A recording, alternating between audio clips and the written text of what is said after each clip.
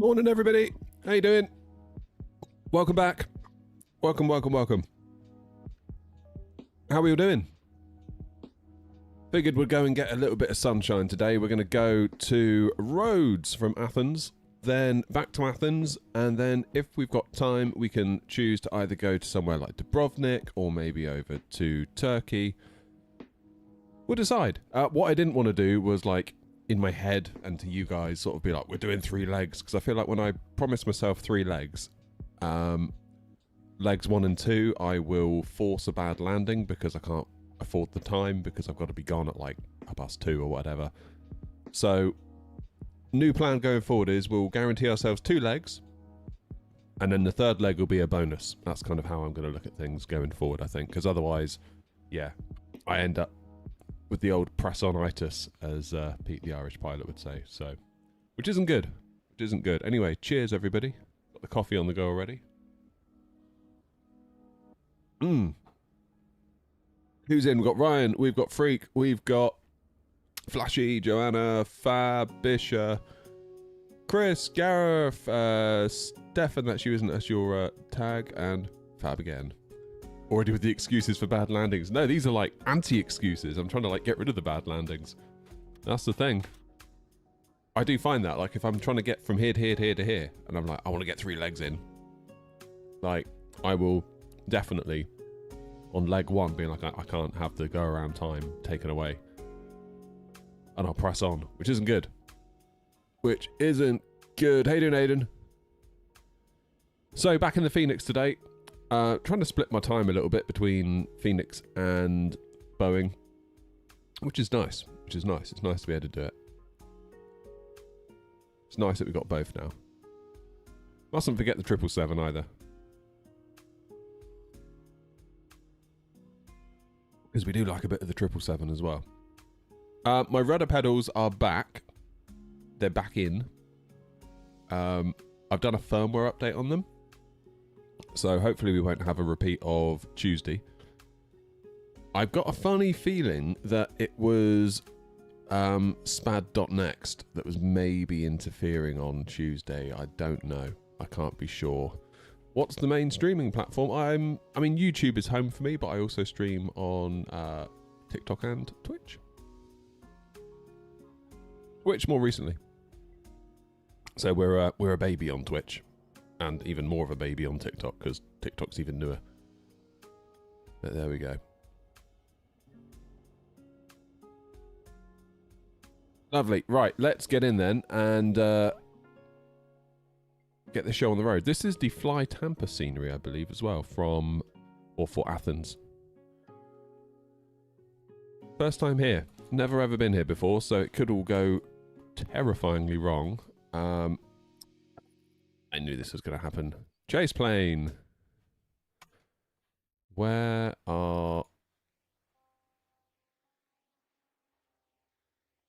my thing? Similar aircraft.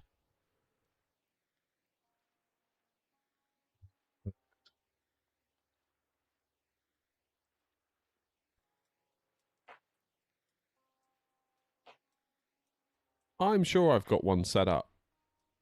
Is it that one? No.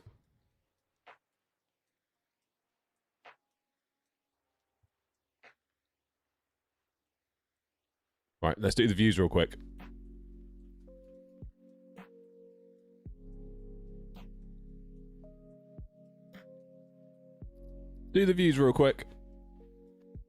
Okay, pilot view, that's our main one. And we'll set a shortcut for that one. That's fine.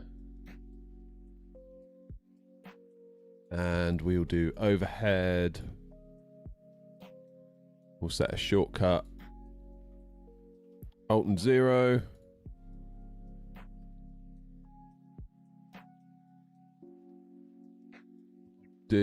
What else can we do? Main panel. No. Cabin. Don't want cabin. Where's all my other internal views gone?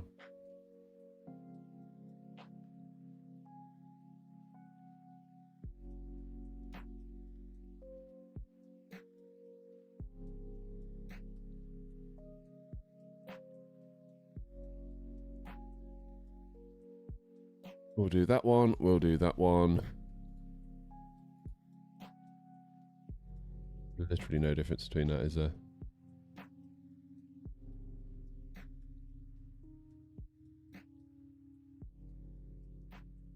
Do that one. That one. One.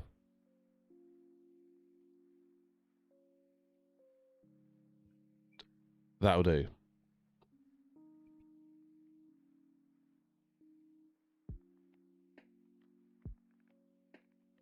Into here.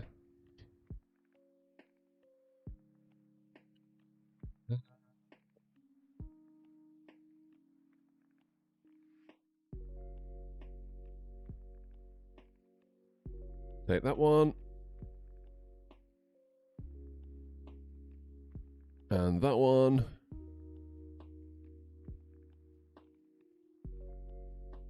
That one.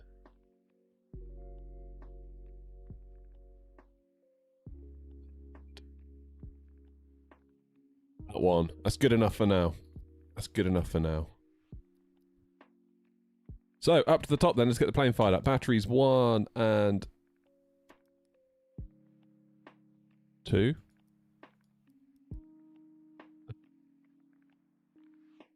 Why? What's going on here then?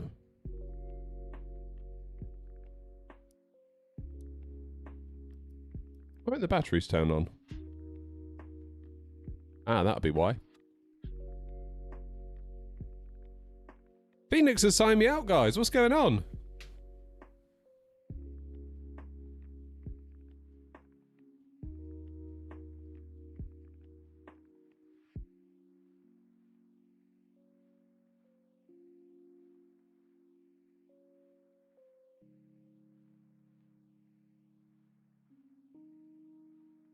Two seconds while I sign myself in.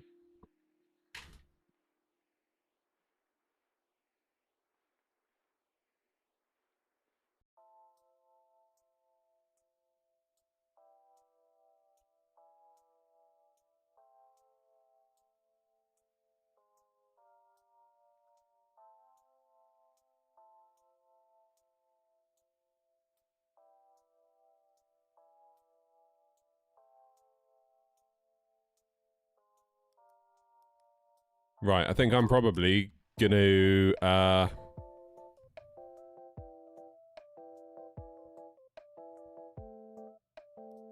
gonna work now? Yeah, now we're cooking. There we go, I'm back.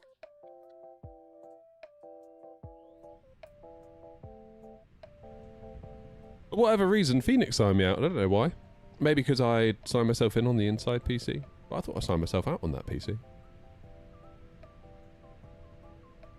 I just don't know anymore. The only thing I know is that I don't know. Alright, let's arm the emergency lights. Let's get the show on the road, shall we?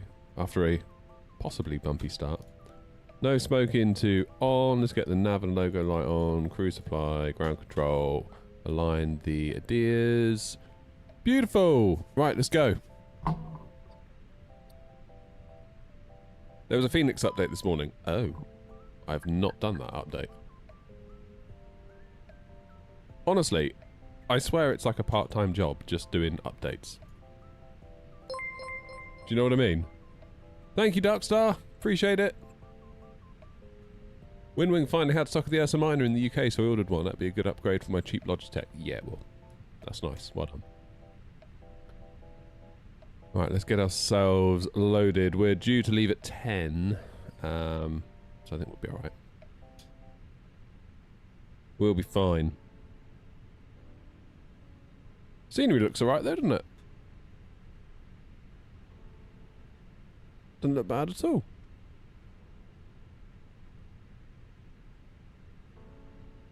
That'll do nicely. There's another air knot down there, that's good. So, update on the FSLTL liveries, because of course we are now Vaccine Partner, and we can, cheers Decky, we can now get ourselves on there. I spent pretty much all of yesterday, or the time that I had available yesterday, I should say, verifying that our FSLTL liveries that we've made work, and then we uploaded them to VATSIM, who then passed them on to FSLTL, apparently. So we'll see what happens. Hopefully we don't get like an FSLTL update tomorrow, which means we would have missed the boat. That'd be really annoying, wouldn't it, if that happened? Because they don't do updates very often. Not really. I think the last one was in October. I think I'm right in saying.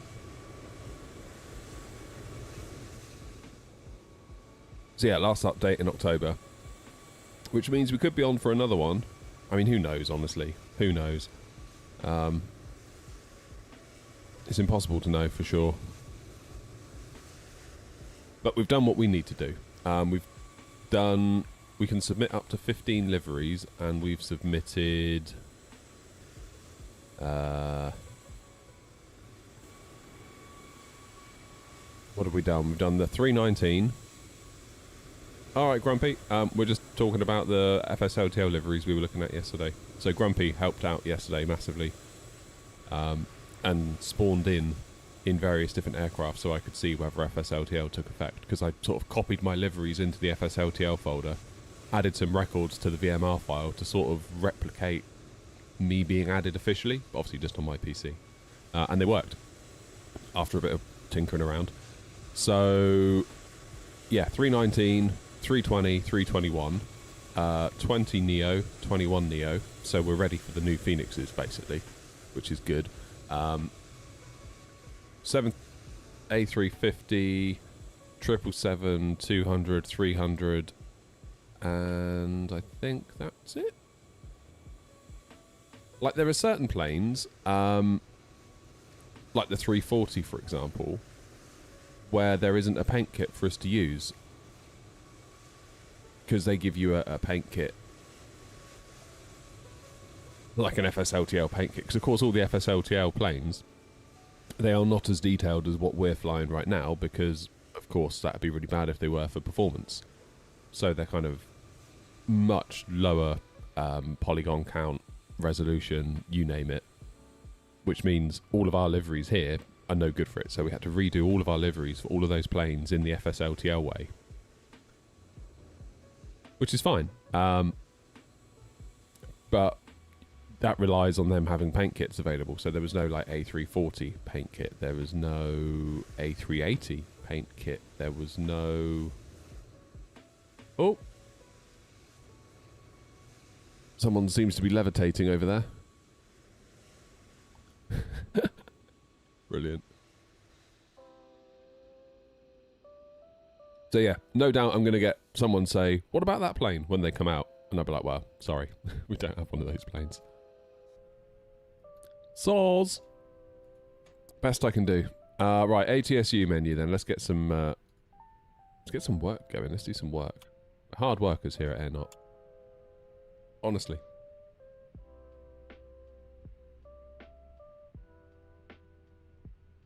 But yeah, massive thanks to Ryan and to Grumpy for yesterday. That was a huge help. Getting us all good to go. Have I tried the new, the Moser AY210 force feedback yoke? No, I have not. I have not. I've heard it's good though. Only thing that gives me pause with it is flying airliners. I really like how this Thrustmaster yoke here is more of a pendular style of movement. Replicates the yoke being anchored to the floor. Cheers, truck up. Which I really like. And obviously the Moser one is more of a push-pull GA style. That's the only thing that makes me think, do you know what I mean? Now, it may well be that if I actually used it, all of those fears would go away quite quickly.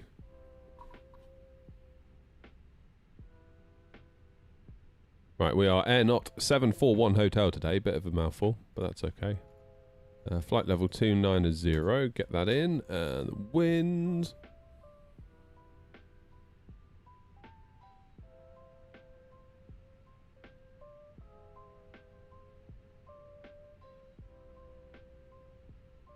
Wind request.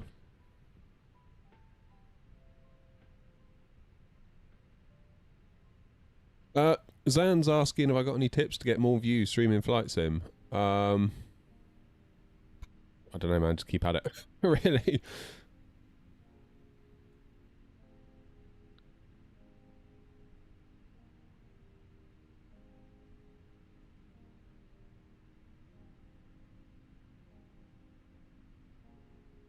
Permanently on YouTube. Got banned on Twitch. How'd you get banned on Twitch? How'd you manage that? Where's Elgav? Athens. So we're going Athens to Rhodes. Back to Athens. That's our little plan for today. Right. Presumably, 3 right is what's being used for takeoff.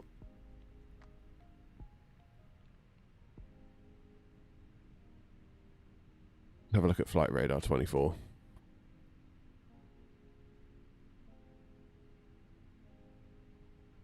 Have a little looky. God, there's so many planes up in the air, aren't there? I know that shouldn't come as a shock, but... Looks like landing is 03 left. Therefore, takeoff will be 03 right. One can assume. Is there a plane that's just left that we might be able to see where they've... No.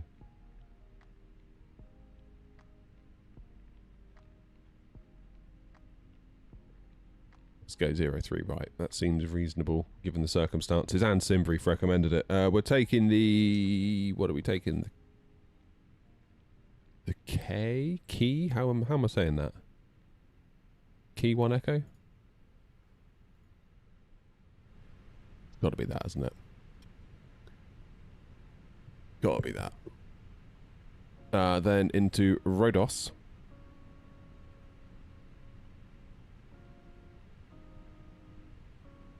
No, it's all VORs into Rhodes, isn't it? I don't think I've ever done a VOR before.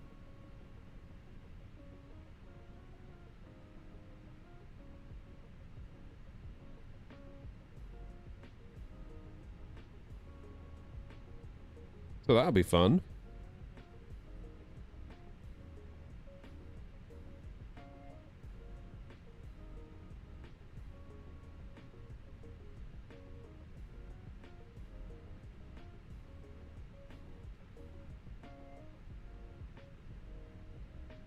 Let's have a look at charts.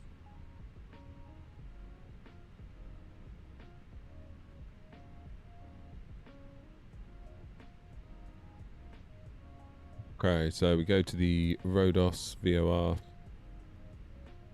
Out and around. What does the actual chart have to say?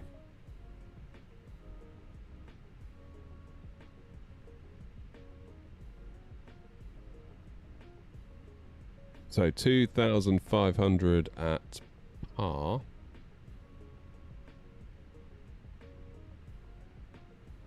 So will we get any, like, guidance on the PFD doing a VOR with the 320? I don't think I've ever done a VOR in the 320, you know.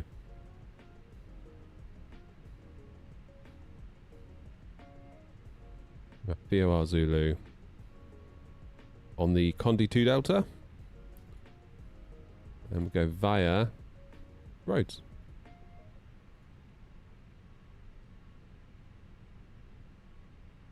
Grumpy Driver did confess earlier he might get the 747-400 when it comes out. No way, Grumpy. Surely not. Surely not.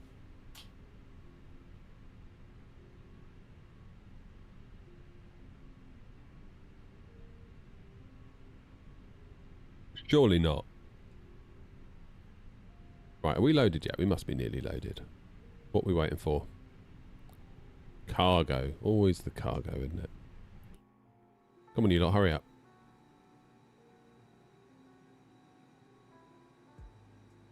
Getting a bit worried about Grumpy. Grumpy in a Boeing.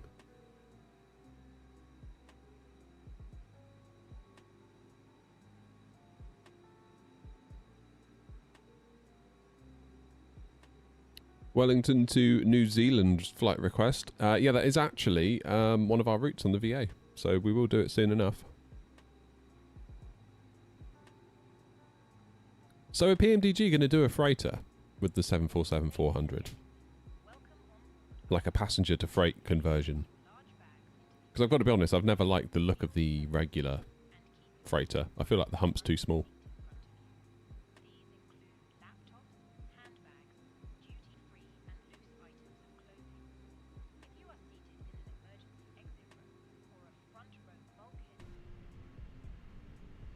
Yeah, that would be a cool plane. Defo.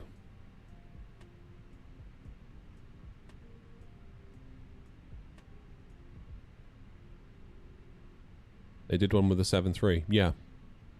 Although the 777 really was more of like its own product, wasn't it?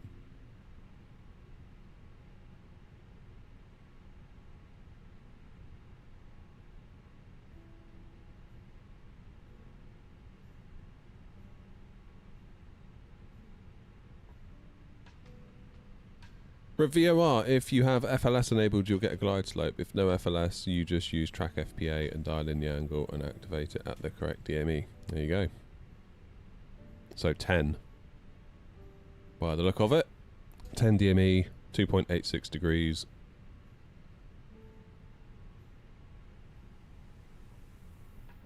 Let's be real. We'll probably just do a visual, can't we? If all else fails. It'll get us in the right place. Let's have a quick look actually at the flight plan. So out of Athens, make a right.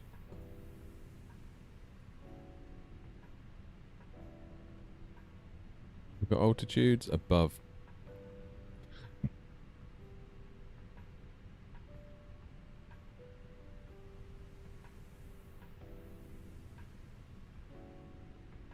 Yeah, that's alright, isn't it? Oh. Why hasn't it given me the ding yet?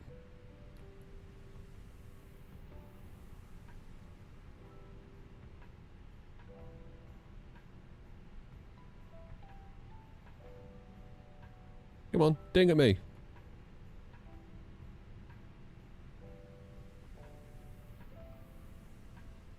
What I'm going to do then is get the fuel pumps on while we wait. 1, 2, 3. Get the seatbelts on. Thank you, Yusuf.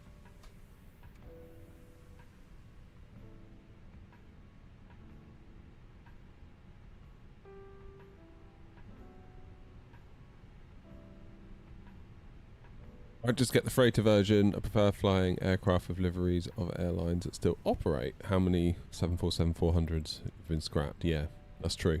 That is true. I'm really glad I got to go on one when I had the chance. Because it wasn't long after that, they were gone. It really wasn't long.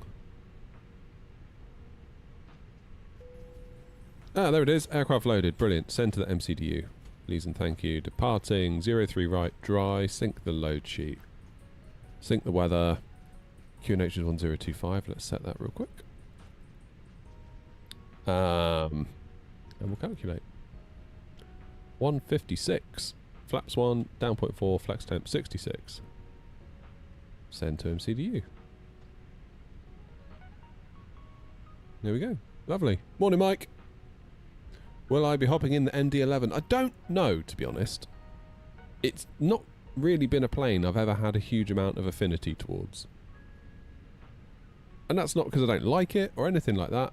Or like what the developers have done. It's just I've never really been like, I really want to fly an MD-11 in the sim. And let's be real, I struggle to rotate in and out of the planes I already have. I mean, I'm live 2 days a week at the moment.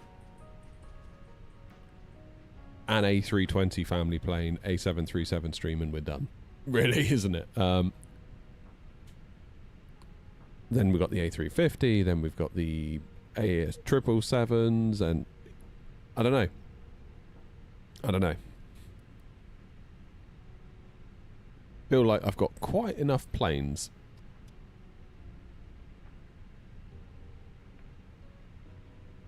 But then there's also variety, I suppose. Okay, APU is on. Let's get the beacon on.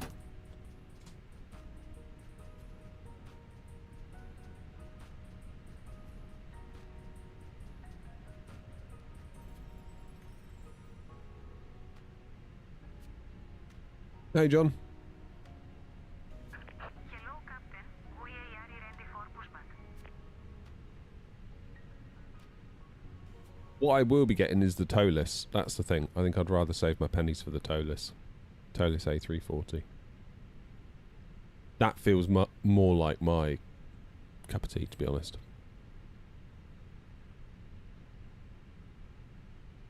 Apparently the textures are underwhelming in the MD-11, are they? Okay. The X-Plane, no, because they're bringing it to Flight Sim. Towless are doing the systems, Aerosoft are doing the 3D models, so on paper that could be a match made in heaven. Yeah, and again, like Grumpy said, let's not forget the Neos.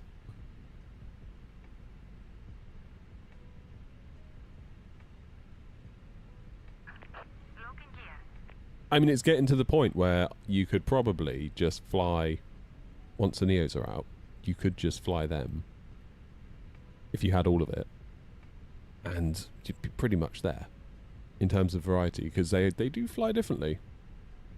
They do fly differently.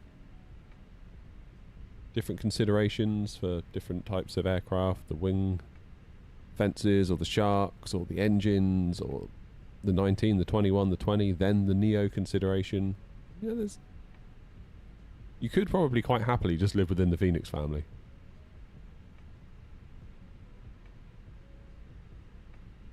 I don't know. I guess there's the whole, like, do it for the content angle.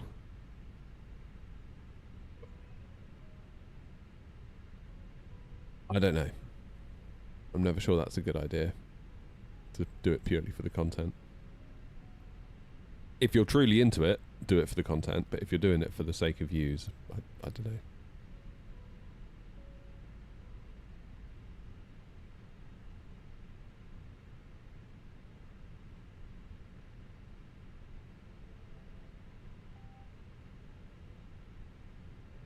Right, sorry, I was just looking at the chart. Okay, 240.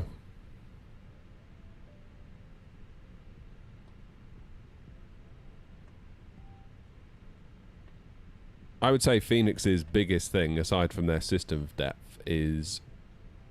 Well, A, the system depth blows any out of the water. The biggest thing is how they hand fly. And that is the biggest thing for me, is like, how does it hand fly? Does it feel good to hand fly? Because if it doesn't, what are we even doing?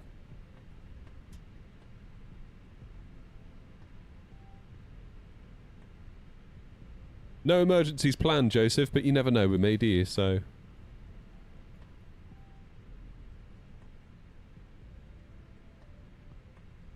Okay. It is 9:59. We are due to push at 10 o'clock. Airnaut is beautifully on time, as always.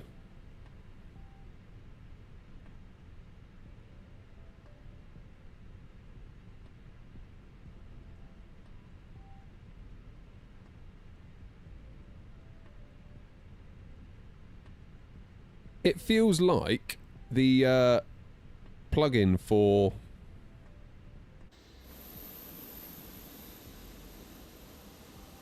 the Navigraph thing is working now with VATSIM a lot better.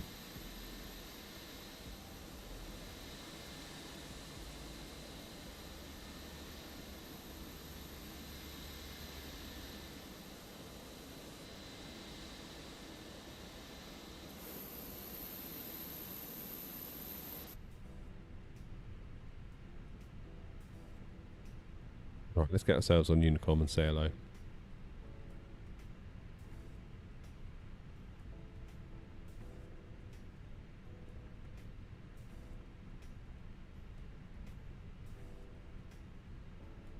Traffic at Yankee Delta, stand Alpha 07, pushing back face south.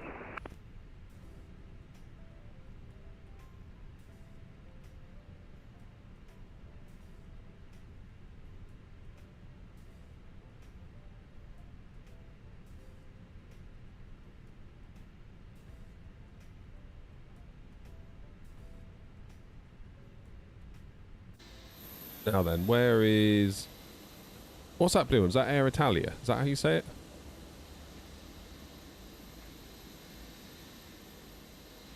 I could push, but I would also potentially block. And if they're about to taxi, I might stay put.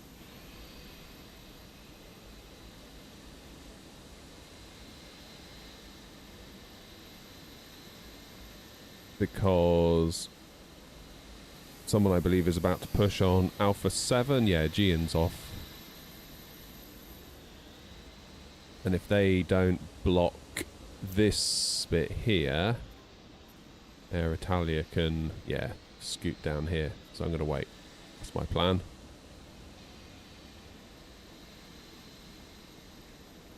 Beautiful. Oh, they're taking the first one. Athens traffic Air Not 741 Hotel. Stand Alpha 01, pushing back and facing south.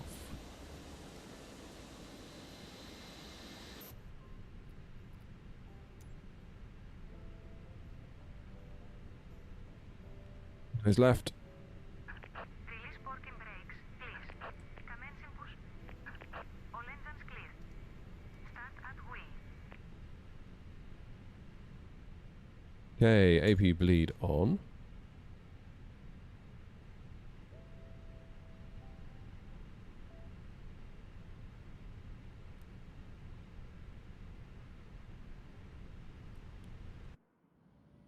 Start the show.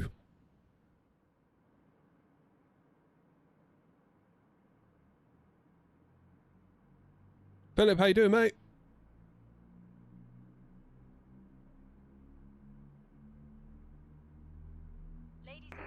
Athens traffic Air 056 Tango, push and start, stand Bravo 13 onto Echo facing south.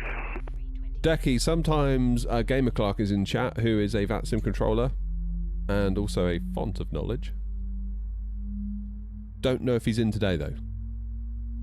Ladies and gentlemen, A320. Please pay attention to illuminated signs. Maintenance day, nice. Including the following safety procedures. Philip, we submitted our liveries to FSLTL. I'm really excited. About exit routes, oxygen masks. Athens traffic here, not 1903, lining up runway 03 right via Delta 2, Athens traffic. And I'm hearing rumours, Philip, that Grumpy might get the 747 when it comes out. Cabin crew are now pointing out the exits nearest to you. Just a rumour.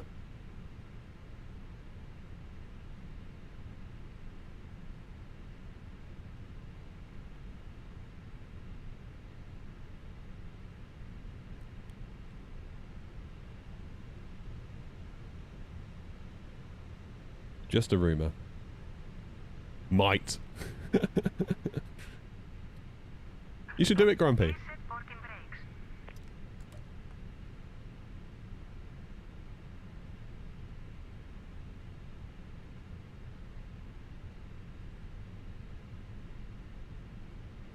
Get the 777 freighter while you're there. Athens traffic here, not 1903, taking off runway 03 right, Athens traffic. Did I get to the bottom of my rudder pedal issues? Yeah, so I tried them again yesterday and they were fine. Unlocking gear. I've done firmware updates, I've updated the Moser cockpit software. There's a little part of me that thinks maybe that spad.next was getting in the way and being a bit weird.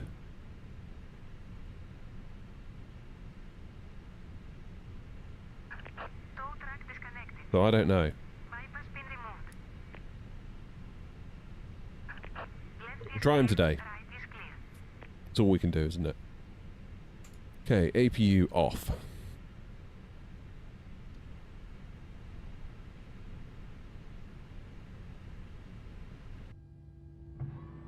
Do flaps ready for takeoff?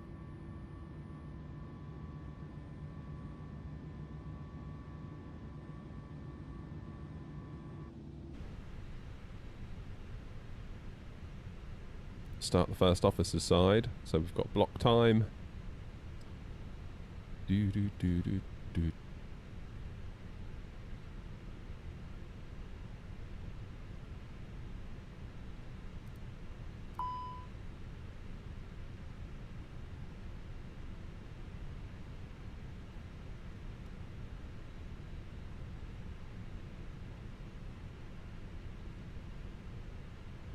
Spoilers.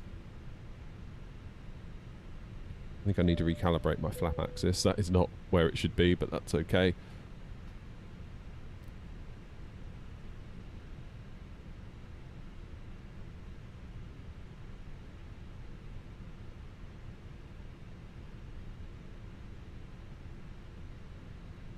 So, looking at the charts then, given that I'm a newbie here, I would take Echo, then Delta? Or would it be Echo and Charlie and then cut across? Where did you go? You went all the way down on Charlie. Echo and Charlie to holding point Delta 1. Athens traffic air not 741 hotel, taxiing to runway 03 right via Echo Charlie for holding point Delta 1. Athens traffic. That'll do. Hey band.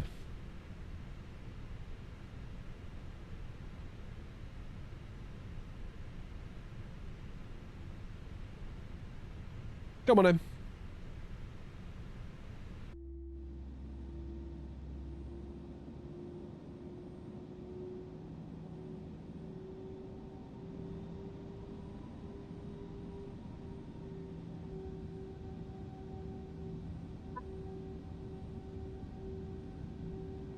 Have an Uzo. Oh no, I'm not doing that.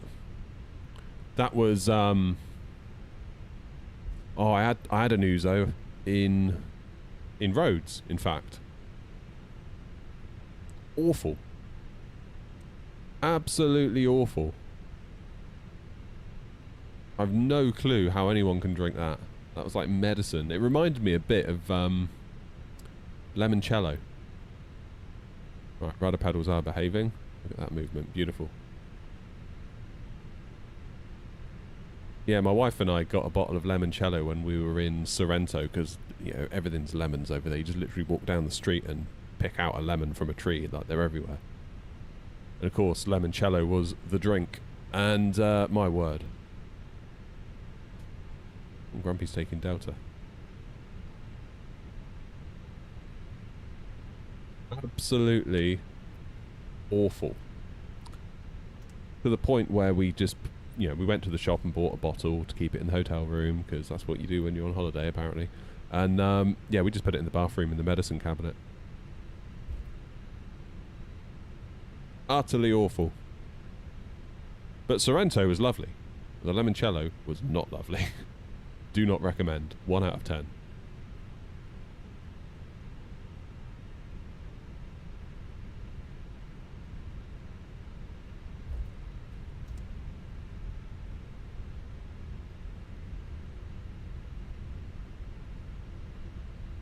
Yeah, Sorrento was cool.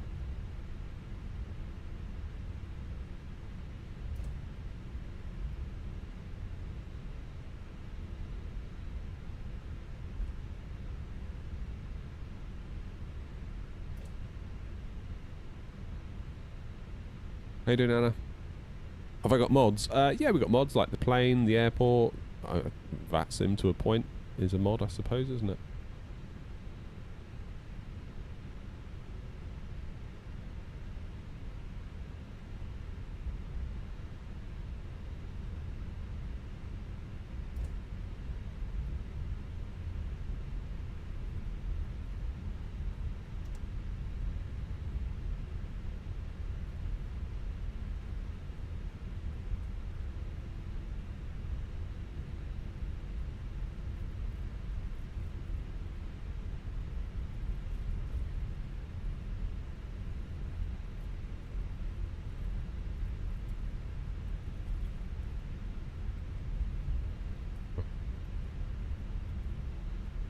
Uh, 5-6 Tango, did you want to line up first on 03 right?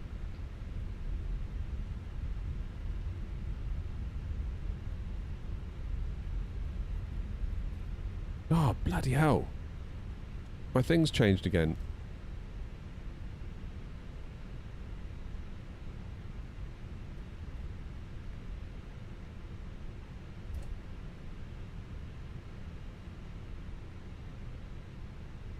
Air 56 Tango, Air 741 Hotel. can hear you now. I'll hold for you. Roger, thank you. Cheers, Ryan. There is something changing my frequencies, and I don't know what it is.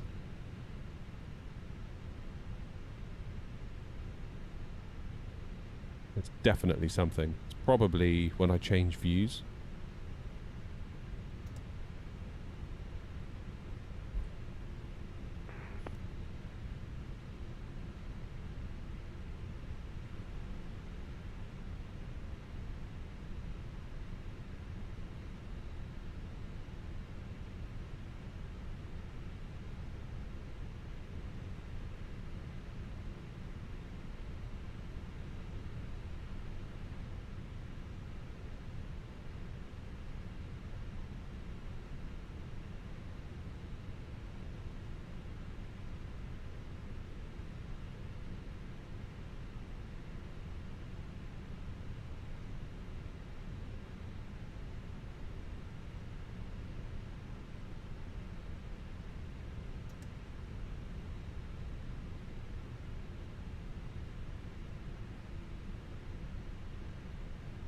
I'm just going to hold short of Delta 1, make sure everything's where it should be.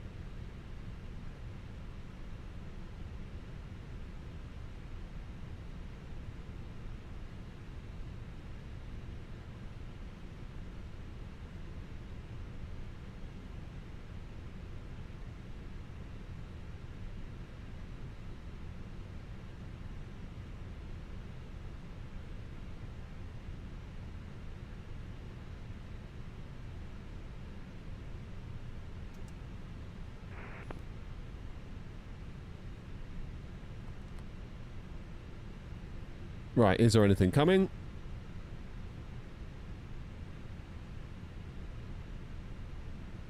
Doesn't look like it, does there? Right, in that case, let's get the old lights on. Let's do transponder into Tara.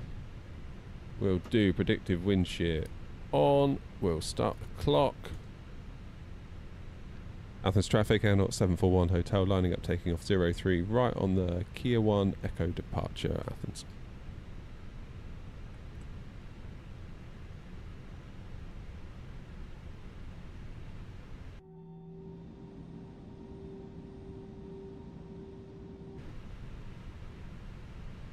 Right, I think I've just figured out what it is.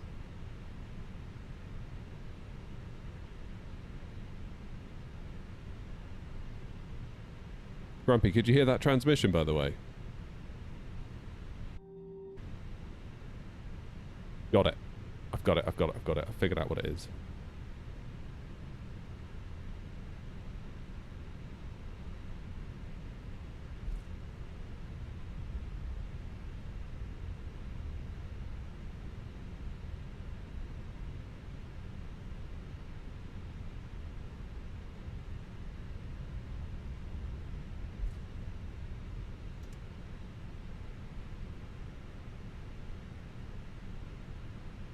Let's get Unicom tuned again.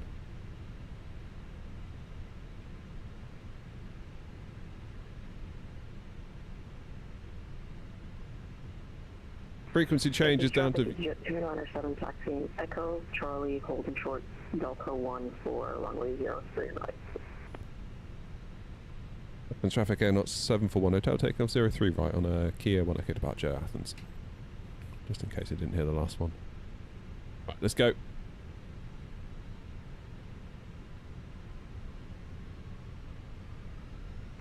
Athens traffic, Airnaut 56 Tango, lining up behind departing company traffic 03 right.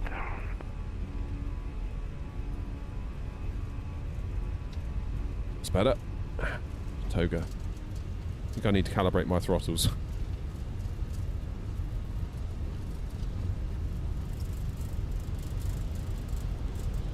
Nice runway textures here.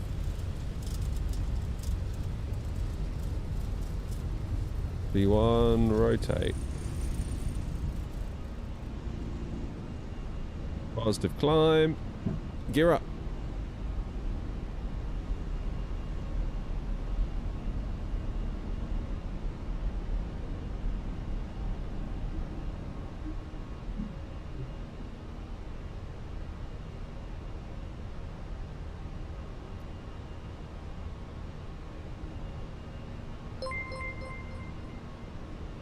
Thank you, Greg. Right, it wants to leave us into climb, so let's see what happens. Okay, Manflex is... Okay, that's climb.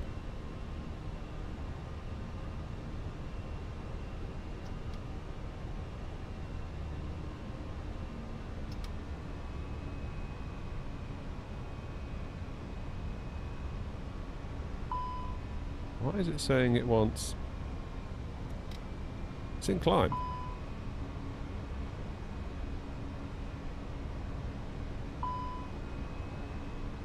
You are literally in climb. Right, now you're in climb. Bizarre. Tell you what, let's put in a nice bit of null zone. That'll help. Flaps up.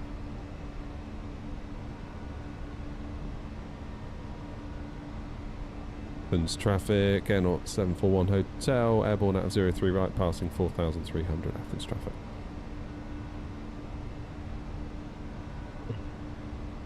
And get back to flying this plane now the throttles are fixed.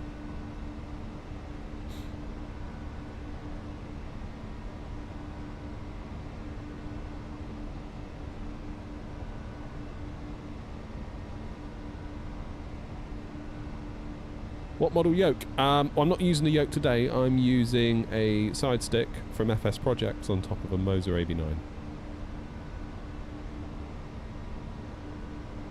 Is that the WinWing autopilot? It's the Wing Flex FCU Cube. Ben, just so you know.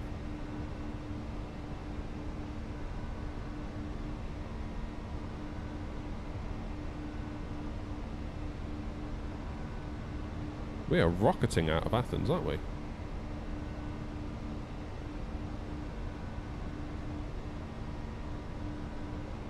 Register the traffic on 6063 via Charlie 8 Delta for the holding point runway just right.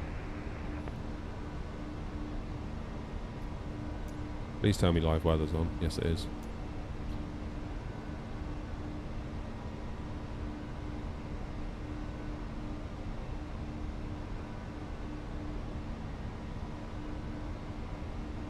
Down to pressure.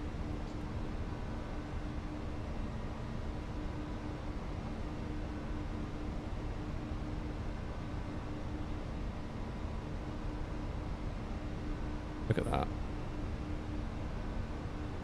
Gorgeous.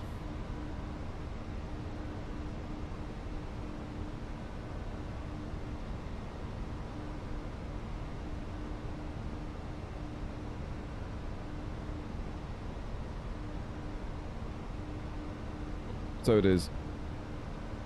Thank you. Right, there's 10,000. Which means... It's off. Did I start New Sky? Yes, I did. I suddenly had a horrible thought that we hadn't.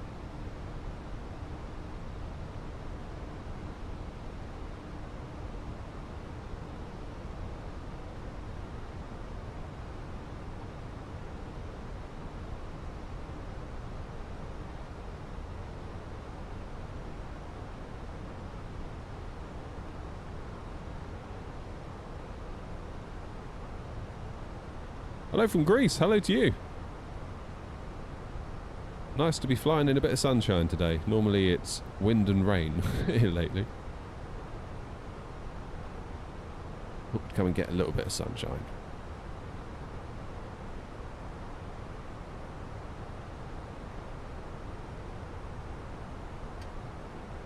All right. AP on. We can now disarm the ground spoilers. We can now let them out. We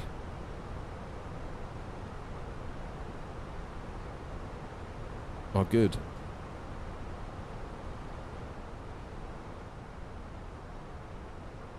Mr. Mint, how are you?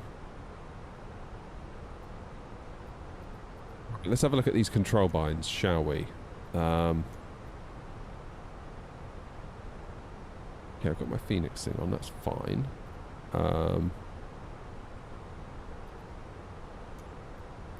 Definitely something going on, isn't there? With my comms radio.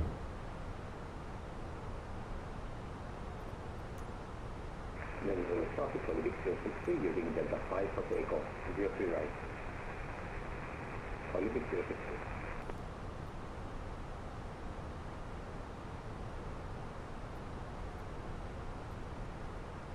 Decrease flaps, flaps, flaps. I'm not worried about flaps. I'm not worried about spoilers. So these are all the assigned controls that I've got. Elevator pitch.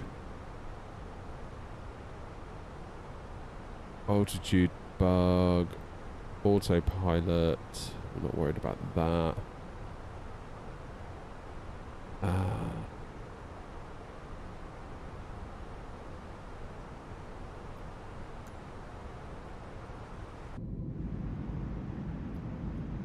If I do search by input, Alt and 4.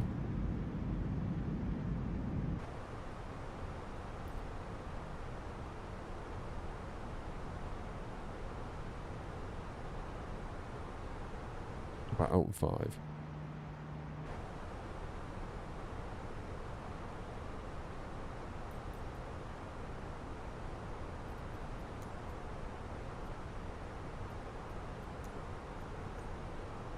Weird.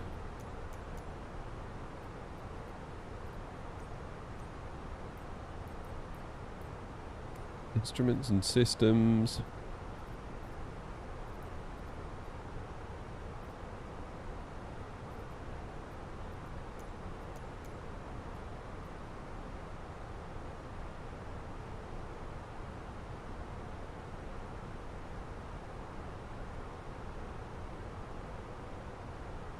It binds 1 to 9.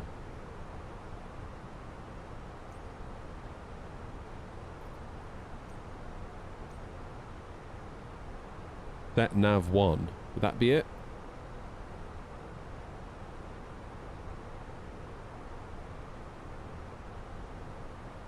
It'd be really nice if I could see all of the control things here.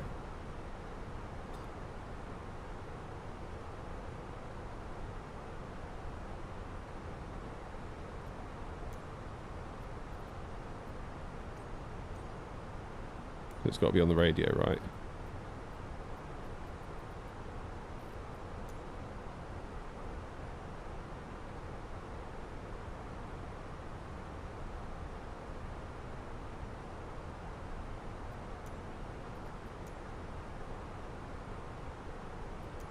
DME. Let's just open them all up, just to be double sure.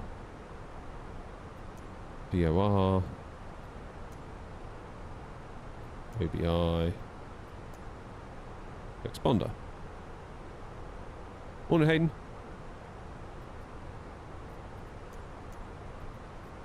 Wow.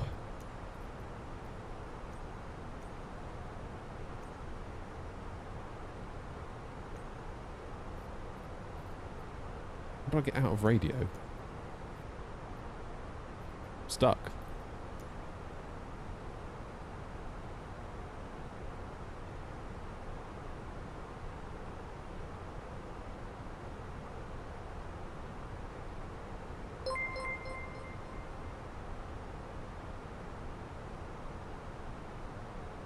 I'm gonna put my fans on them. Boiling in here now.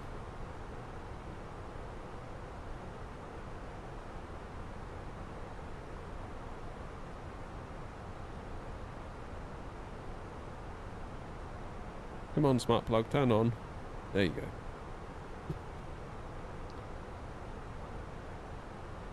Was key binding on chase plane yesterday using Alt and F1, Alt and F2?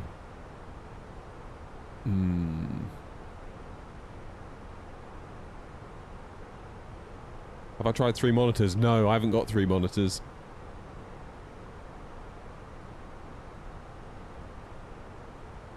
Which is probably just as well. Because then that's just like a whole other thing, isn't it?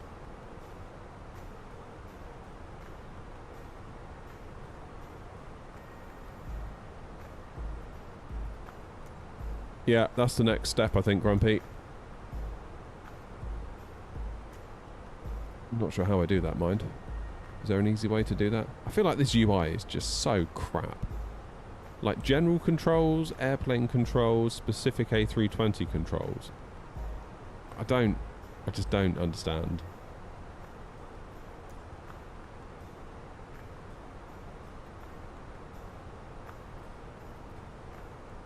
Don't understand. It's so weird to me that. What if we duplicate this?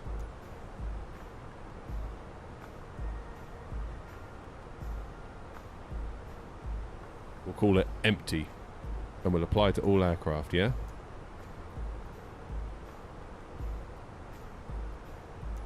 Better do this one as well, yeah?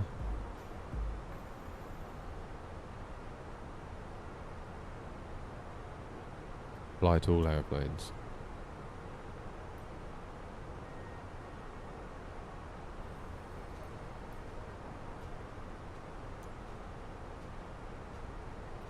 Clear. Will that do what I want it to do? Bindings and sensitivity settings for the input profile empty on the keyboard device will be cleared. Yes. This one as well, presumably.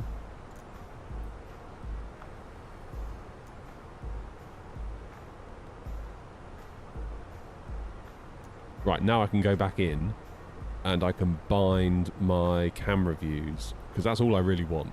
That's all I ever use is camera views.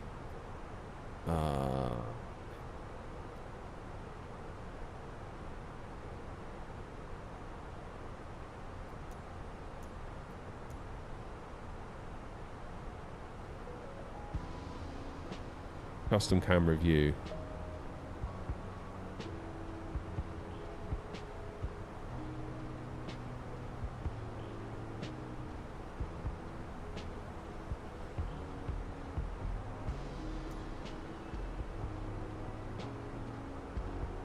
Oh no, wait, I don't need to now I've got chase plane, do I?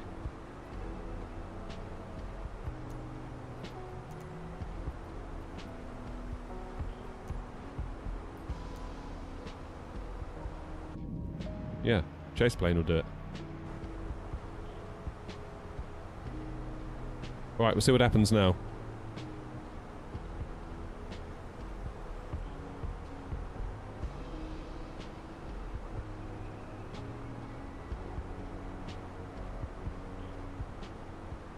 That should be alright, I think.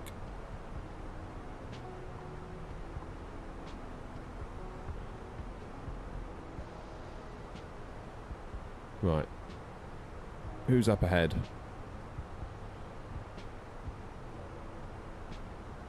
Okay, Chris has come out of his hold. That's good.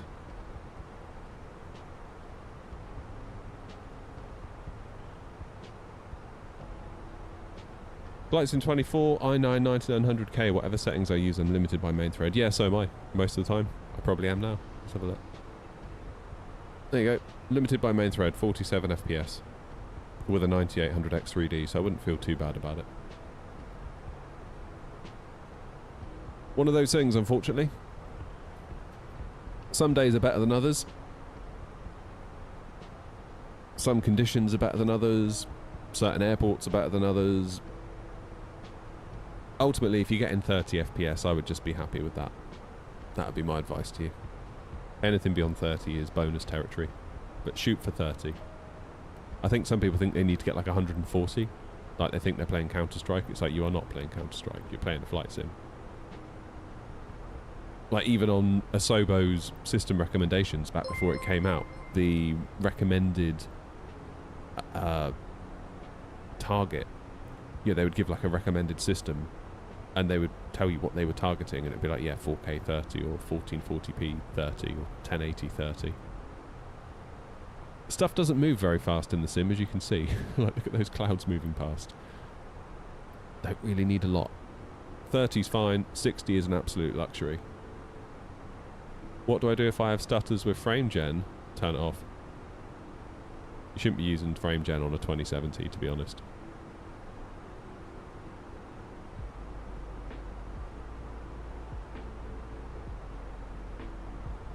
don't settle for under 400 on CS. Yeah, I mean, that's CS though, isn't it? Like, there is a legitimate argument there that the higher your FPS, the more of a competitive advantage you're going to have. And I get it. I understand it. I went from playing Counter-Strike on a 60Hz monitor during COVID to a 165, and it was like night and day. Night and day. Now, I'm not the best at Counter-Strike. I haven't played it in a long time. I used to think I was fairly alright, but honestly, compared to people that were actually good, I was probably terrible. But even I could tell the difference. Like, if I was to do a deathmatch, I did a little test. Before my 165Hz monitor arrived, I did 10 deathmatches on my 60Hz monitor. I recorded all the scores. I did 10 deathmatches on my 165Hz monitor, and yeah, my scores went up. Because I was able to hit those shots that I was otherwise missing due to a lack of frames. Suffer with performance without frame gen. No, you suffer with performance with or without frame gen. That's what people misunderstand. Like, frame gen is not meaning that your joystick is getting sampled twice as much as it otherwise would be.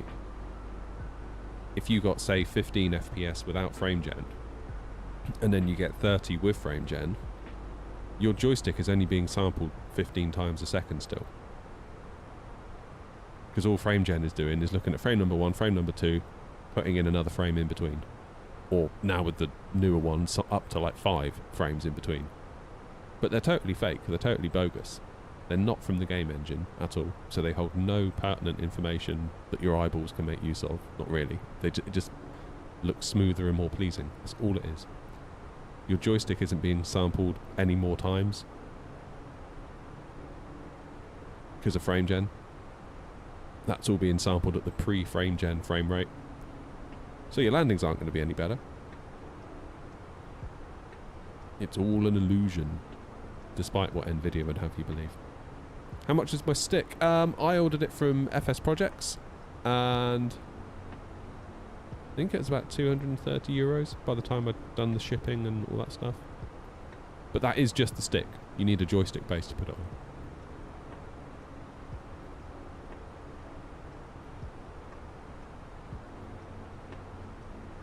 Have I seen Island Sim Pilot's new video on DLSS and explanation on how ghosting works? I have not. I will be sure to, though. I like Island Sim Pilot. He's a nice guy. I think he means the tablet, Joanna.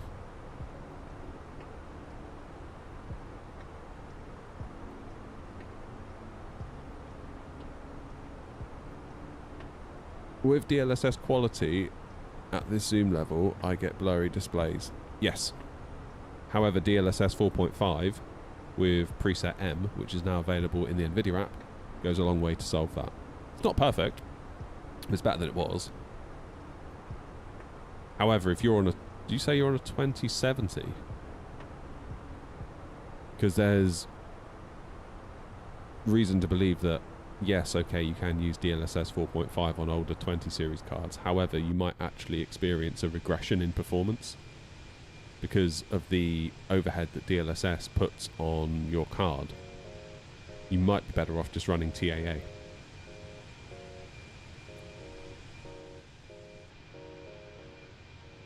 I remember you were on a 7900 XTX, but now I see you're back on the 4080. How so? What happened? I'm just on the 4080 just to see, really. So I've got so I'm in a garden shed at the minute. And I've got a PC obviously out here to do the simming, and I've got a PC in the house where I do all my editing. So it's like I've got 2 PCs. So I just switch them over. What monitor do I have? It's a TV. LG 43-inch.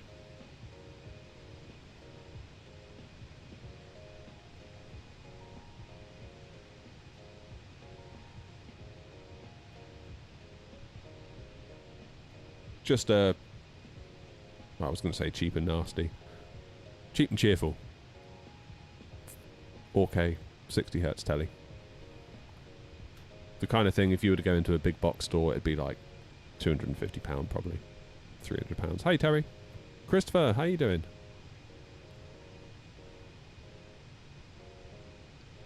Well, I think if you upgrade to a 5070 12 gig, it would work perfect. Probably not, no. You'll still be main thread limited.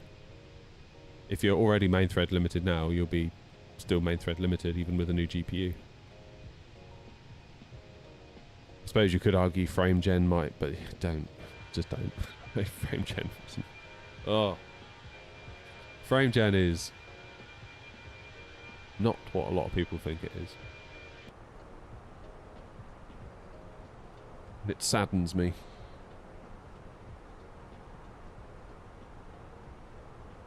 Right, we are not far till top of descent, actually. We are not far. Oh, that reminds me. Yeah, Joanna. Joanna's made a new tour. A USA tour. 50-state USA tour on New Sky. So if you want to go and experience the US of A, do so with Joanna's wonderful new USA tour. Go check it out. And thank you, Joanna, for making the tour. We appreciate you.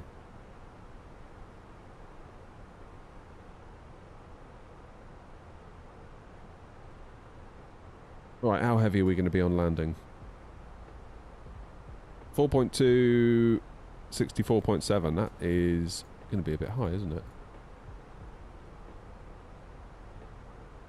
I don't know. We'll be alright.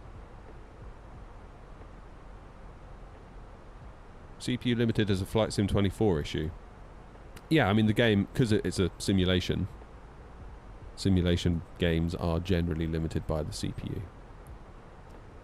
By the single core performance of your CPU, more often than not. Because imagine if you were rendering a video and you were doing it with your CPU and you had a, I don't know, 16 core CPU. For every frame of video, you could divide your screen into 16 little squares and each core could take a square, because one square doesn't need to be finished in time for another one to start. They can all run in parallel. Whereas with a simulation, you know, imagine the sim, the wind blows, the wind hits the plane reacts to the wind. That is like sequential. One thing happens that impacts the next thing, that impacts the next thing, that impacts the next thing. So multiple cores don't really help as much as you might think.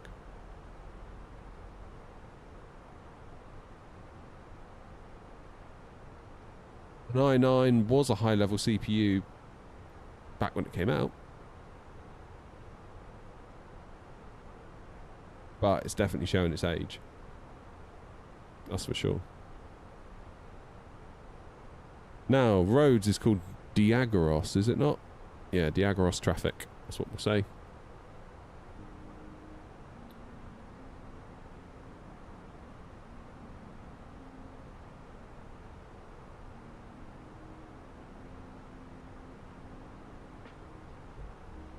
Second X3D chip. Yeah, the X3D chips, Flight Sim really seems to like those. Just having all that cache available definitely speeds things up, doesn't it? For sure.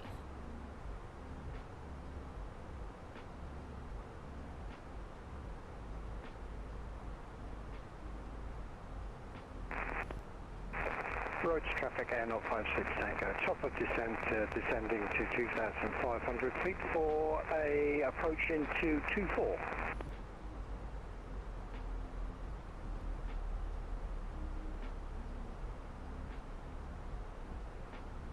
And Diagoras traffic Air 0741 Hotel, flight level 290, also descending now to 2,500 for a 24 arrival. Diagoras traffic.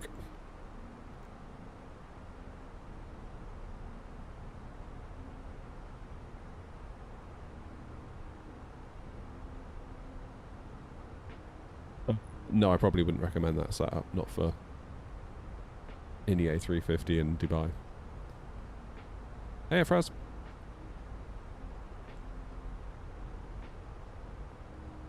What resolution are you playing at?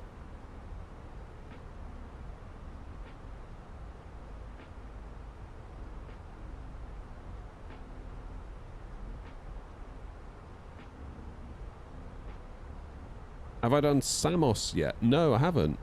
I haven't done that yet.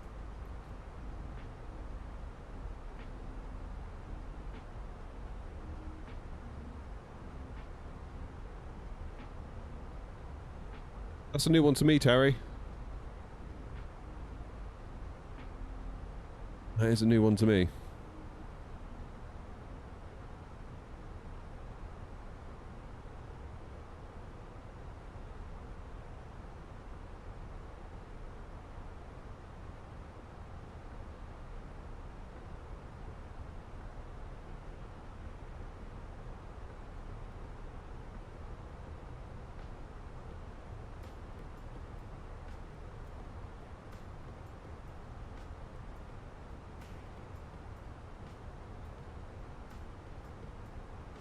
Yeah, we're flying back to Athens, John.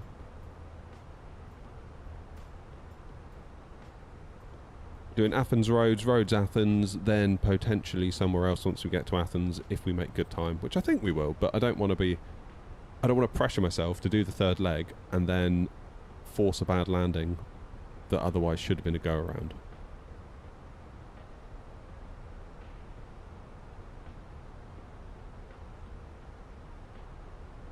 It's the dual CCD ones. Okay, that makes sense. I could understand that perhaps, yeah. Hopefully, with like Zen 6 or Zen 7, they'll up the core count per CCD. So you could get like a single CCD chip then and have like a 12-core 10800X3D or whatever. That'd be pretty cool, wouldn't it?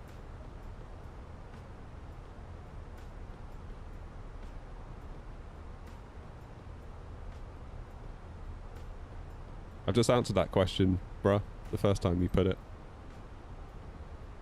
The answer was no, I would not.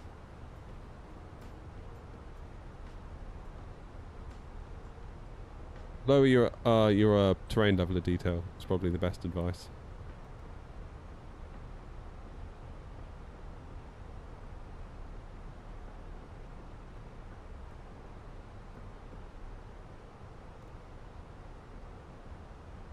Keep that speed brake out for a minute so we can get that speed down, get it under control.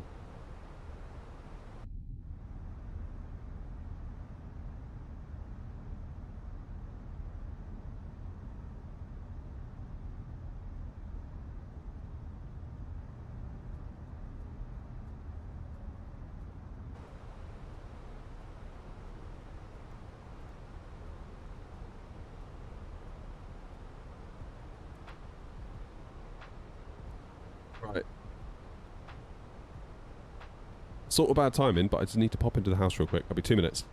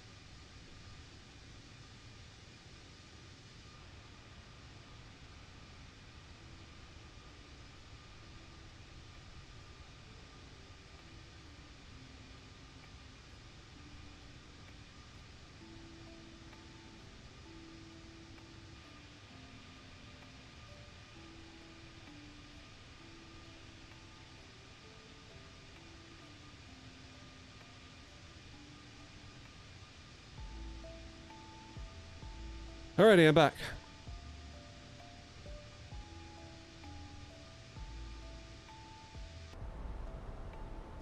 How we diddling?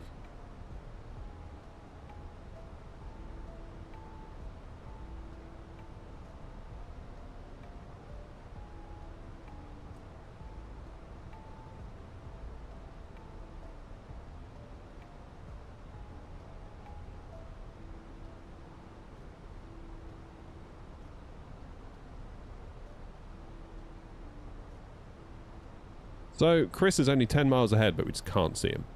Which I think is really weird. I think the sim should be rendering stuff a bit further out.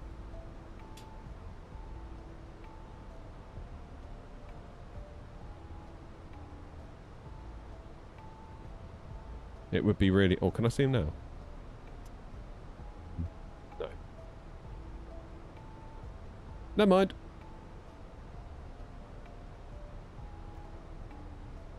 That speed is creeping up again, isn't it?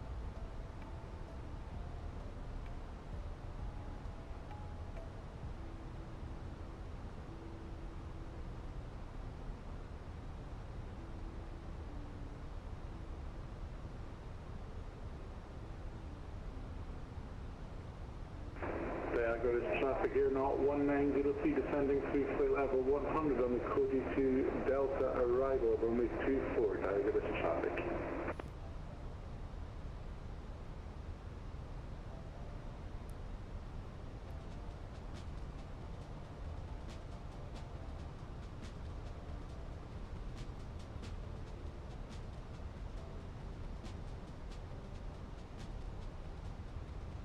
Okay, so we're going for a low auto brake.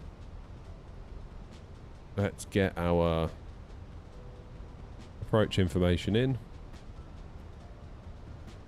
1023.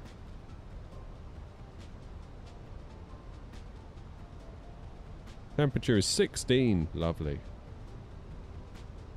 I wonder if we'll be able to see the hotel that I stayed at. 260 and 8.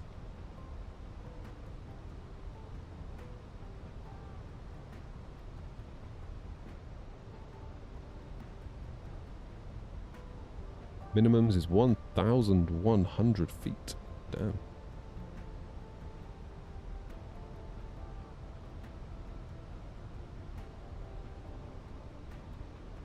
Yeah, so there's the airport, and I stayed... Not that we had to see from here because it's too blurry. I think it's somewhere around there.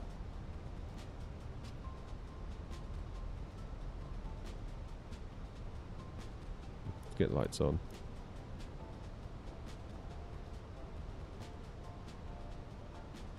Bit bumpy. Oof.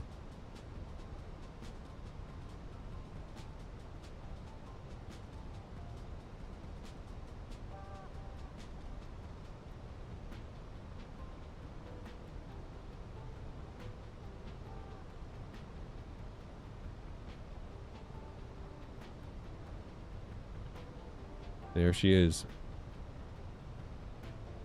Rhodes. The old town is over here, isn't it? I think on the far side of the island.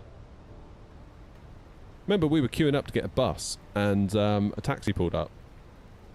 And he's like, the bus will cost you like, I don't know, €3 each. So 12 euros.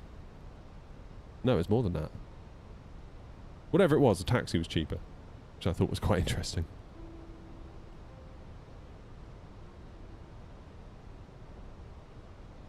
.4070 Super refuses DX11 now. Is it really?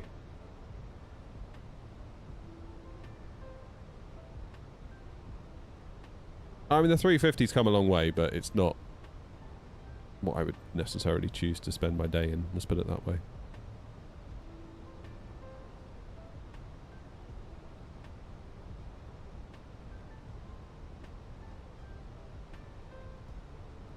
Phoenix is king, is what I've come to realise. You can't knock it.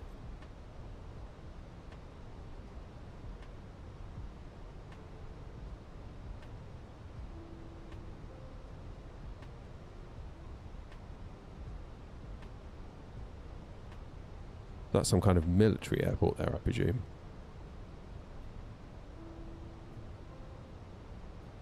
We must have been staying on that covey bit, you know.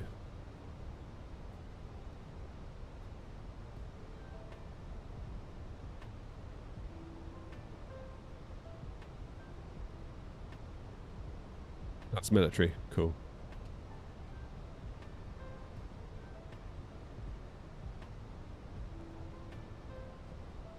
So if I turn on the LS, will I get any sort of thingies?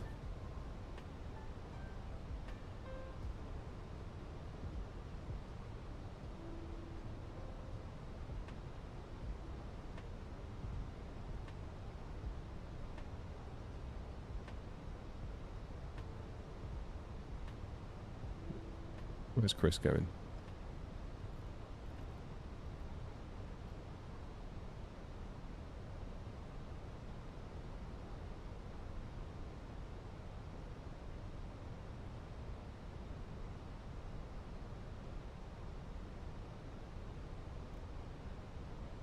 So for a VOR then, only if FLS enabled.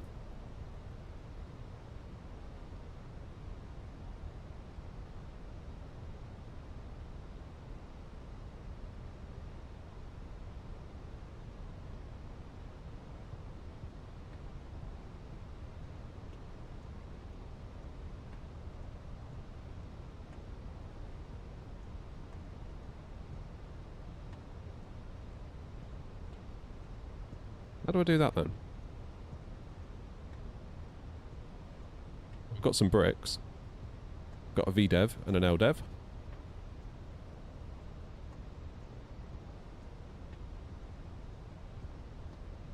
And the EFB. Look like a setting or something, is it?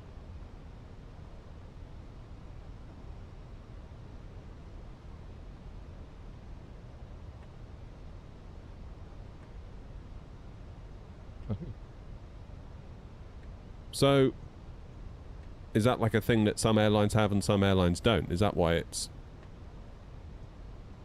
Is that why it's there? Turn it on then, shall we?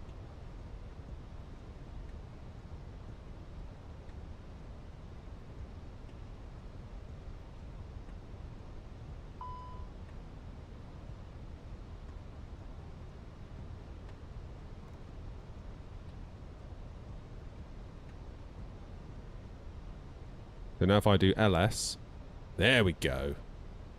So is that like a software? Is that like a package that the airlines can pay for then, like an upgrade, when you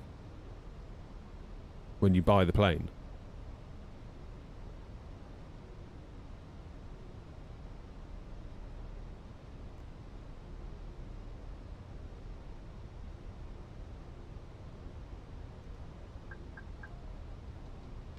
Here, flaps 1. Vehicle traffic, Air 741 Hotel, about to turn final for a 2-4 arrival. Vehicle traffic, 12 miles to run.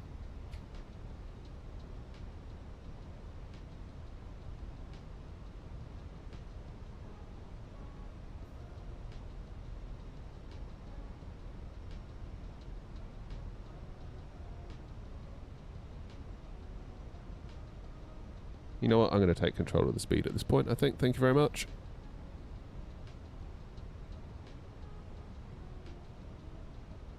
Diagolus traffic, Air 1903 established, runway 24, Diagolus traffic.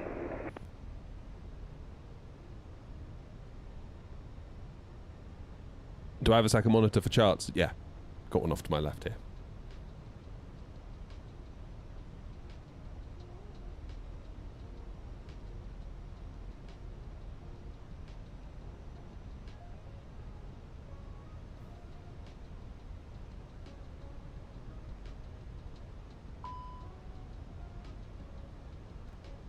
Get that speed brake away.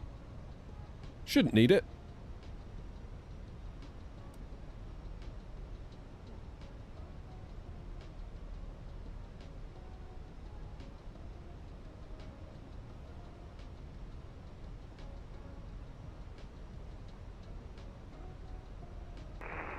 Athens traffic at 056 Tango, extending my track for separation to company traffic ahead.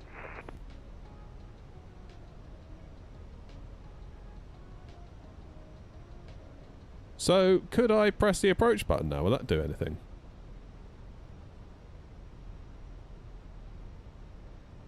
Diagolus traffic, Air 1903, 5 miles final, Diagolus traffic.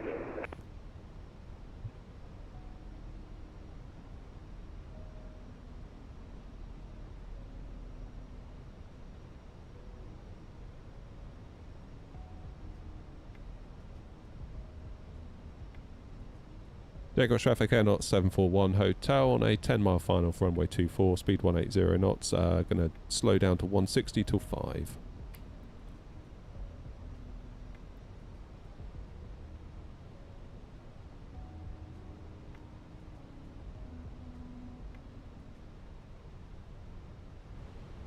Diagnosed traffic here, not 1903 on short final, runway 24, diagnosed traffic.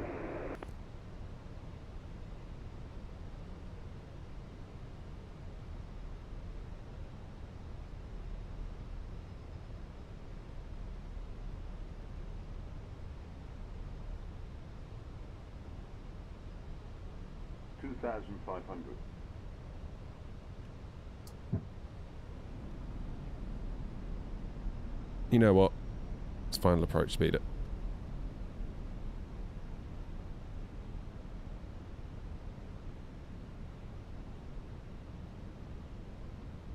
Where's my hotel then? It's got to be around here somewhere. I'm sure it is along that little cove bit. It had a dome. If you can see a dome, that's probably what it is.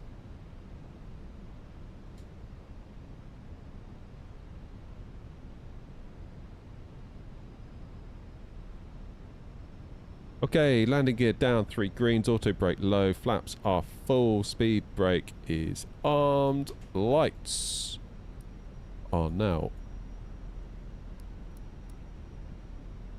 on.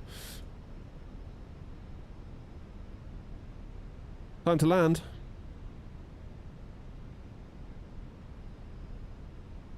There goes traffic, Air Knots 741 Hotel, 6 miles, 24.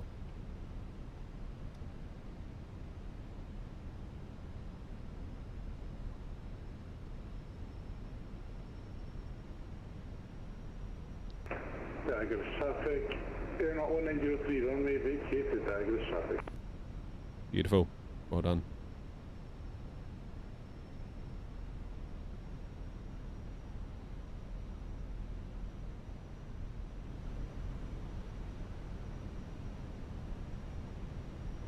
Right, come on then, Rhodes. Let's see what you got for us.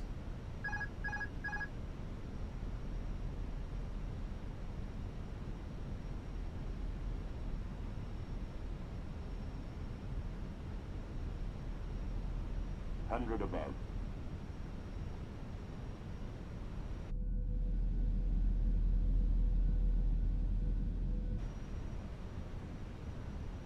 Minimum. Continue. Is it me, or does it feel like we need to get over to the left despite what instruments are telling us?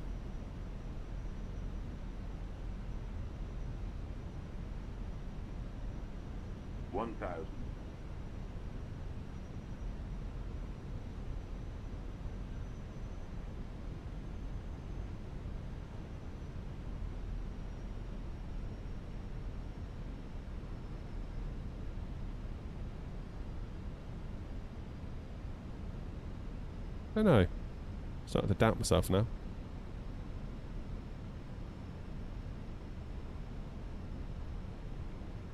Yeah, see, that to me feels quite lined up, but it wants us to go further to the right.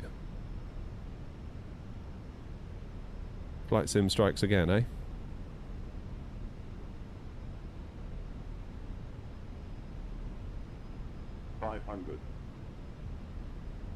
BLS is telling us we're too high, but the Pappies seem happy-ish. Athens traffic, Air Knot 56 Tango, turning final for runway 24.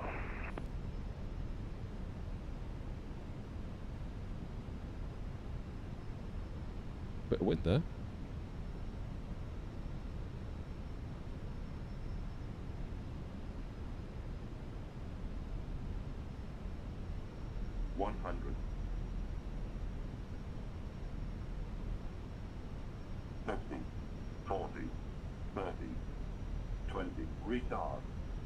Retard.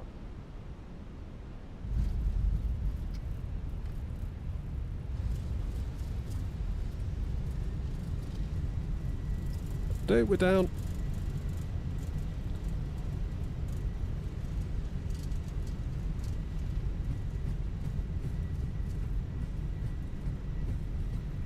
$70 knots versus away.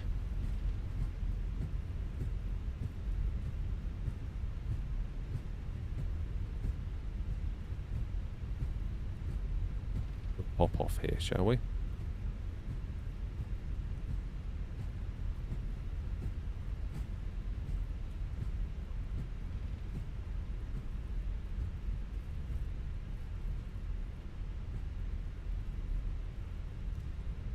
Lovely.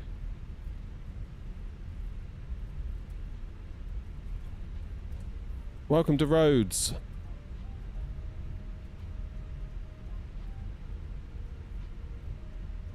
Diagos traffic, Air 741 Hotel vacated 24. That wasn't too bad, that. That was alright. Now, I think this is stock scenery, so don't be expecting the world here, okay?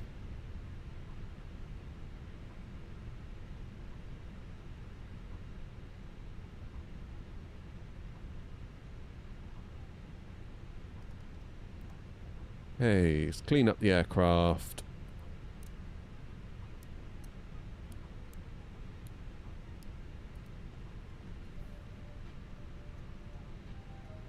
That's not bad. 50 minutes door to door. It was okay. That landing's quite happy with that. Maybe a little bit off center, but it's good enough. Yeah, I feel like I had to use my eyes there. Mostly, which is fine. So we should, you know.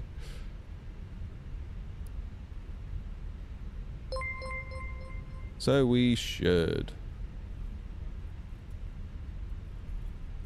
How do I pronounce that? Thank you for subbing there. Athens, correction, Rhodes traffic in 056 Tango, short final 24 with 5 miles.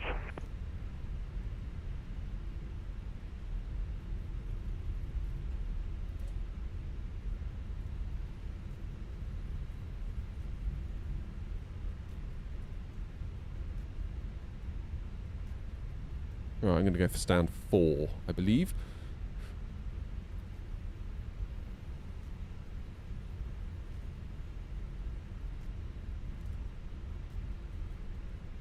Yeah, this is very default, isn't it? But as long as we can find ourselves to a stand, that'll do me.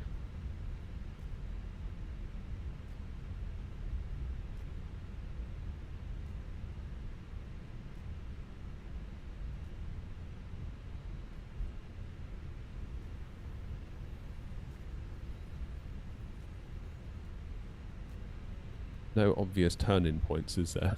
That's the problem.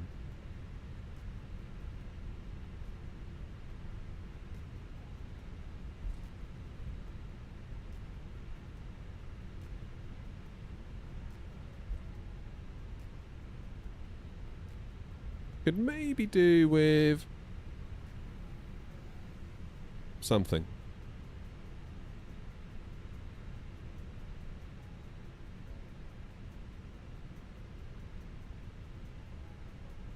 I'm basically parking by trying to align myself with the Navigraph map.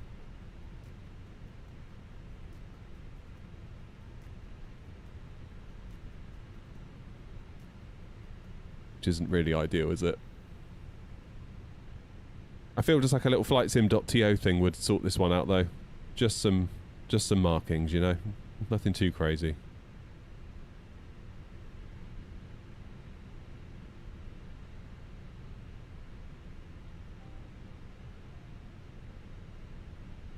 There. That'll do. Okay, APU's fired. That's good. Let's now then turn off the engines.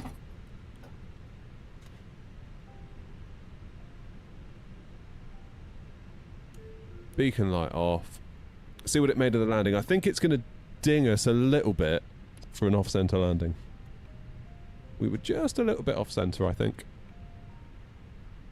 Off-center landing, yeah. 4.4 meters from center line, perfect score under 4. I think that's okay though. That was alright. The rest of it seemed quite nice. I'll take it. Right. Next then,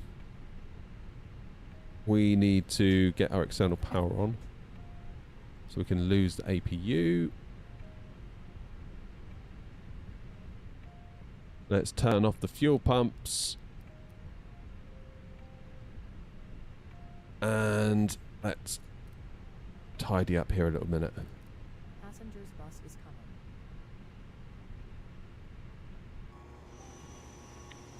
Welcome to Rhodes. Brake fan on. Yeah, I took the further down exit.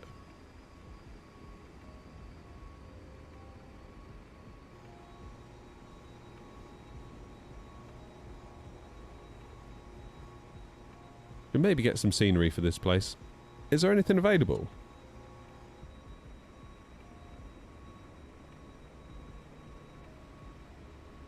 Flightsim.to.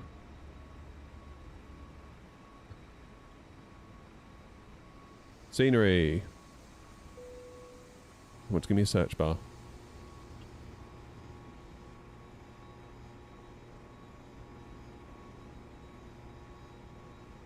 Come on, man. Fine, we'll do it by countries. Is it alphabetical? Of course it isn't. Greece, I guess? Oh my god, go away. I know you've got to make money, but... Please.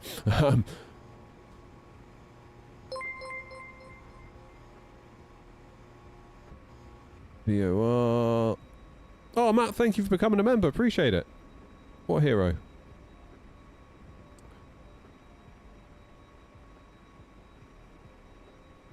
Here we go. Rhodes. Let's have a look. I mean, these pictures aren't really selling it, are they?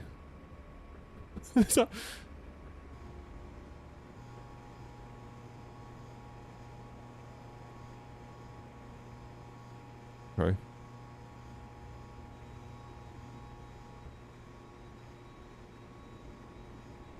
Maybe I'll just type in LGRP up here.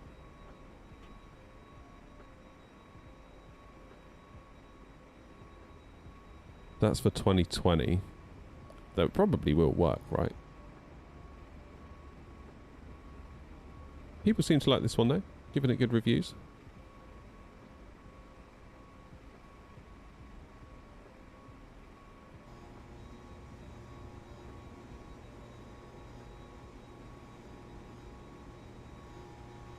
There we go. Next time, eh? Off school for 3 weeks with a broken leg. Oh no! Luckily no pain. I'll be in more streams now. Oh man, that sucks. Sorry about your leg. Good you're not in pain though. That'd be awful, wouldn't it? Is there anyone else coming in? Are we waiting for anyone else?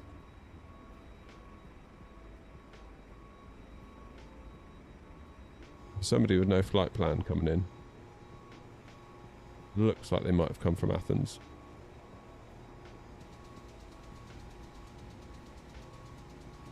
Cheers everyone, have a nice holiday. Avoid the food in Rhodos Palace, won't you?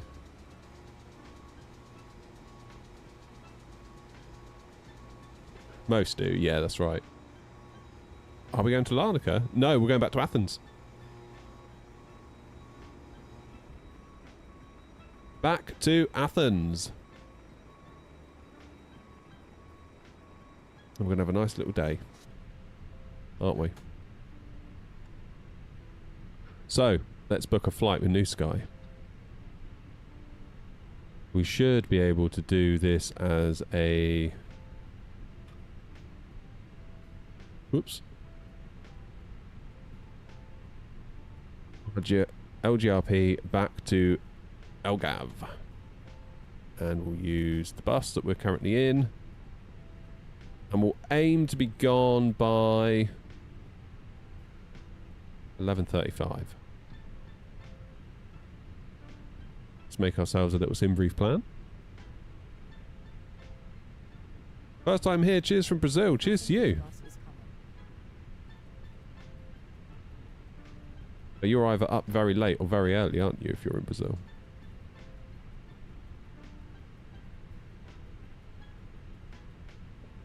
Okay, let's view the flight plan then.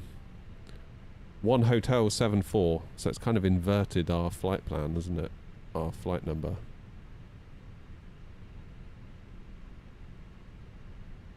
Hands run out. Need to get an air knot pen, that's what I need.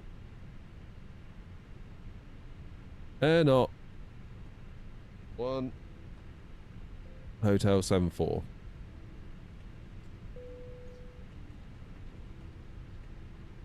Cost index 59. Initial altitude 28,000. We are doing 2-4 out of Rhodes, which is no surprise. Codic 2 Alpha departure. Then we're going to do the Varix 1 Quebec. It wants us on 03 right. I disagree with that. We're going to do 03 left, I think. Let's change that. Cause, I'm guessing they're still doing 03. Yeah. 03 rights are for departures. And you've just landed on 03 left. So I disagree with SimBrief in that sense. So we'll get ourselves a new SID as well. We'll put in an extra 20 minutes of fuel, 5%. That just gives us enough.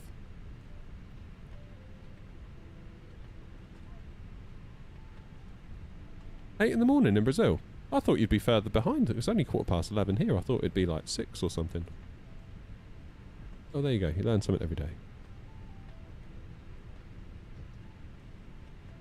That's do I still need to do this anymore? I still do. Mostly out of habit. And a little bit of fear that if I don't.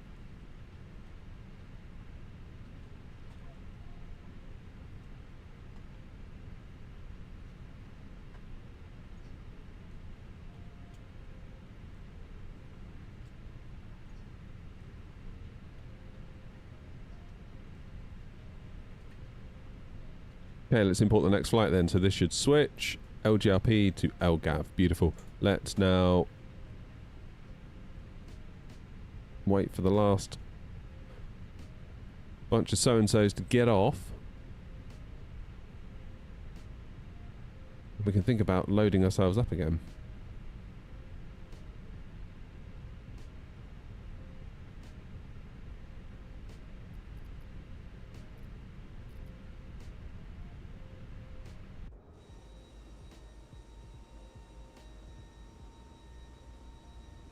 Hey, 330.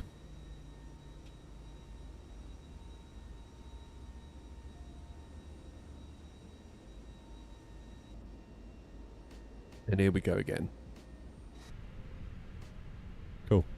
Right. MCDU, ATSU, AOC, flight in it.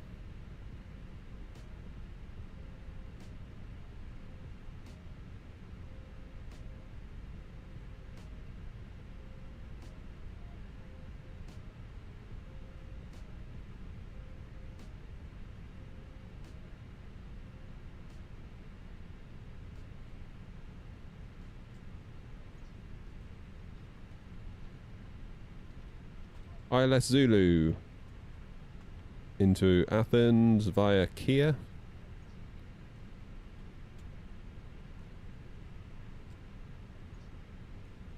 Varix 1 Quebec via Kia. You can do that. Probably. Lovely jubbly, init request then.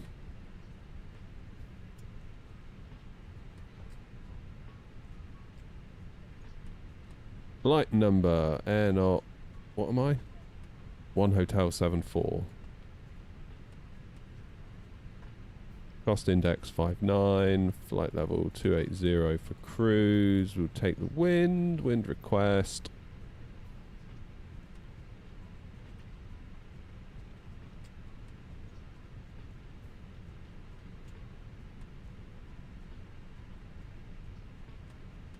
Insert that. Out of Rhodes, then we said we're taking 2-4, obviously, because we just landed on it. Codic 2 Alpha. Then into Athens, we're going to do 03 left Zulu on the Varix. God, there's a lot of them, isn't there, into Athens. Look at them all. Variks. 1 Quebec. Just got to pass that. There you are. And we'll go via Kia. Go back and we'll insert that. Lovely jubbly. Right, all we need to do now is wait for everyone to load, which I will take as a very good opportunity to enable chase plane. Give you some nice views while I go make a coffee. See you in a minute. Dan, I'm good. Just about to make a coffee. Sorry to run away from you instantly. It's not personal, I promise. Back in a mo. Just going to get a coffee.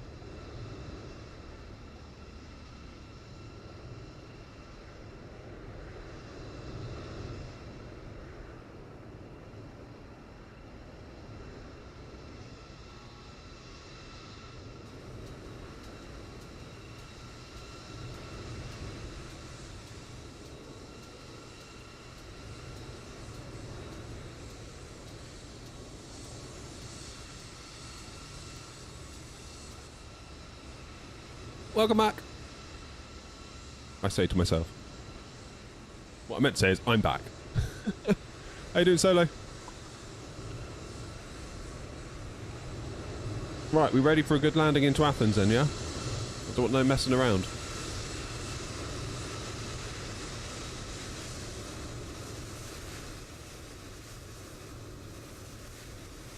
Windwing throttles just delivered. Ooh.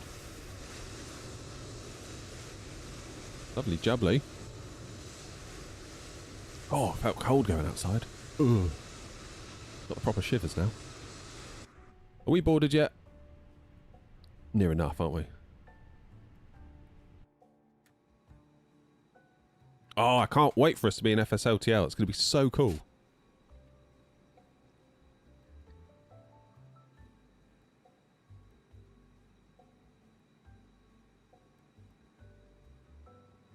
It's going to be so, so cool.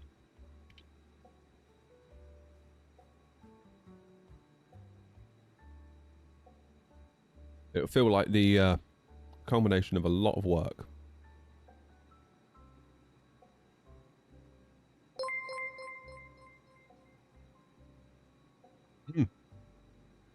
Thank you, Classic. Welcome on in. Yeah, I mean, I don't know how long it's going to take to get us in there. I think the last update was in October. I think. Who knows? Could be 6 months from now, couldn't it, really?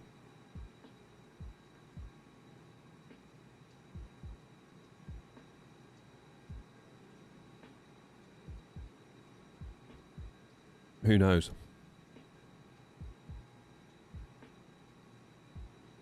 What got me into aviation? I was just as a kid, I always thought it was cool. Like, I remember my dad used to be a truck driver, still is, but used to truck drive in London. So he'd deliver a lot of furniture to schools, which basically, you know, all right in the guts of London. And of course, what comes with London is Heathrow and Gatwick. So I would go with him in the school holidays. And just, as soon as we got near, basically, as soon as you got kind of like past Reading, you'd start seeing all the planes. I'd be like, oh my God, that's so cool. And this is back in the days when, of course, Concorde would come in and out once or twice a day. What a time. What a time.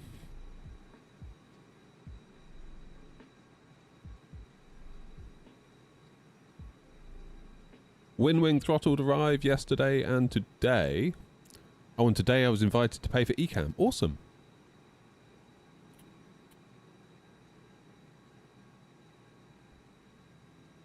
Yeah, Solo. I am indeed.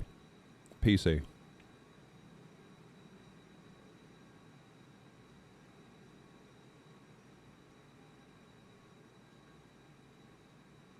What am I doing? Yeah, we should maybe look at this scenery for next time, shouldn't we? What we'll do, I'll do it later on tonight, we'll make a new thing on the Discord for basically all of our airports that we have on the roster for the scheduled flights. Maybe we'll have some scenery recommendations for each one.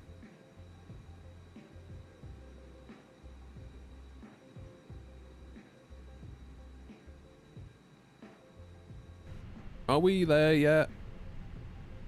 Almost.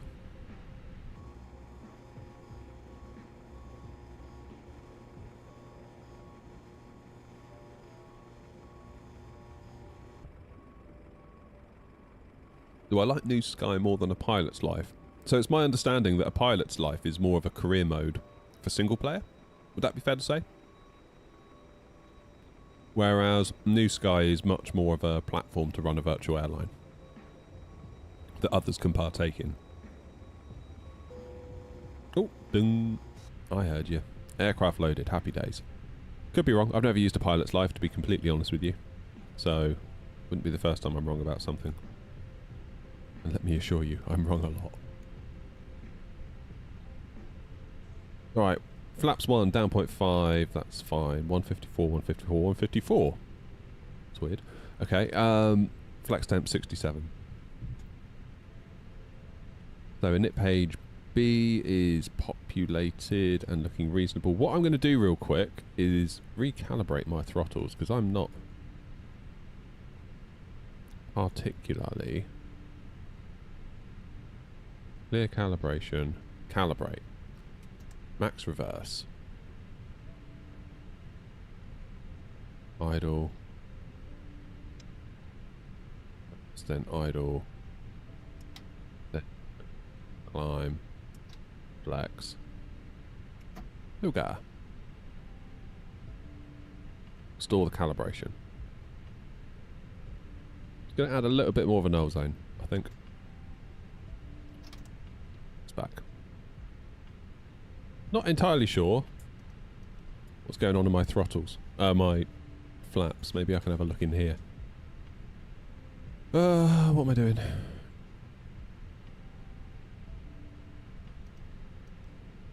Flaps are on axis mode.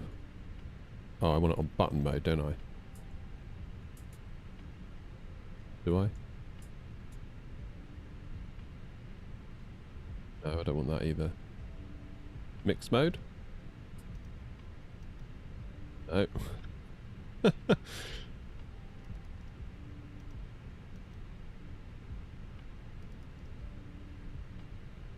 So in button mapping mode, 38, 37, 36, that doesn't make a lot of sense. Okay, well, that's weird then.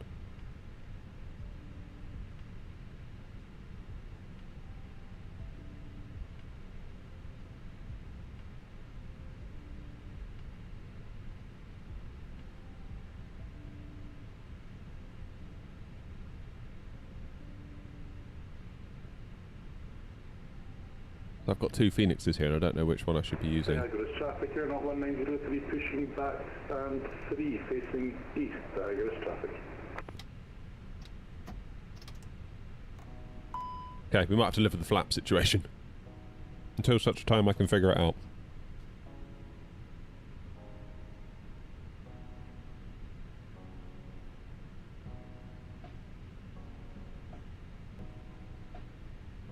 Performance data's in. Let's get the fuel pumps on them. Get that APU fired. 1, 2, and 3. Seatbelt lights on. Oh, that is a bloody good coffee. We'll go back to Athens, yeah. Let me date the thingy.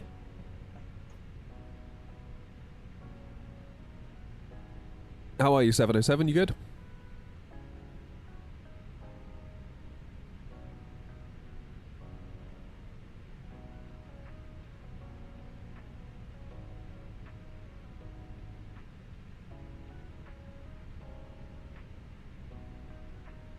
Aggressive taxi.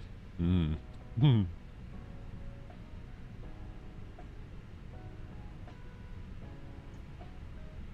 is still 1023.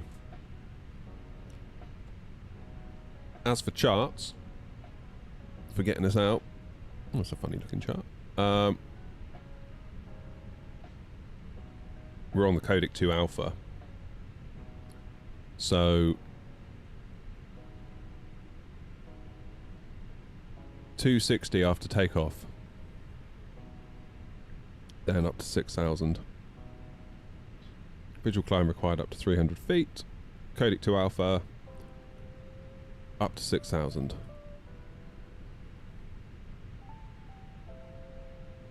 Brilliant.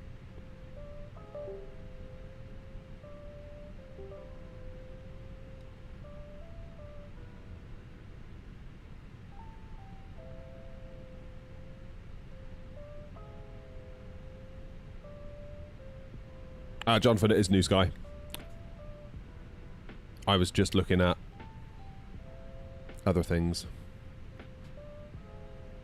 Reset the flight directors.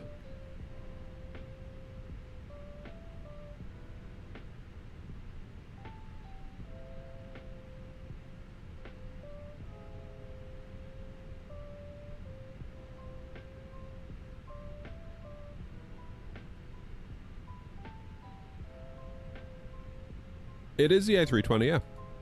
It is indeed.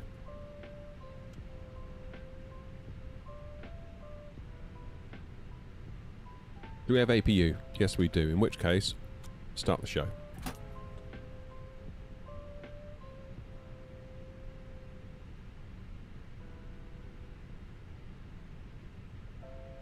How much do you think you paid for all the add-ons in the sim? Please don't make me think about that. Don't make me say it. I don't know, is the honest answer. And long may it stay that way.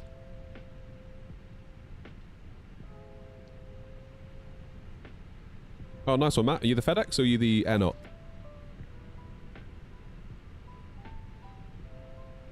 What airline? Me. Traffic here, not 1903, taxi runway 24 via Juliet Alpha, Diagorist traffic.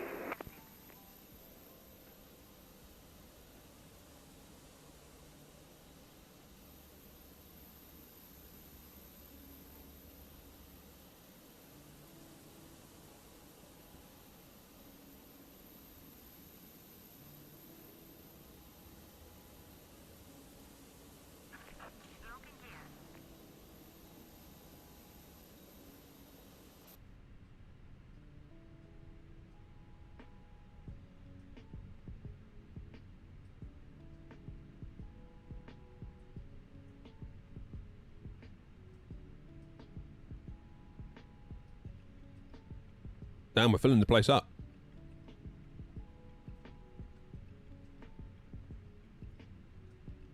Diagos traffic and not 1 Hotel 74. Stand for pushing back, facing east. Diagos traffic.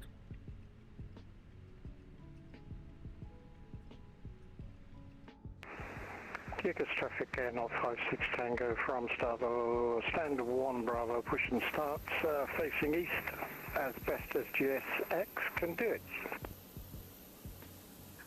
Release parking brakes, please. Commencing push. All engines clear. Start at wheel. Thank you, thank you. Where's that APU bleed gone? There you are.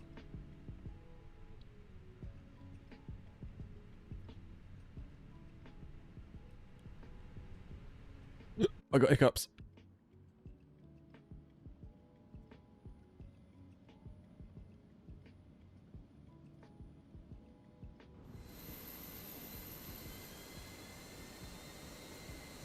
Right. I just want to be double sure that we don't go back and into this one. Because I think GSX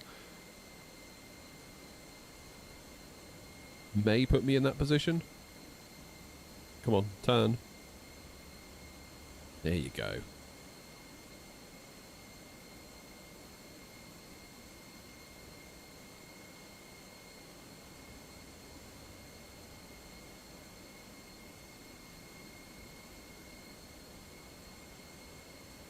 Do believe we're going to be all right. Looking at that turn radius.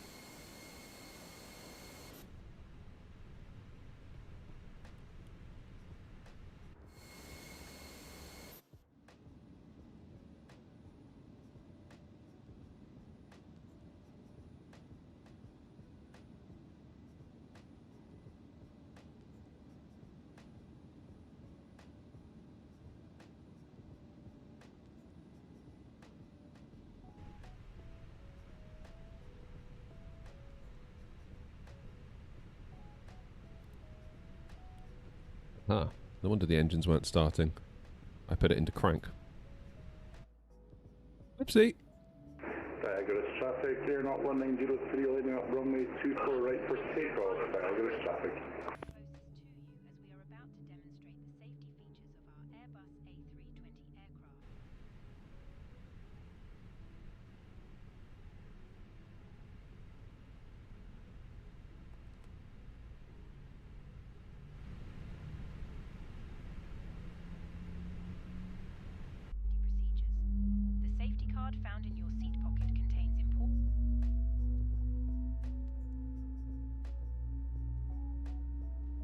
Start new sky so I don't forget.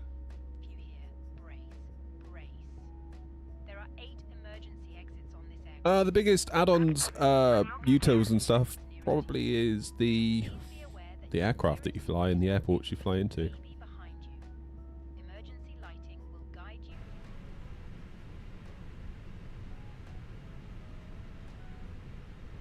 New Sky is good. I enjoy New Sky. Because of course it lets me run the virtual airline. 1903 taking off runway 24, Diagos traffic. Left is clear, right is clear. Okay, start engine number 2. Flaps 1 is set. I'll be out your way in a minute, Matt.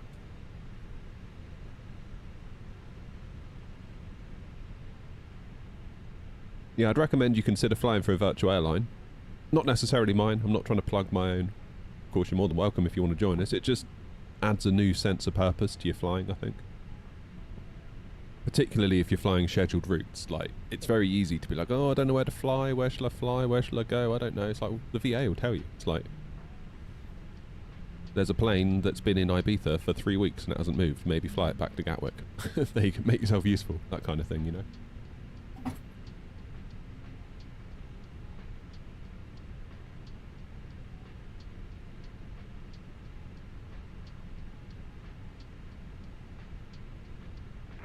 Diagos traffic, not 56 Tango, taxiing to holding point behind company traffic in front, so runway 24.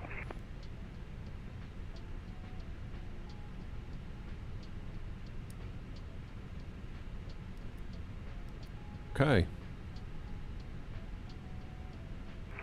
If he gets a move on, that is. All right, bloody hell. Go.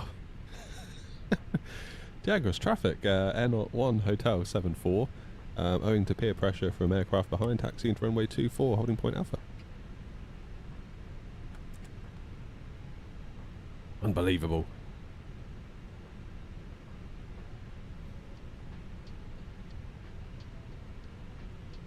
Right, let's go. That rascal.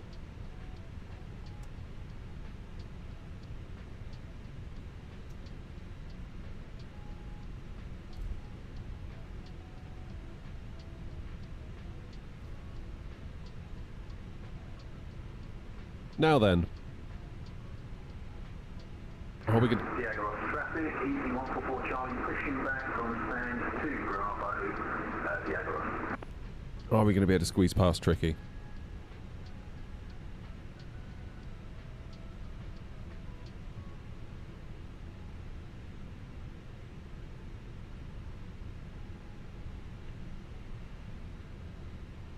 You've been having that issue of not knowing where to fly.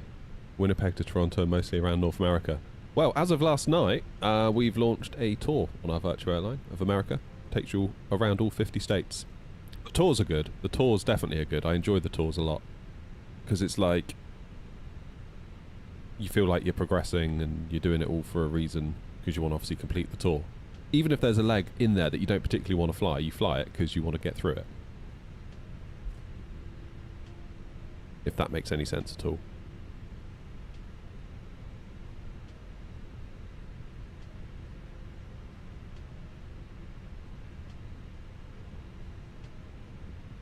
Right, let's turn on our predictive wind shear.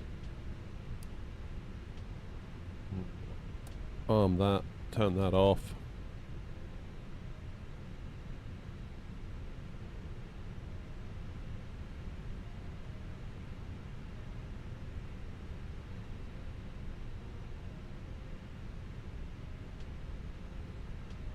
I'm fairly certain when I came here in real life it was 2-4 both ways. We definitely landed 2-4. 90% certain we took off on 2-4 as well. First time in a Neo, actually, coming out of here. A320 Neo. Westbound Fenix A320, pushing back stand 8, facing east.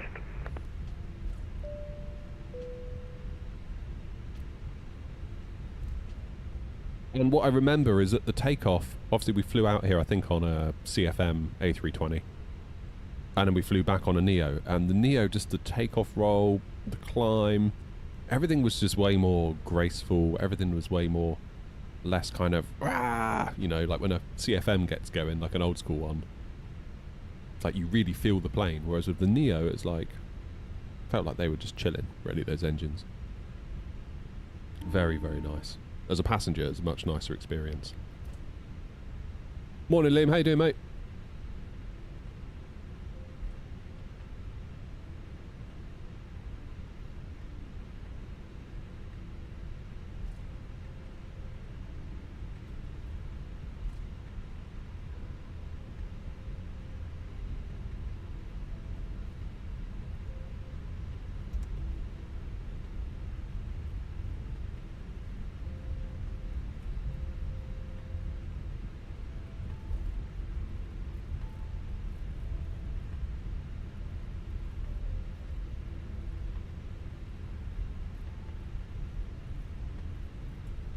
Right, I'm going to hold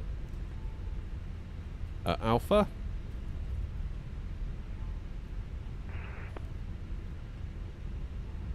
Yeah, a little bit of scenery for here wouldn't go amiss, I think. I mean, you can get in and out with the defaults, it's fine, but just some markings for where to park. I mean, it's, having been there in real life, I can tell you there's not an awful lot going on the ground. It's not like there's air bridges or anything like that. It's all very... not too dissimilar to how you see it, but just some markings on the ground, taxiway markings, parking markings. I think a little would go a long way here, put it that way.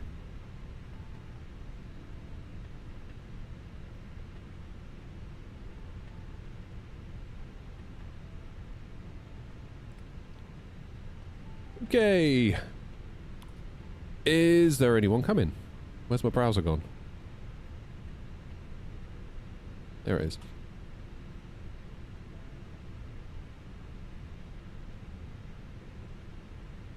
Fenix A320, taxi into runway 240 Alpha.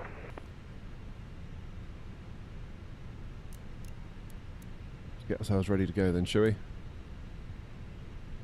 Start the clock. Traffic, easy 144 Charlie, taxiing runway 245 Alpha.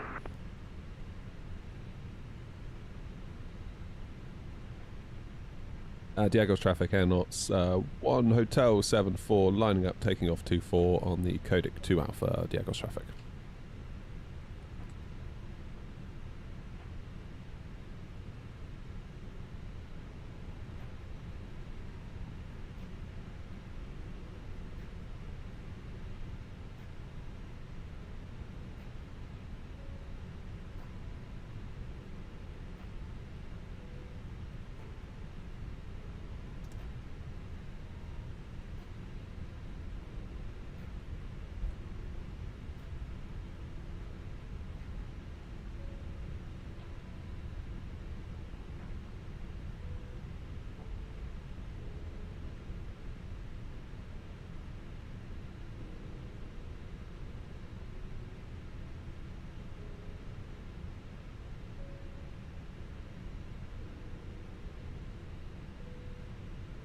Okay.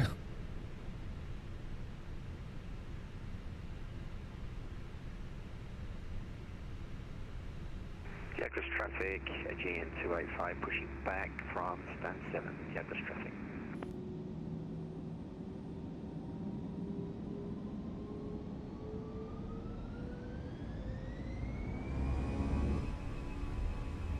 Manflex 67, SRS green, Behind company traffic, runway 24. auto thrust blue.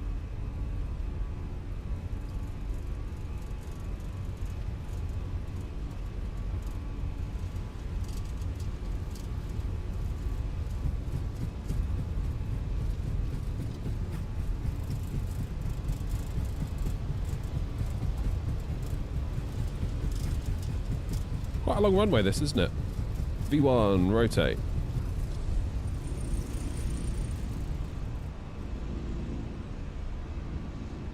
Positive climb. Gear up. There we go.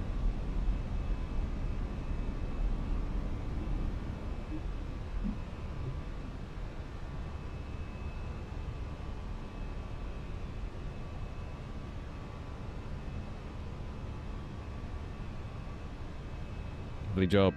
See you, Rhodes.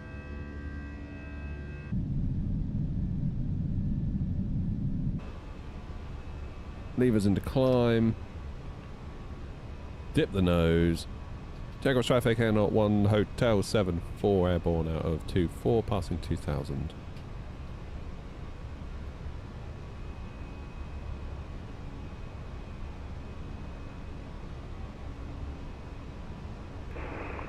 Jacob's traffic, A056 Tango holding for 1 more minute for separation to company traffic ahead. He's a deer, isn't he?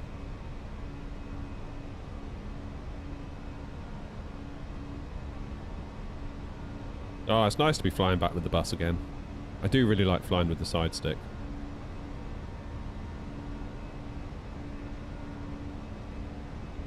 Particularly this side stick, like it's really good. Like really good.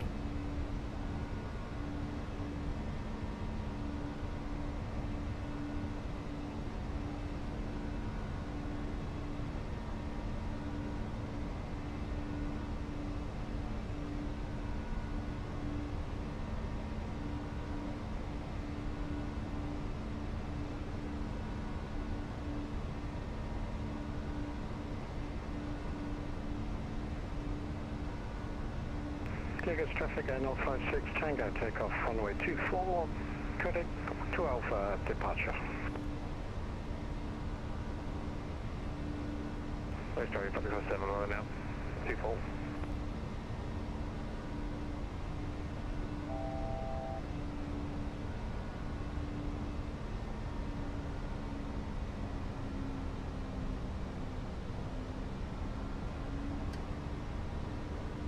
Diagos traffic, Air 1, Hotel 74, climbing now, flight level 280, final call, Diagos traffic.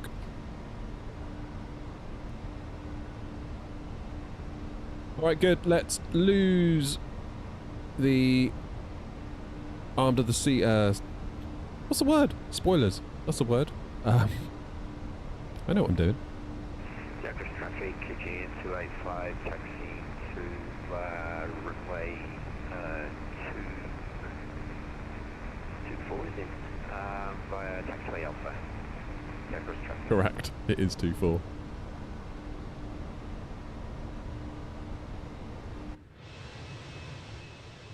Look at her go.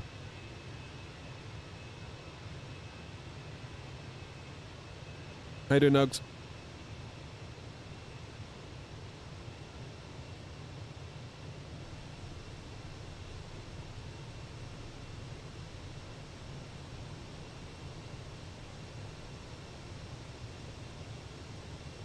Oh, the Phoenix is so good.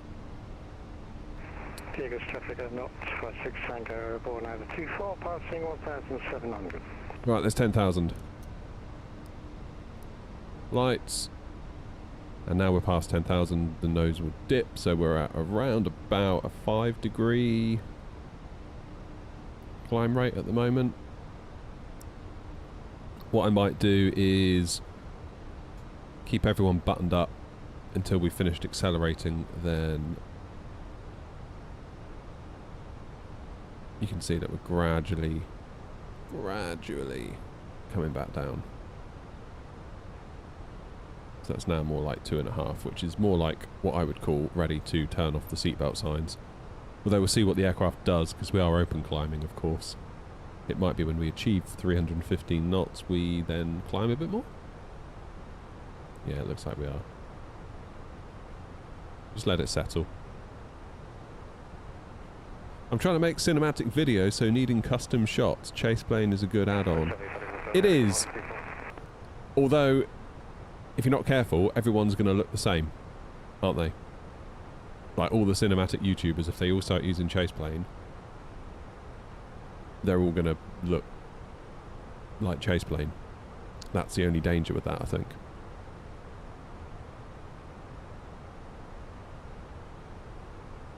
When I first started this channel, that was kind of one of my ambitions, was to do cinematic flight videos, and honestly, it bored me to tears. I was not ready for how boring I found it. I thought it was going to be great fun, but just like constantly faffing with like camera views and replay tools, trying to replay the same bit of flight again and again and again so you can get the perfect shot. I was like, oh my god, I'm not doing this. I'm sorry, I'm just not doing this.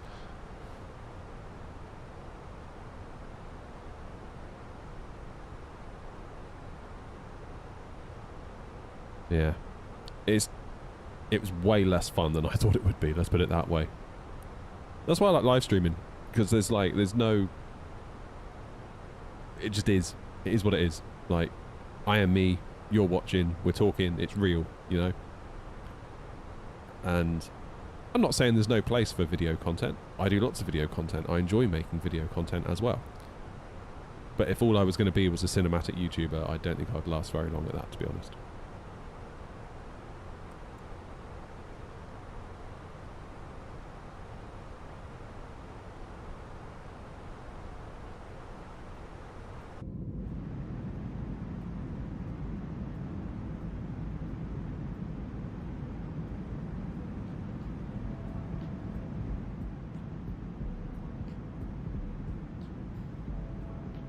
So what time? It's now 10 to 12. See, time is cracking on, isn't it? Quietly. This is the thing. You think, oh, it's only a 50-minute flight. 2 times 50 is 1 hour 40. It's not 1 hour 40. I mean, we've been live now for over 2.5 hours nearly.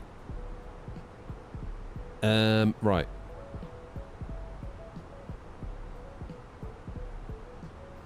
When are we getting in?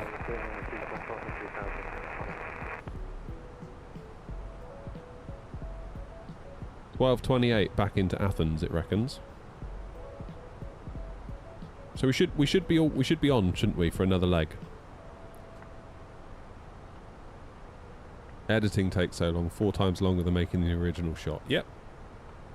Yep. That's true. Very true.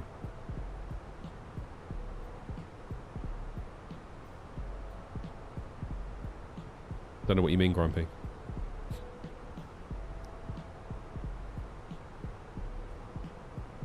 Four. There we go. Maybe I should get an actual physical MCDU, then I'd see it and I'd clear it. I feel like I'm this close to, like, going down the cockpit route. But I know once I start, ugh, it never ends. Like, I love the one, is it Airliners Live? They've partnered with Winwing, and of course they're building like a whole like Airbus cockpit, and I love that. I think it looks so cool. Like, mad respect to them. I don't know, maybe I should do it. I don't know. Maybe I should just DIY the whole thing and do like a vlog series. Oh, Ken, what are you doing? Have you not done yours as well? Goodness sake.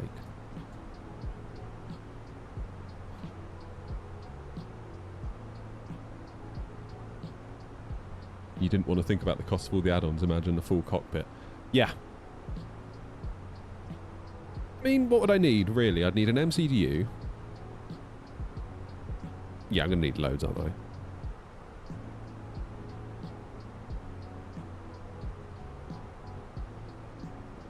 I mean, I've got this, which I've failed to plug in today. That normally sits there like that.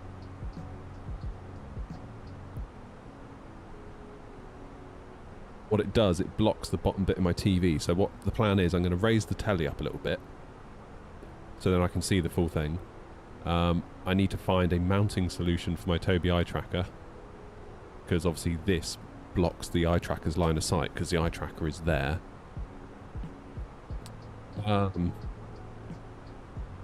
I'd like to move these throttles down a bit lower, tell you the truth. Sort of like down. I'd obviously have to rearrange the camera a little bit to accommodate that. I don't know. I don't know.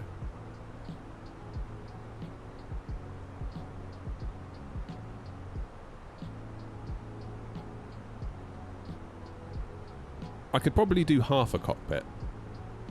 I could probably do half.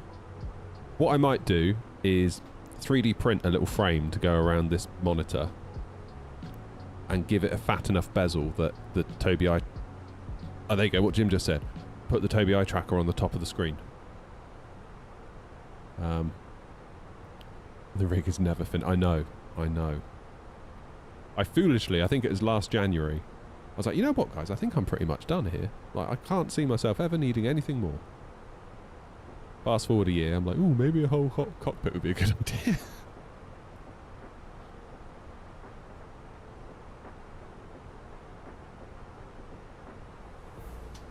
Yeah, so I don't know. I do like this screen though. This was a very good investment. I just need to get it set up nicely.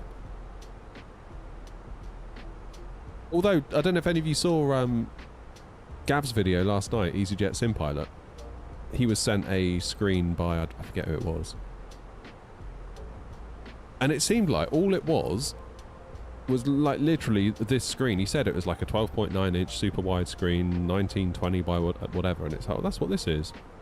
And then he said, oh, it needs HDMI and USB-C, and it's like, well, that's got HDMI and USB-C. And then looking at the casing, it looked very 3D printed. So it's like this company had just basically taken one of these, 3D printed a surround for it, and increased the price by about $200. Like, even the software was just a Google Drive link to that pop-out manager that you can just get on flightsim.to or whatever. Like, God, you've got to be so careful. These bloody rip-off companies that are just like... Ugh.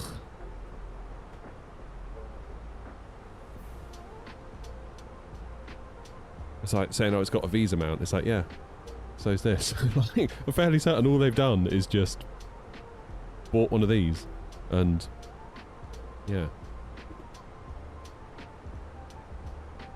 Was not digging that at all.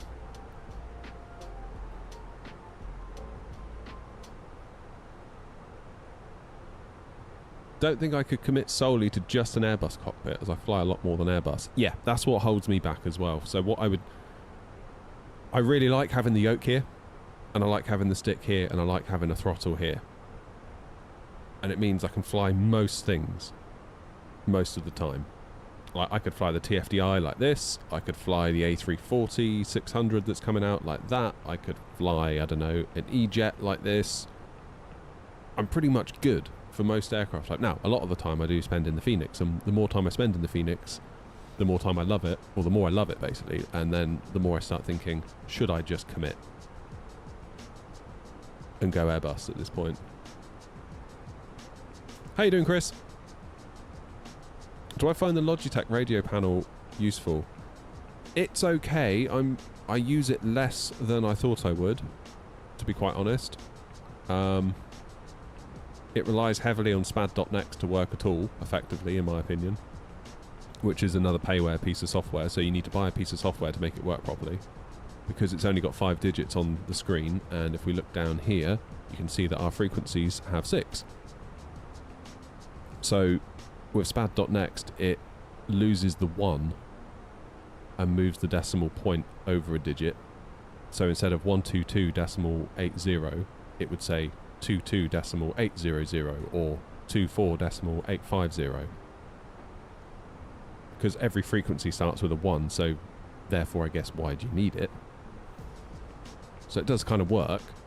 It's just feeling super long in the tooth, you know? I mean, I know it's a Logitech, but it's from like Saytech, which Logitech bought years ago. And I think it had already been out for years under the Saytech's branding anyway, so it's like super old at this point. I would probably say WinWing. You know, wait for them and do that, probably would be my advice.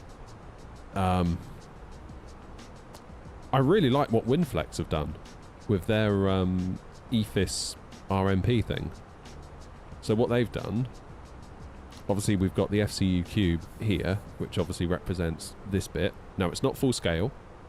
I think it's about 80%-ish scale physically. So if you're building a 1-to-1 cockpit replica, probably not a lot of good for you. That's fine. They've done an EFIS, which you can add on the left-hand side, which is fine. But then rather than giving you a right-hand EFIS, because why do you need 2 bloody EFISes, really? Unless you're building a 1-to-1 cockpit. Why would you buy the same bit of hardware twice just for a mirror image, especially if you're a solo simmer? So what they've done, they've taken the radio RMP panel and I believe the Squawk panel, and they've sort of merged it into a little panel over here that goes on the right, which I think is a really good idea. And I know it's not realistic, and I know it's not how it really is in the real plane. However, if you're a desktop simmer, that gives you everything, pretty much, doesn't it? The only thing I've got to gripe with the FCU cube is that it doesn't work in spad.next yet, and I feel like as soon as they give it spad.next support, it's going to be so good, because then we can like use the Boeings with it, all sorts with it. And if they're not going to give it spad.next support, they should make it work with like the PMDGs through their own software, because they've made it work with like the Unibuilds, with the Fenix, with the fly-by-wire. So they can make it work with planes through doing it themselves. I think they should do it themselves with the Boeing if SPAD isn't going to be a thing. That's just my 2 cents for what it's worth. I should probably get onto them and ask them about SPAD again. Fairly certain the person I talk to is sick of me asking. But whatevs. Whatevs.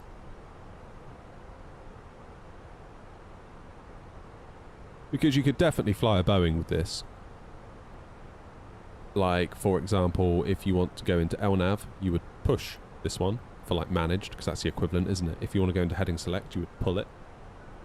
And then obviously display the value on the screen. If you wanted to do like manage speed, fine. If you want to do speed intervene, pull. Altitude, push for VNAV, pull for altitude intervene.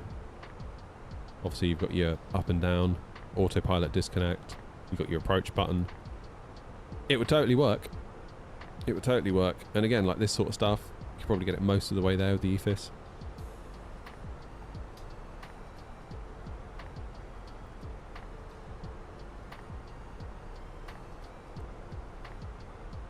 They could totally do that. Anyway, thank you for coming to my TED Talk. Enter destination data. Is that time already?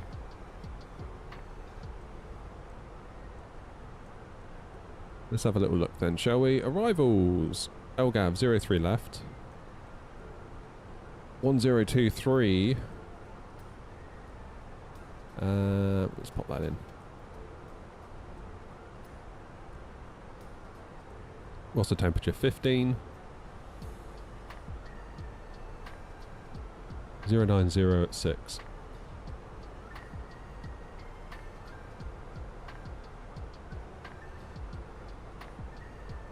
Minimums are 355.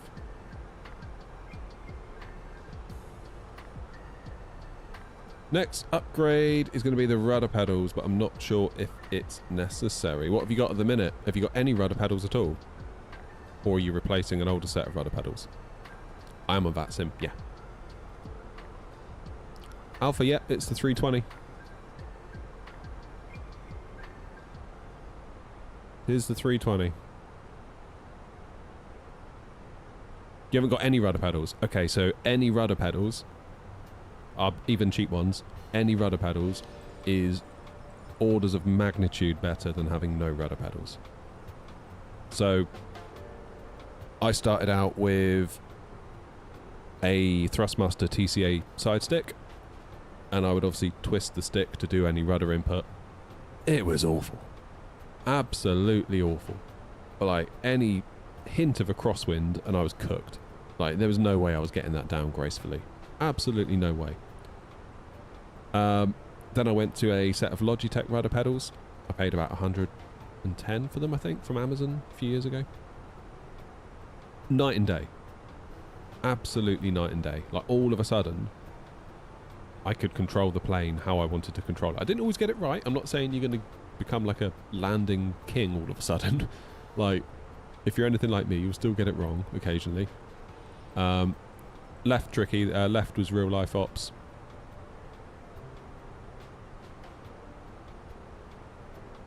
So yeah, those Logitechs, while not perfect, were so much better than not having anything. So much better.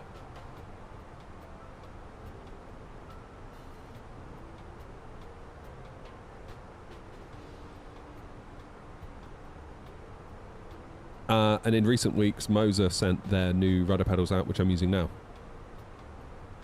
Which is obviously... they're far nicer than the Logitechs. But they're far more expensive. But I would say just getting any rudder pedals gets you quite far up the... what's the value per pound spent scale, if you like. And obviously you can go for the expensive ones. You've got the Mosers, you've got the Thrustmasters, you've got Winwing doing stuff. They're doing force feedback ones now. Or they will be. You can go on and on and on and on. But just get something.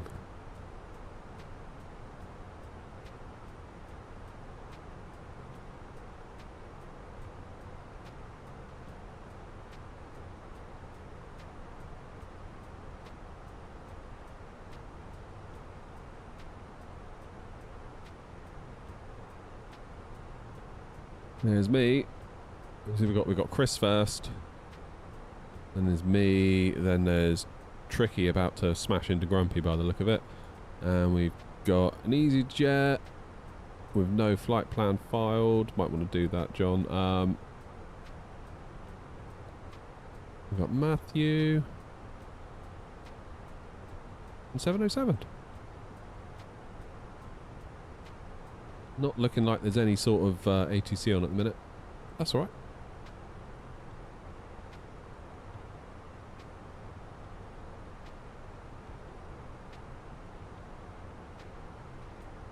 How'd you get the active runway at Athens without ATC? Simbrief has given me 03 right. Yeah, it gave me 03 right as well, which I disagreed with. So I checked on Flight Radar 24. So this morning, even on VATSIM Unicom, people were taking off on 03 right and landing on 03 left. Which is... who's that? Hello, are you air not? Yes.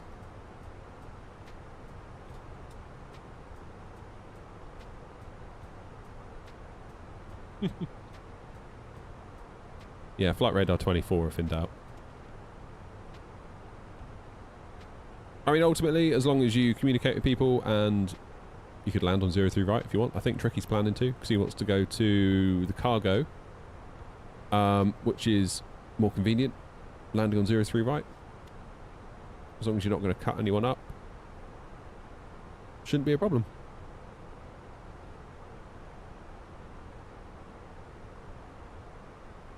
I'm going 03 left 707.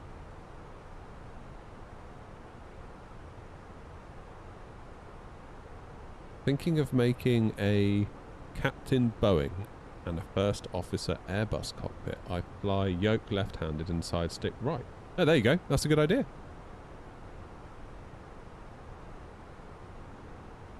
That is a good idea.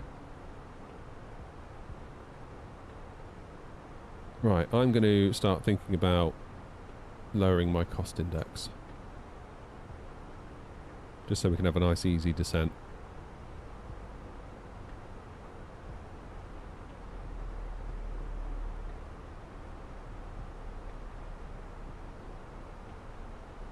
What would your non-negotiables be for a budget first-time flight sim setup? Probably, obviously, a side stick. And if you can afford it, get some rudder pedals.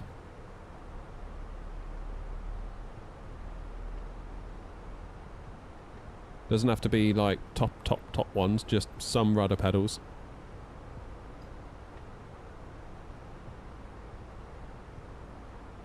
We just descend a minute.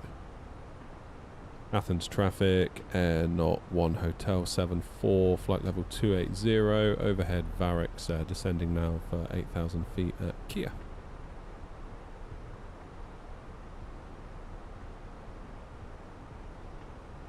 Yeah, if you can afford some rudders, I would say get some rudders. I mean, really, just like a stick like the TCA Airbus stick. If budget is a big issue, and that will get you most of the way there. It's got everything you need, technically. It's got rudder input on the twist axis on the stick. You've got the stick. You've got a load of buttons. You've got a little throttle slider. But if you can go actual rudder pedals as well, that'll be like night and day. And then obviously if you can get some throttles as well, then I'd say you're pretty much there. You're pretty much there at that point. But I would get the rudders before you buy the throttles. Because think about it, these throttles, like I know that we're, as a community, obsessing over throttles right now because we've got these Mosers, we've got the Win Wings, we've got all this stuff happening and we're all like, you know, like, yay, throttles. Think about it, particularly when you fly Airbus. I haven't touched these throttles since we left Rhodes. So probably for 99% of your flight, and I mean that literally, for 99% of your flight, you are not going to touch your throttles. So if you've got like a little slider built into a stick, yes, I know it's not throttles, but as long as you can just gently maneuver that little lever and click your throttles into a climb gate, do you know what I'm saying? And then all you need to do is, when you get to 20 feet, just whack it down to idle.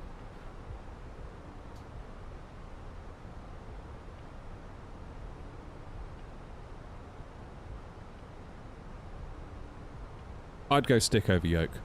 If, depends what you fly. If you want to fly Airbus, then stick makes total sense. Total sense. Lewis, my stick is from FS Projects and it's on top of a Moser AB9. Right, so after Kia, where are we going?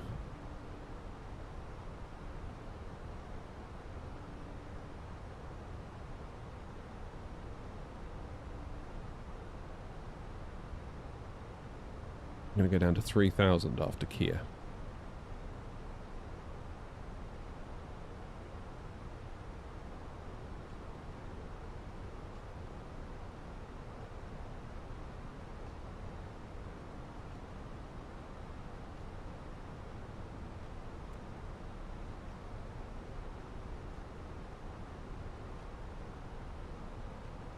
Okay, let's do some seatbelt lights.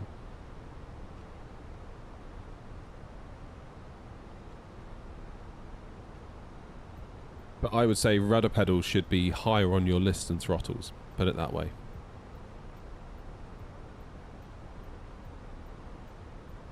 Definitely. Even if it's like some cheapish ones.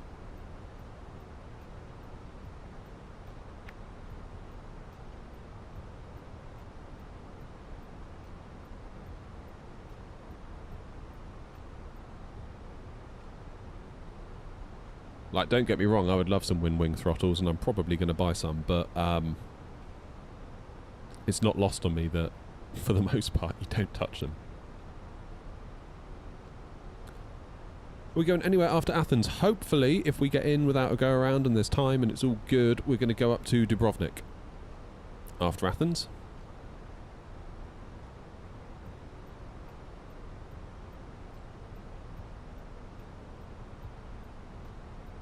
That be the plan. Right, how heavy are we going to be? Oh god, what have I done? Controls frozen while keyboard input is active. Didn't mean to do that. 4 tons of fuel on board when we land. 0 fuel weight at 60.8. I make that 64.8. Now that's going to put us fairly far down the runway. However, we might get away with that.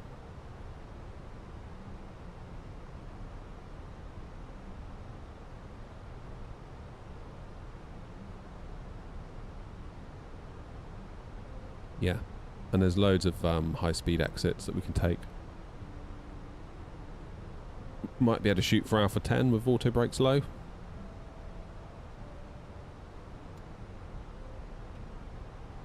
Do nicely, I think.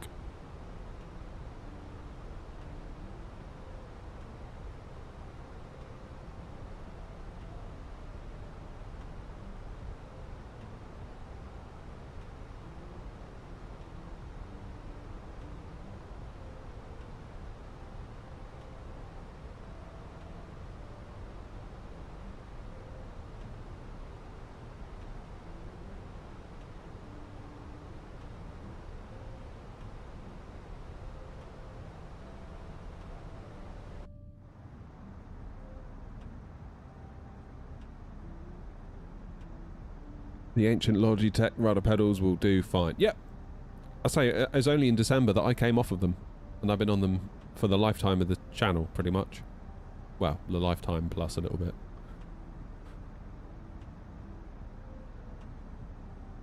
I did complain about them quite a lot sometimes, but part of me wonders how much of that was the ground handling characteristics of the sim, to be honest.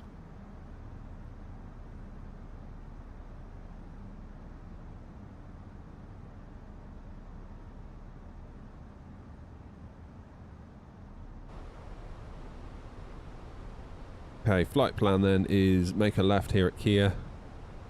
30 miles. Kia /27. Then we make our turn in. Cheers, Rebel! Okay, that one's just landed on 03 right. So if we look at LGAV then. So we got Chris, then we got me, then we got Tricky, then we got Grumpy, then we got Matthew.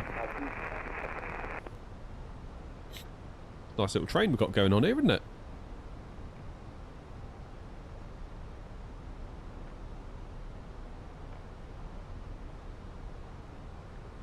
Where are you going? Flight level 360, they were fine.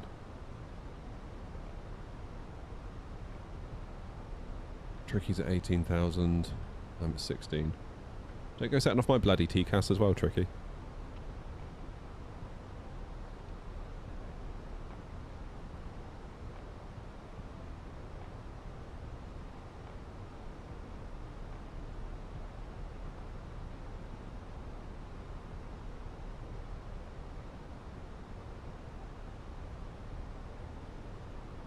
Jim says I've slowly replaced everything But I've still got my Logitech pedals. Maybe upgrade to Winwing Airbus ones on release, as long as not stupid priced. Yeah. Well, didn't they say their force feedback ones are going to be... is it $800 or $900?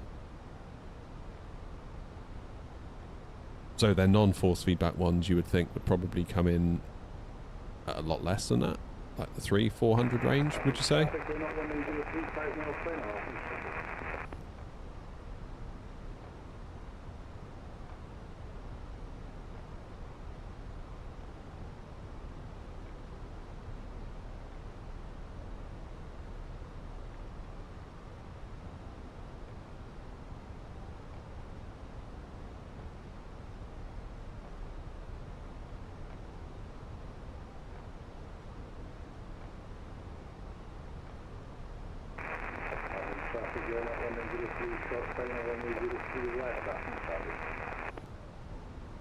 He's on final. In terms of a taxi then, when we land, see if we can get off at Alpha 10 onto Alpha. I don't know whether it's customary to taxi on Alpha or Bravo at Athens, to be quite honest, but hopefully we won't be on either for very long, because we can then take Hotel and continue on Hotel until we hit Charlie or Delta? Is there any information about what we should or shouldn't taxi on? Let's have a look. Navigraph Charts, taxi.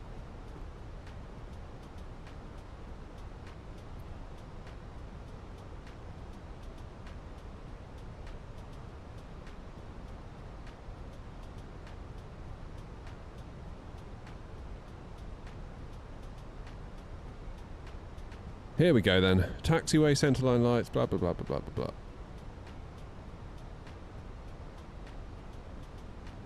Taxiway Delta from 03 left, 21 right towards Alpha.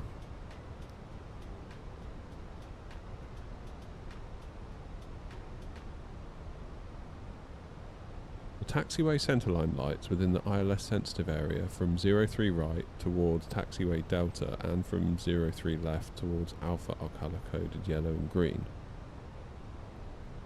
Landed aircraft are requested to report clear of the colour-coded centerline lights to indicate the aircraft has vacated the ILS sensitive area.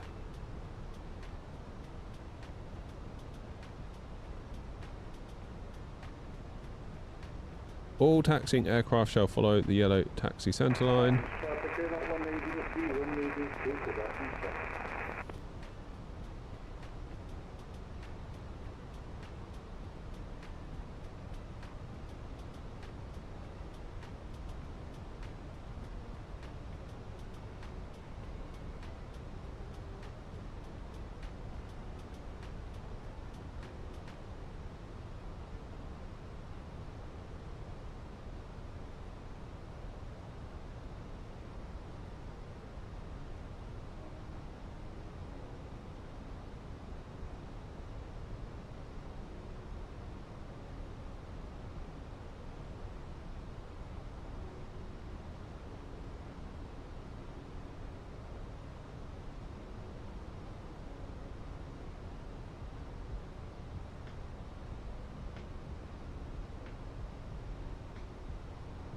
Doesn't really say, does it?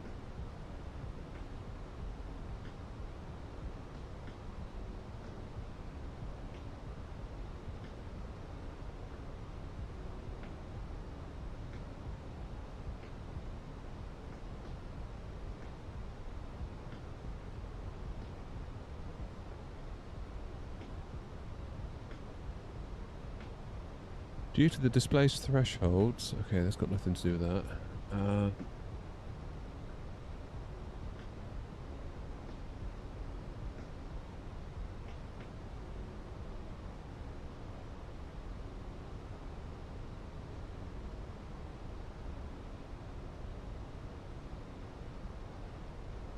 Don't know them.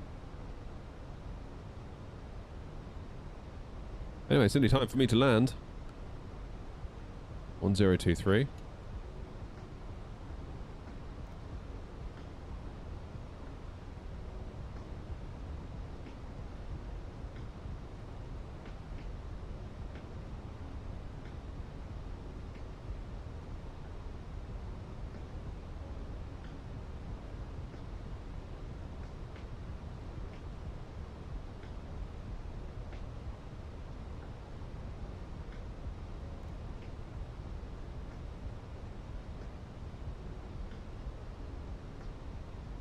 We'll take Alpha.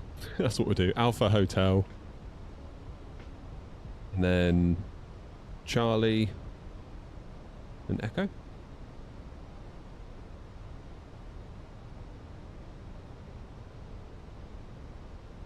Yeah, Murray, I get you. Murray says it always makes me nervous whether you should take taxiway inbound or outer. I mean, this is why I kind of like it when ATC comes on. I know some people get a bit like, oh no, ATC's on, and they get a bit worried, but it's like, kind of makes your life easier, really. Because you can let them figure it out and they tell you where to go. Imagine this is the first time I'm seeing this. What are we doing at the minute? We're coming into land, so we're flying the approach into Athens, runway 03 left, and we're following the star, which is the approach pattern that you take into an airport. And we are 23 miles south of the visual 03 right. 20 miles out, which really isn't very far at all.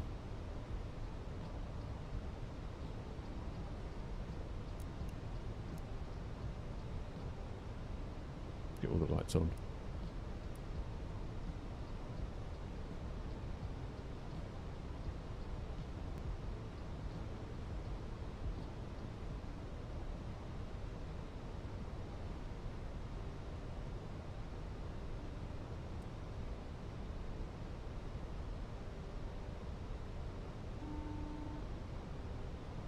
Co-pilot loves his sandals. Honestly, I don't know why he appears like that. Just appeared one day and that's that. Still.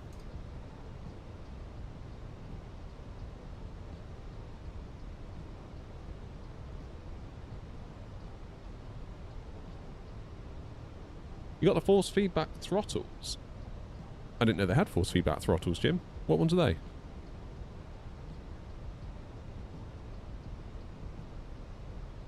Let's lose the music. It's about to get real.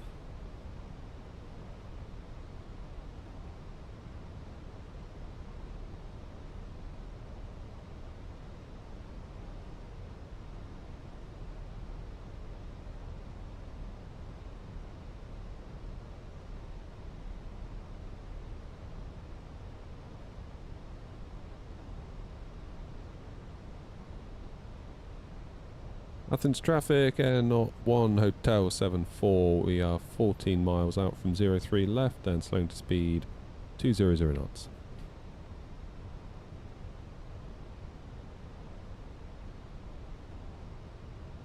Approach mode on. That pitching was done with your feet. No, autopilot.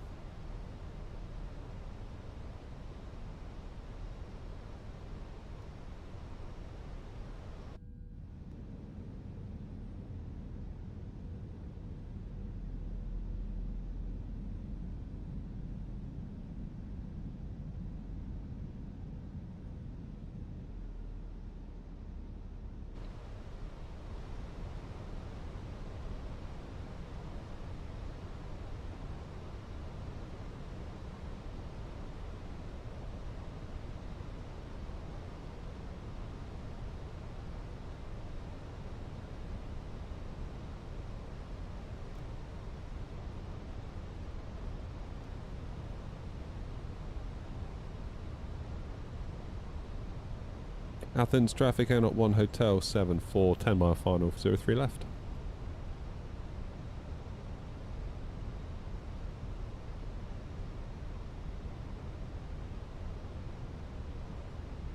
How's it going, Anna?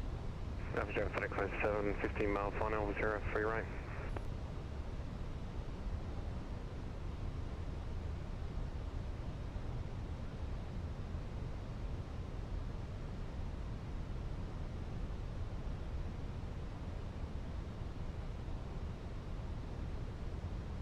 Okay, go around altitude is 5,000. That's set.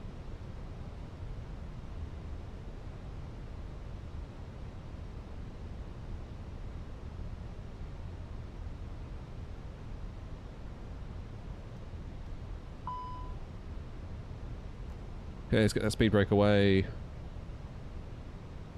Come on, flaps. Get gear down. Go to our final approach speed. Now.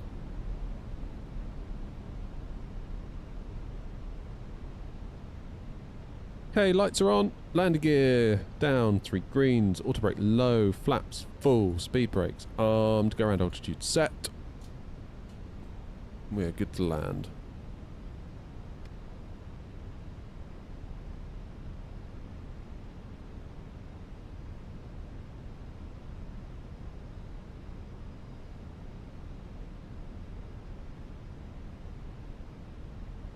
Athens traffic out at 1 Hotel 74, 5 miles, 403 left.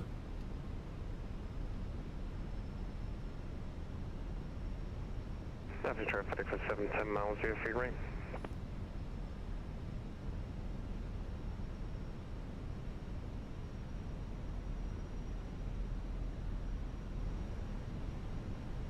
Right, first time then landing into this scenery, fly Tampa Athens. Let's see what it's got in store for us. Let's go.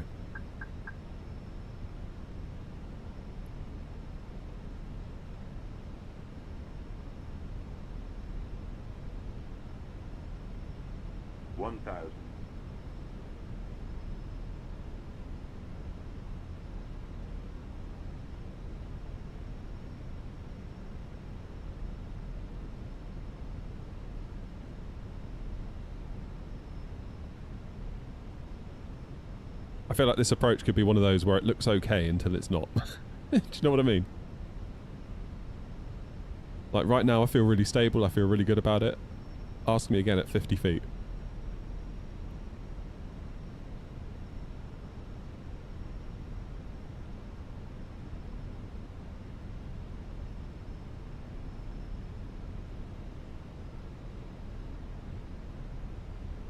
Okay, 3 reds on the Pappies. That's good because the ILS is saying we're bang on where we need to be.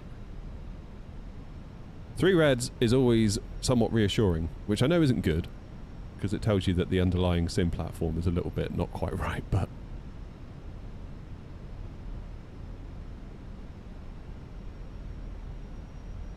it does mean if you see 4 reds, you can take it as 3 reds.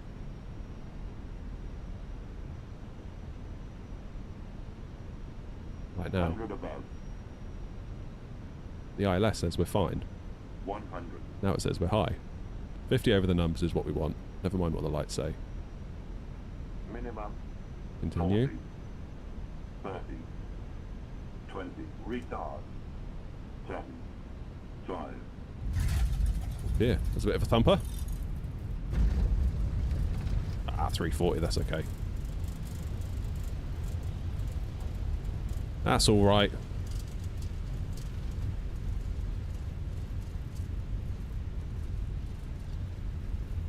Yeah, so ILS and glide slope, even on a payware piece of scenery. Traffic 056 Tango, established localized out 03 left, 13 miles. That's not good, is it, really? Like, glide slope... Athens traffic 73 mile, 03 right. Glide slope and Pappies on a payware piece of software are a bloody mile out. We paid for this. How is that possible? Never mind, eh? Athens traffic, Air 01 Hotel 74, clear of 03 left.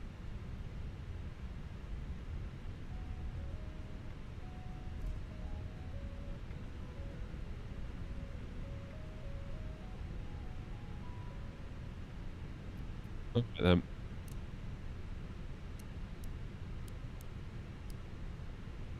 APU on.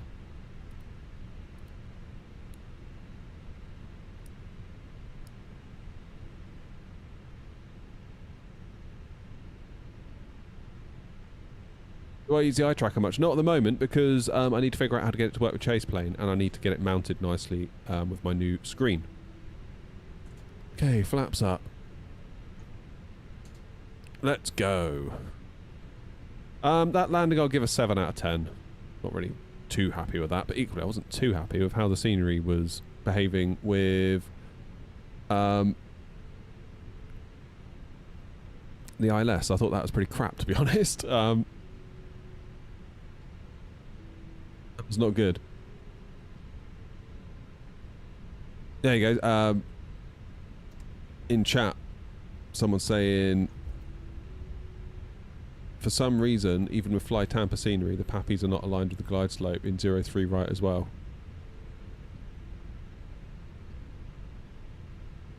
That's a shame. I don't understand it. I will never, ever, ever understand it. Like, we know that the ILS and the glide slope Pappy alignment in the sim is not good. We know that. That's a whole thing for Asobo to fix, in my opinion. Athens traffic, Air 056 Tango, short final 03 left, 5 miles. But then if Payware developers make a piece of scenery, you would think job number one is to fix that. And they can fix it. It's doable. You can align ILSs, you can align Pappies as part of being a scenery developer. That is 100% possible. Job number one. Before you worry about putting a bloody Costa coffee in there and charging us a fortune for that, fix the glide slopes and the Pappies. Please. That's all I want. Like, crazy. Fly Tampa Vegas is the same for 26 left as well. Why? Why didn't they fix it?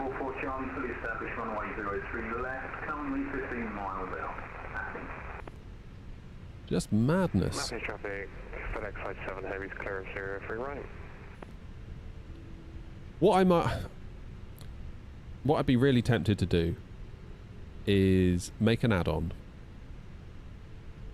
where we as the consumers can fix it ourselves, to be honest.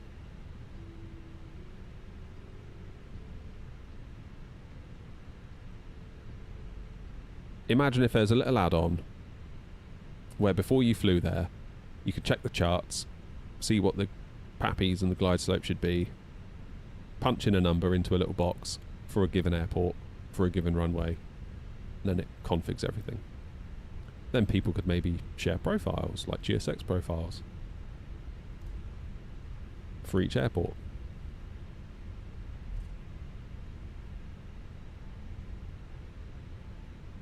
Athens traffic, Air 1 Hotel 74, taxiing to stand Alpha 03 via Hotel Charlie Echo.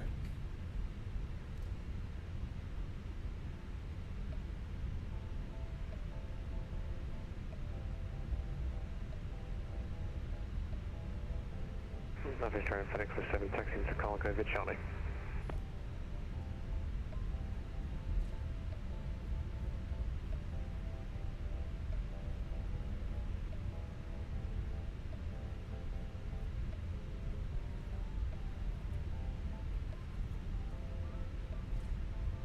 Air 1 Hotel 74 will give way to the FedEx on Charlie.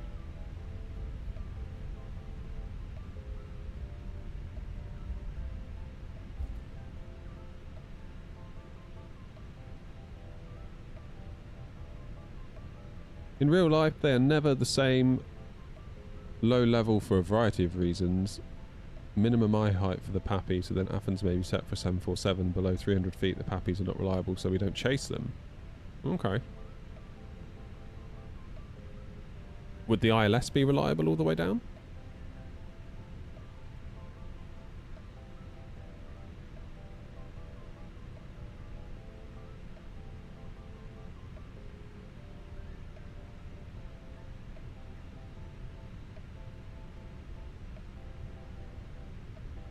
Cheers, Blaze. Athens traffic, Air 056 Tango 03 left, vacated, taxiing to stand of choice. Yes, as it's a precision instrument. Athens traffic, Easy 144, Charlie 5 mile final, Athens 4 runway 03 left.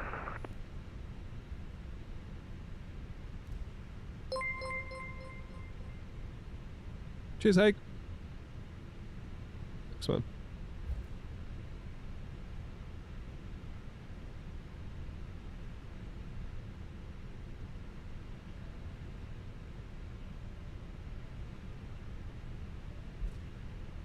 Is there a point where the ILS becomes, I don't know, like at 30 feet, would you just ignore it at that point? For example.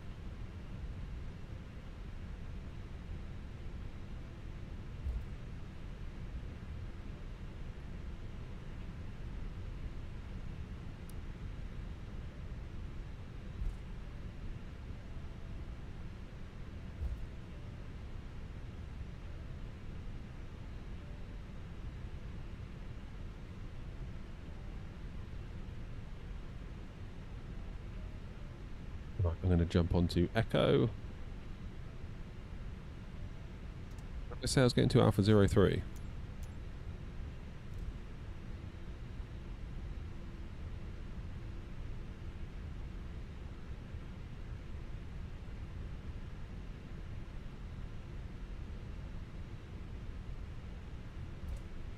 Sorry, Eddie, what are you saying correct to there?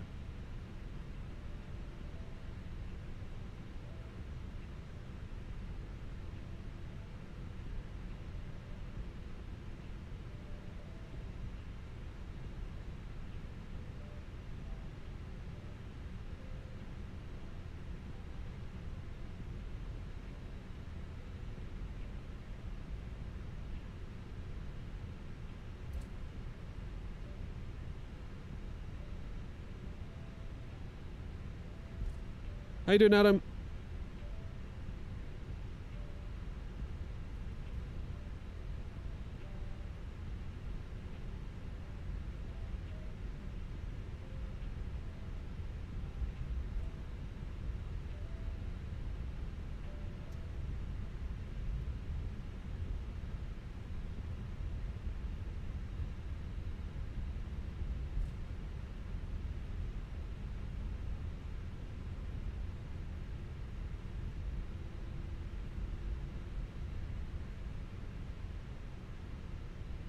Alpha 05.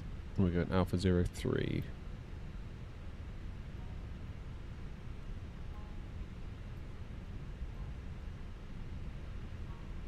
Should be waiting for us. Here they are. Look.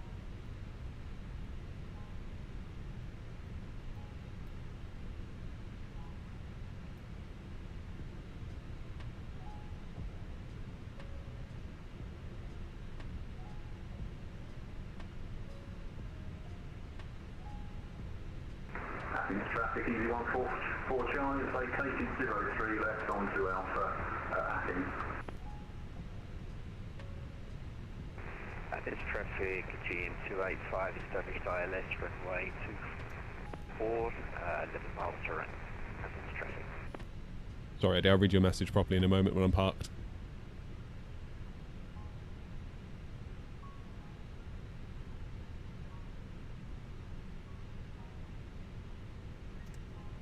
Alright, here we go then.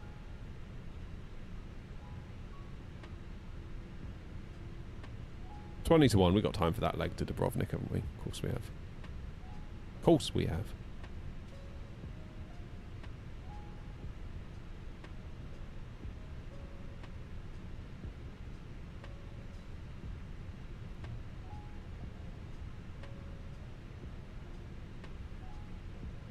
Oh, so close. For the 4 zeros. Never mind. APU's available. That's good. That means we can do engines off and beacon off. Let the scumbags out. Let's see what New Sky made of that landing. Felt a bit hard to me, really. 350 feet per minute. But I suspect New Sky may not have a problem with it. Oh, we're above our landing weight. I didn't realise that. That was silly of us. Otherwise, though, great touchdown. So, yeah, okay, fine. I just feel like I was thrown off a little bit by the pappies being red and then the glide slope being like, you're too low and or you're too high, and it's like, ah, and then just, yeah. I'll know for next time, that's for sure. Right, so what's Eddie saying? If you are visual during the final part of the landing phase, you would fly a 3-degree flight path angle into the touchdown zone. The flare is a reaction to the closure rate. It stops the chasing of the glide or the pappies. So basically, I guess you're saying just sort of use your eyes after a certain point, Eddie? Is that fair to say? Sort of look out the window, ultimately? Athens traffic, GM 285. Or is that not fair to say? Runway 03 Right, left, external power. 3 miles to run. APU off. Let's shut the clocks down.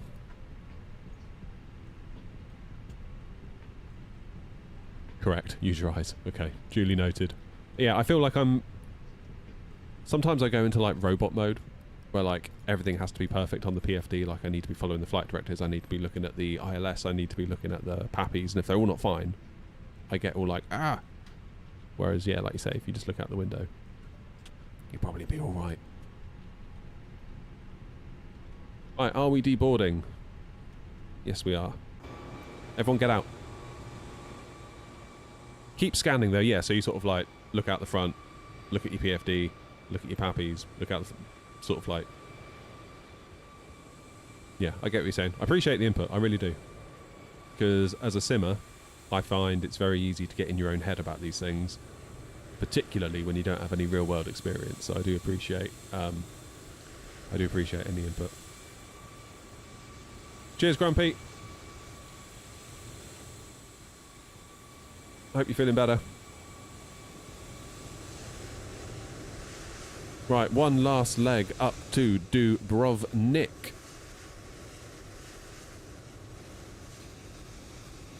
And then we're done for the day.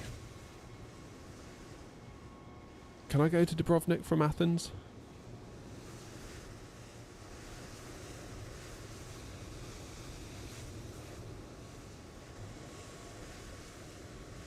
Doesn't look like it, does it?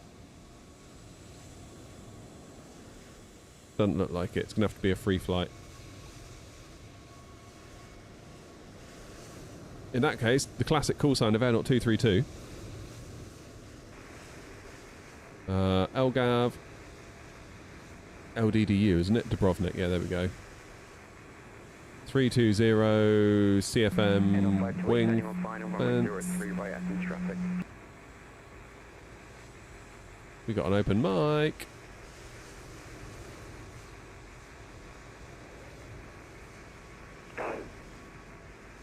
Open mic. Not that they'll be able to hear me because their mic is open. Athens traffic, GN285, runway 03 left vacate.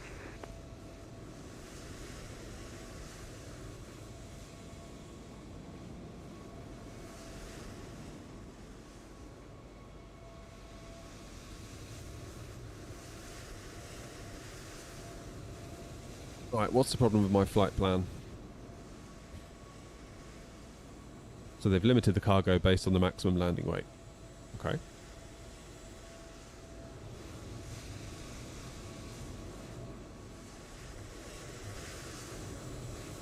Runway 11 into Dubrovnik. Shall we just take a little bit more fuel? But then I feel like I've been slightly over. I'm going to not do the fuel this time. I'm going to try it. I feel like both times I've been close to the limit. And it's not like there's a million of us flying today. Famous last words, I know. Call sign, not.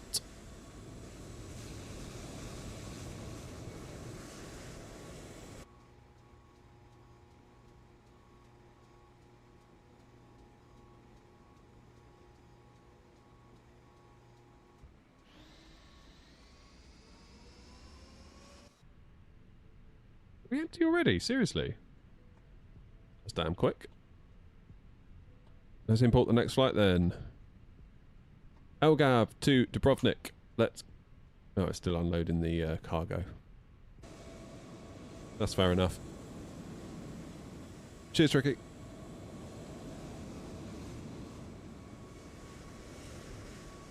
I've just noticed a bug in this livery. Look. Slightly misaligned. Just slightly.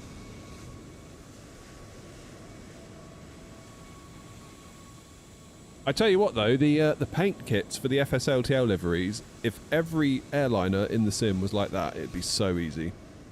Like really it would. It'd be so good. I was rattling those out once I got the hang of it, because they all followed a similar format.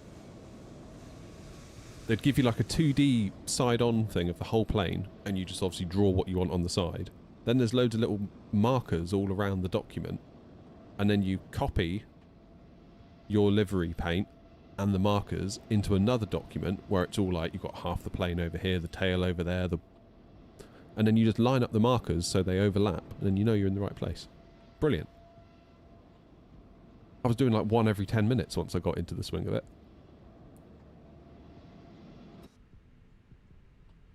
Right, let's get loaded. I'm going to do this here actually. Plan a flight. Last one.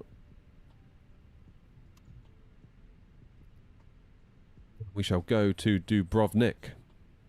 Why is that going away when we're supposed to be loading people? Or are we doing buses? Have we not paid for the jet bridge on the way out to Dubrovnik? Is that what it is?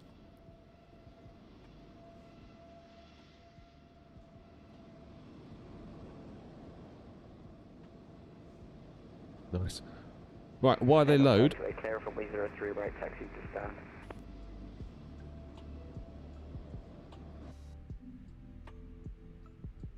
Yeah, that's all good. While everyone gets loaded up, I'm going to pop in, let the dog out in the garden real quick, and then I'll be back and we'll do the next leg up to Dubrovnik. Don't go anywhere.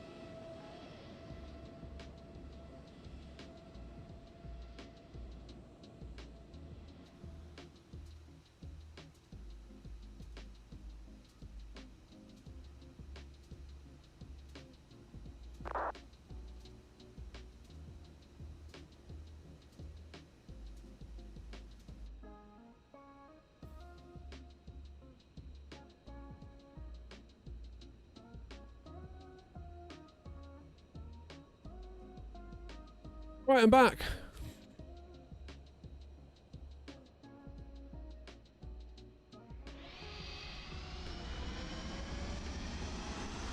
I appear to have been inserted inside of an Aegean aircraft.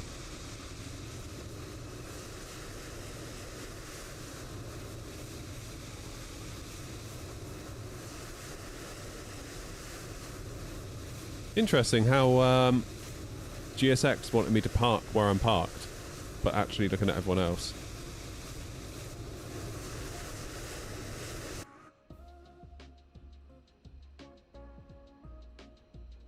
What's my opinion on this? Wait for the Fenix A320 Neo or get the A320 for now? I would get the A320 for now and then also buy the Neos.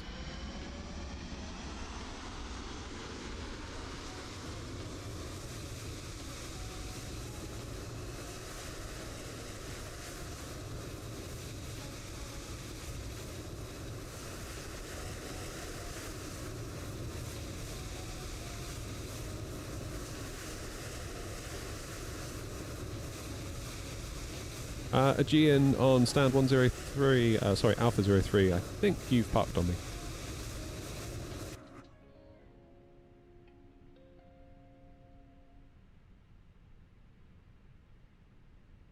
Almost done. Another 30, 50 to go.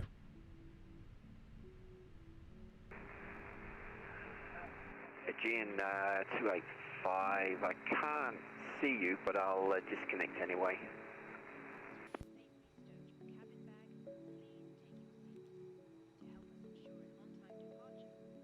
Is that you, 707?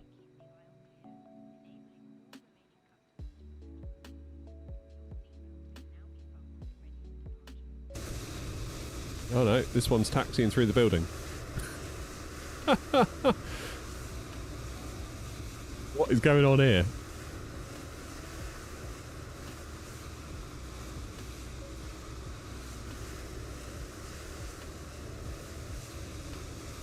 Brilliant.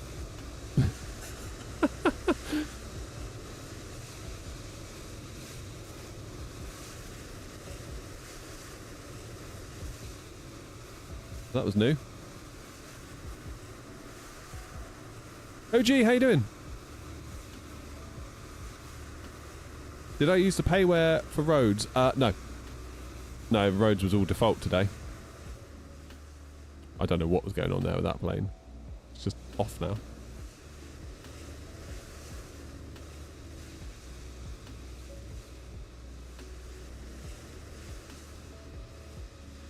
Looks like the A320 could be available in the manager. Yeah, I heard it was coming. Gotta be honest though, kind of really want to try the toeless one. I really want to try that.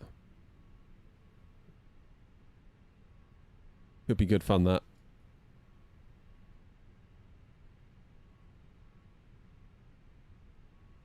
Right, let's have a look at our flight plan then.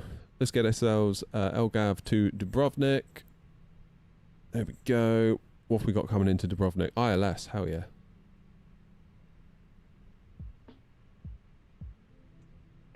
Bit of a shame though, because the other direction where you sort of come in over this way, you get some lovely views. But I'm sure it'll be nice coming along this coast as well. I look forward to it. And we should have a nice little cruise here where I can have a little spot of lunch. I'm getting hungry. Right. Oh, fuck.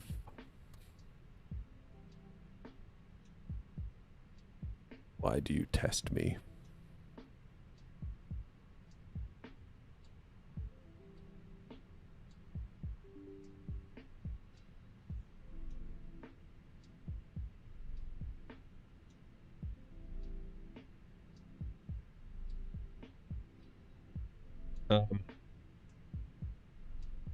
Okay, executive decision. Reset all.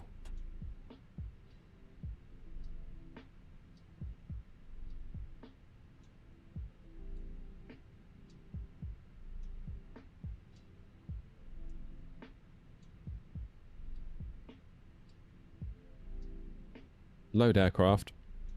Instantly. That's more like it, isn't it?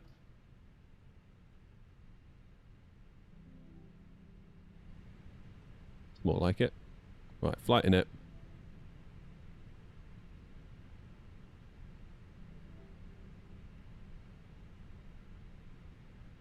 Ah, Bobby, I really hope you're right. I really hope you're right. I struggle with the INI one. I struggle to hand fly it. I feel like there's a theme. I always struggle to hand fly any INI aircraft, and I don't know whether that's because INI focus on perhaps the bigger stuff, like the 330s, the 340s, the 350s, therefore they handle differently.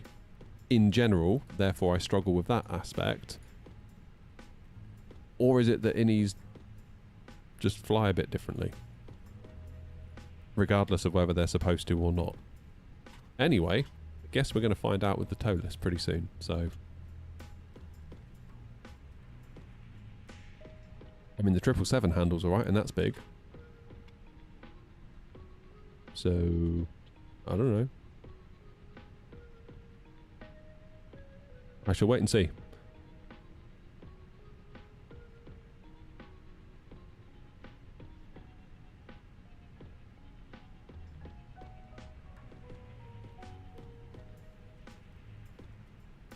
Right, departing 03 right on the Core 1 Echo. Core 1 Echo, then into Dubrovnik on runway ILS. We're doing Zulu. Yeah, ILS Zulu 11. On the Pilap, no we're not, Bevis 3 Zulu. Via Pilap. Spot on. Let's send that to the MCDU. 03 right is the takeoff runway. Sync the load sheet, sync the weather, calculate 158, 159, flaps 1, down 0.4, flex 65. Send that over. Good. Init page B is looking reasonable. Block fuel 7.5 tons. That's what we're expecting. That's all as we were just looking at over there on the calculator. That's also good. Good.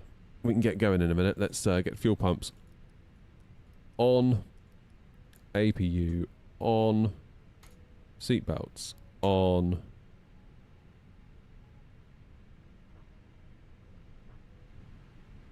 Get ready to roll.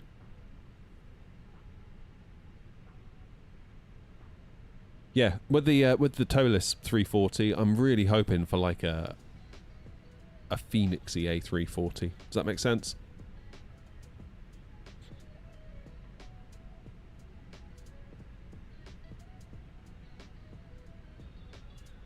Gaz, if you got GSX, all you need to do is flick on the beacon light.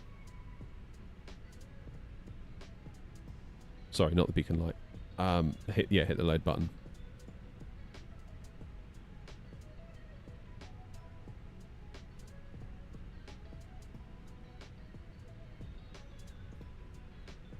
There's no release dates yet. Is there, Grumpy, for the Tolis one? I haven't heard anything.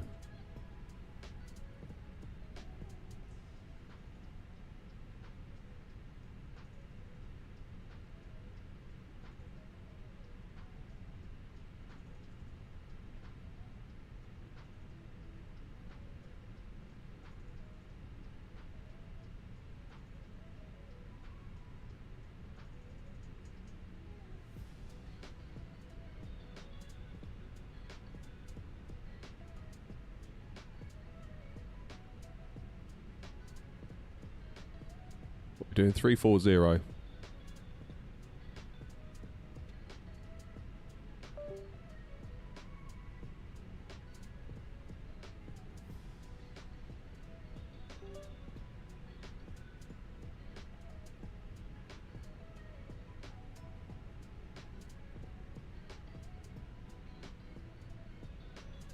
I've got a funny feeling it'll be Tolis that releases first. 1903 stand Alpha 05 pushing back facing south. Athens traffic.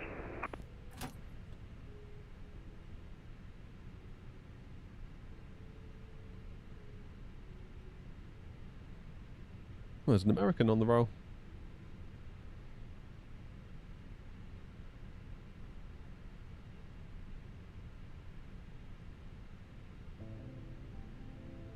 What yoke and rudders you recommend besides Thrustmaster one? Couldn't tell you. I haven't used any other yoke, to be honest.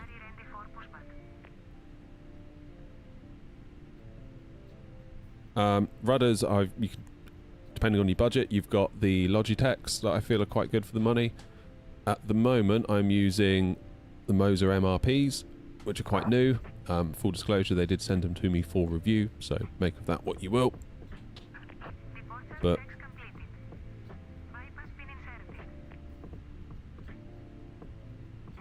right. Let's hit this American park and then we'll think about getting pushed.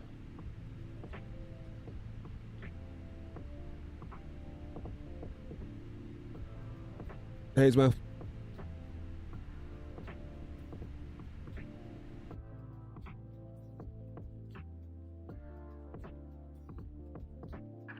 Locking gear.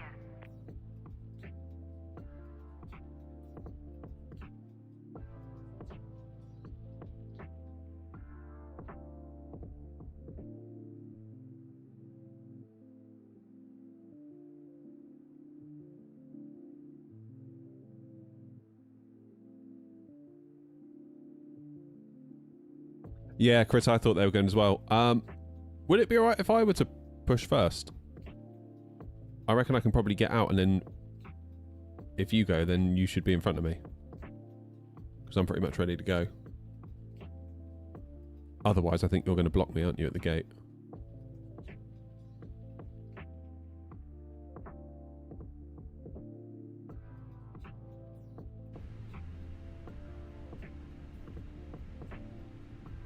I just need to release my brakes. Athens traffic Air 232, stand Alpha 03 pushing back onto Echo facing south.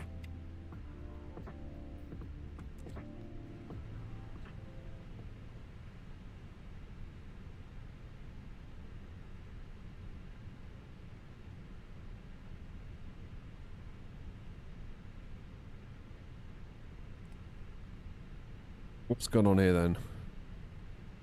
GSX. What are you doing? Nose left, tail right. Release working brakes. That's better. Commencing push. All engines clear. Start at wheel. Cabin crew, arm doors and cross-check. Start New Sky. I wish New Sky would factor in multiple legs, I really do.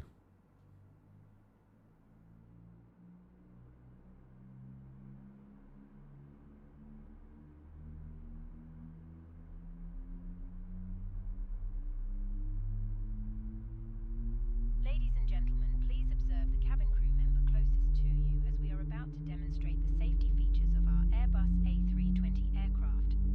Thank you.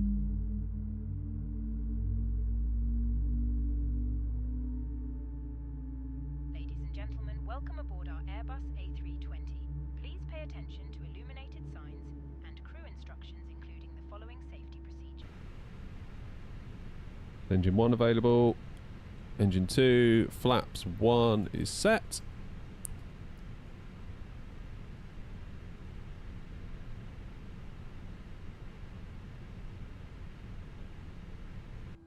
The cabin crew are now pointing out the exits nearest to you. Wicked. Please be aware that your nearest usable exit may be behind you. Emergency lighting will guide you to an exit. In an emergency, leave all baggage on board. Your seatbelt is fastened, adjusted, and released as shown. It must be fastened whenever the seatbelt signs are on, and we recommend that you keep it fastened at all times. If fails, masks will drop from above you. Pull a mask towards you to start the oxygen.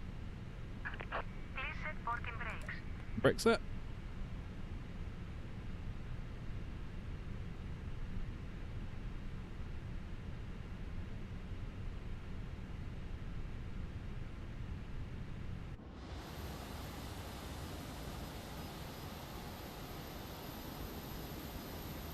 Is it me or do those ground textures not look that great? Is that just at the LOD that we're at? Unlocking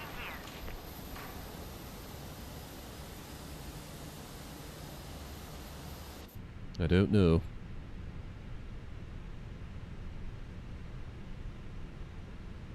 Right, flight directors.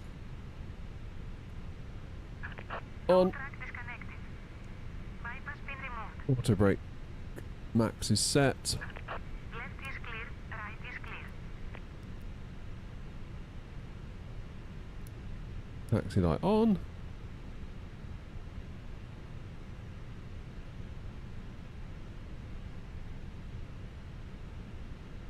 And we'll lose that.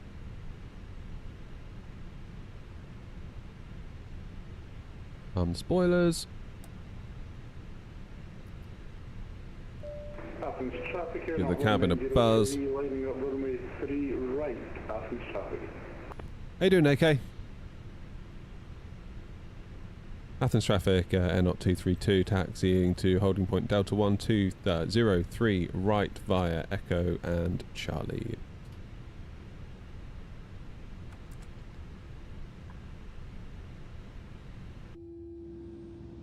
Cabin crew, seats for takeoff.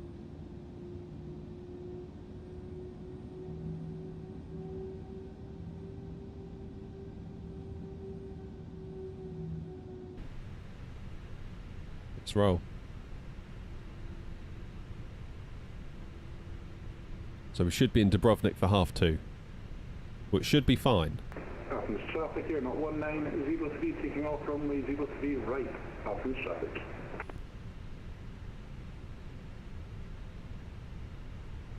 Cheers, guitar. Okay, I'm going to turn on to Charlie here. Oh, I can't wait till we get a tiller. Got a lovely little spot for it right there.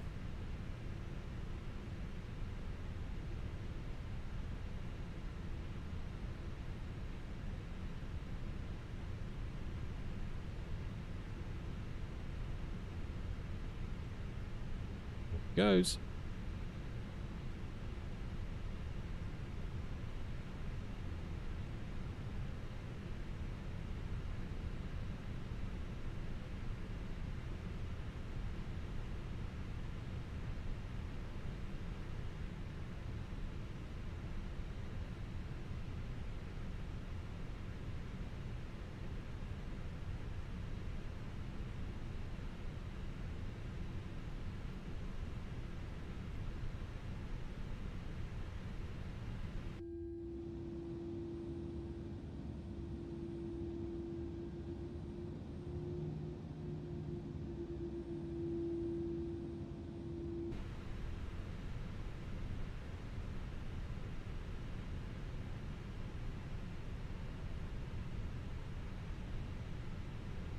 Athens traffic here, not 1903 at 1900 feet climbing flight level C60 Athens traffic.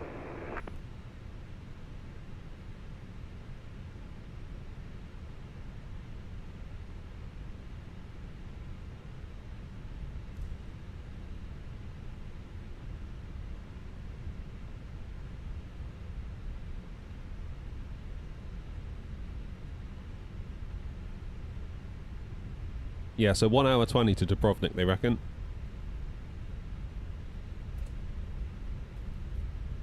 Should be just enough time for lunch. I've got some cold pasta in the fridge, which hopefully will be alright. Should have done chips and gravy, really. But that'll have to be another day. Sorry, Philip.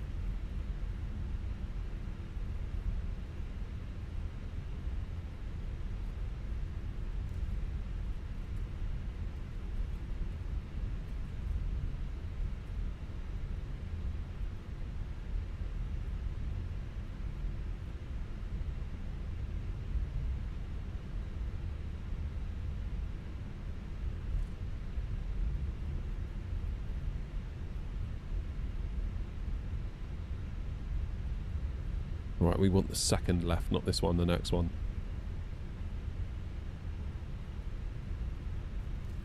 One of these days I'll have chips and gravy on stream for lunch. How does that sound? We'll do the official AirNot review.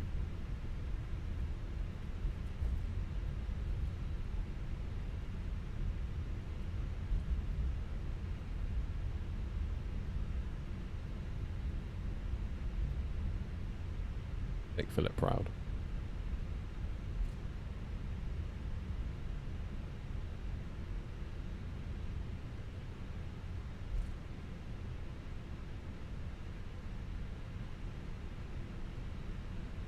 Jubbly. Around we go. No one coming. Grumpy's not happy. I've got to be honest, I've never ever thought, you know what these chips need? Gravy. I think curry sauce is my limit really for chips.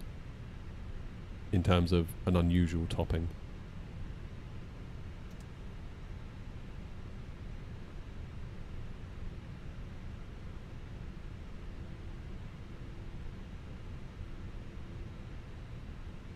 I mean, normally just mayo will do it for me.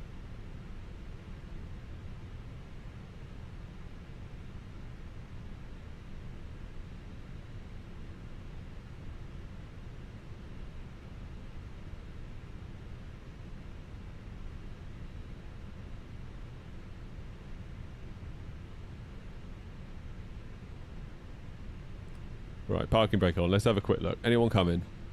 Don't believe there is. No, there isn't. We've got the run of the place. Lovely. Athens traffic, Air 232, lining up, taking off 03 right on the core 1 Echo Sid, Athens traffic. Predictive wind shear. Lights.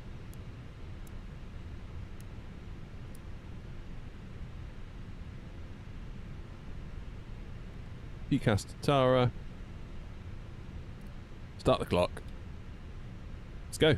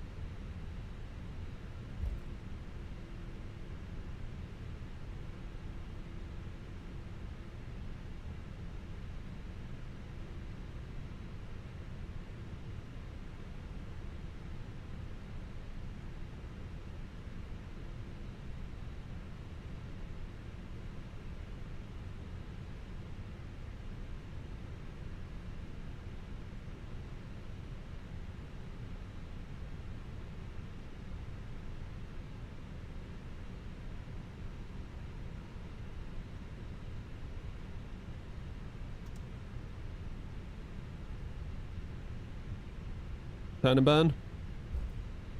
Turn and burn, let's do it.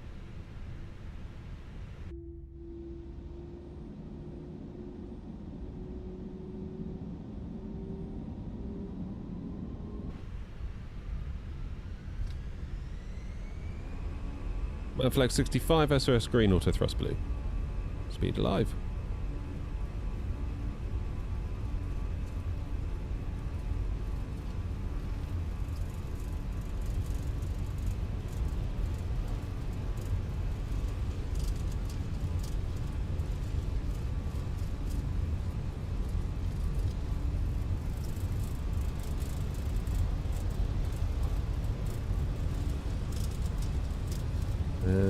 V1, rotate.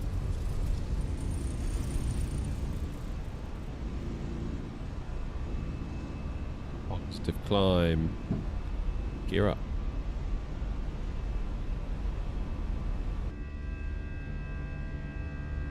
Later's Athens. We will definitely be coming back here on the regular, I think. Quite like it. Just need to get used to the fact that the pappies are a mile off. There we go. What are you going to do, eh?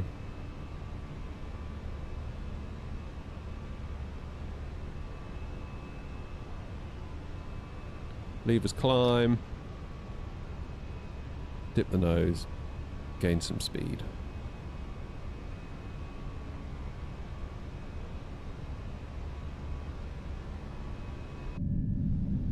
Isn't it beautiful here? Look at that. Can't argue with that look, can you?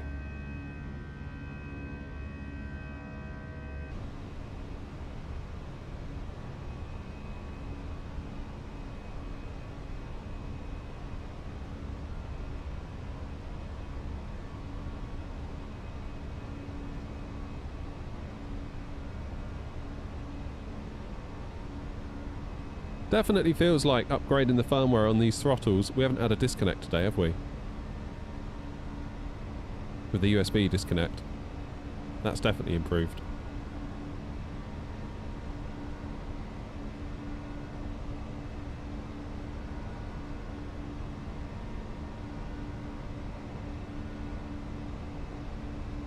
Yeah, me too, Fab. That's our SR that does those, isn't it? Fairly certain. It sounds like him.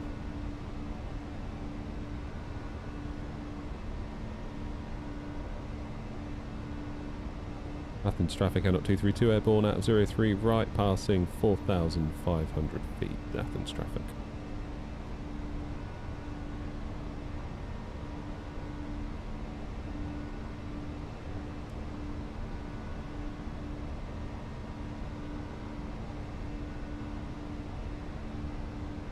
Okay, turn coming up.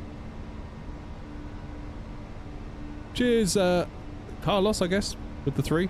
I'm supposed to say Carlos, right? Athens traffic, Appreciate it. Pushback start. and Bravo 07.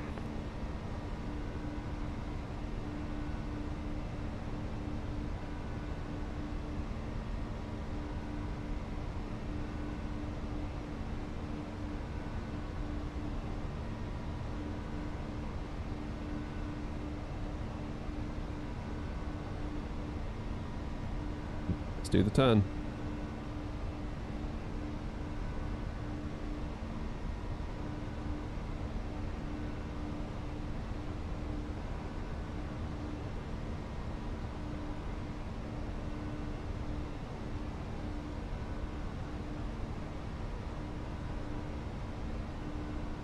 Cracking.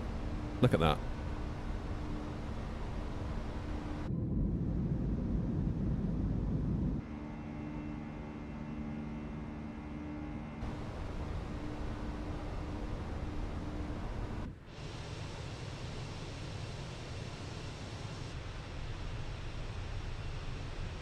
Yeah, okay, that does look pretty epic. I'll give you that.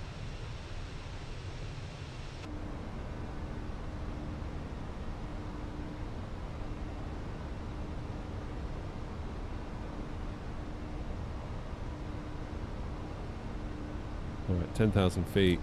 Lights off.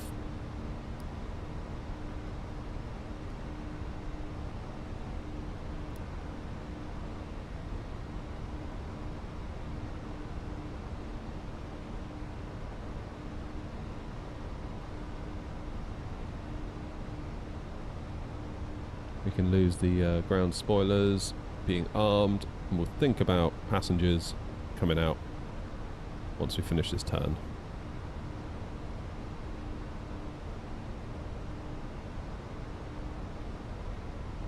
Yeah, fairly certain it is him, Fab. If it's not, it's someone that sounds just like him.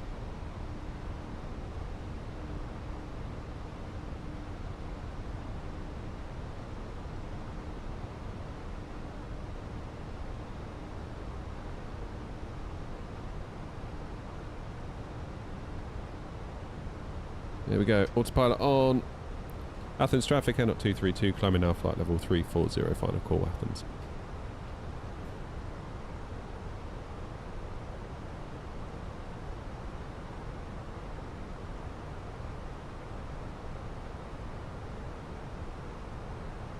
Right, guys, I'll see you in about an hour. I'm going now. Imagine if I did that. What a rubbish stream. I don't know. Maybe it'd be a good stream. Get me out of the way. It might actually stand a chance of being alright. Who knows?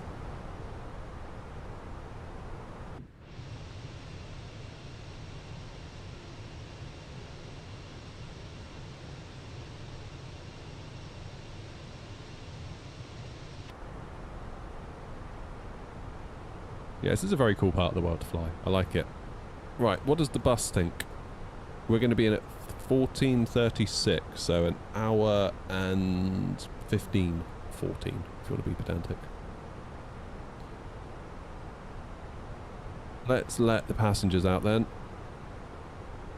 Get the service on the go. Start ripping them off.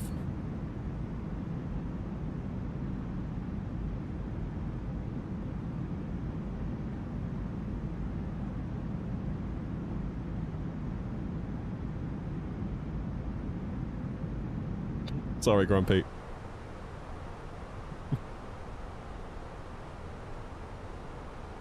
There we go, now we'll look out the window.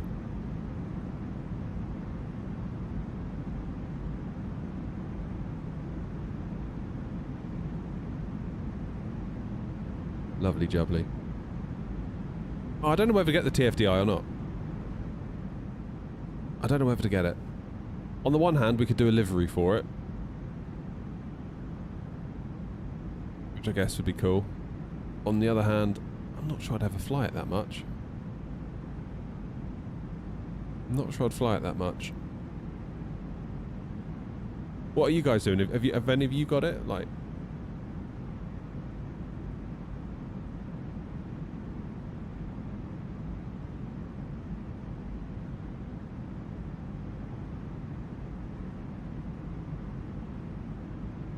get the freighter. Okay. Yeah, I would never fly passenger ops in it. I don't think it'd be exclusively a freighter for me if I was going to do it. Thank you, Seb.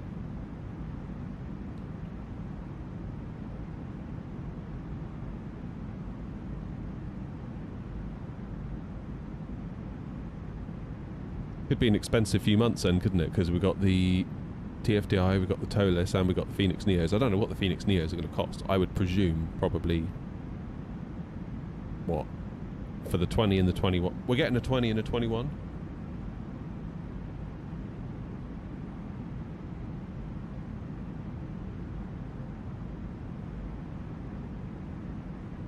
It's got to be, what? 80 quid, probably, for the two? I would have thought.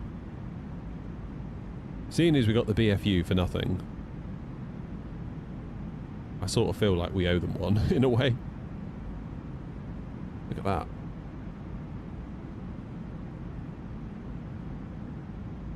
£60, what, for both? The 20 and the 21? We're not getting a 19, are we? It's just the 20 and the 21, I think I'm right in saying.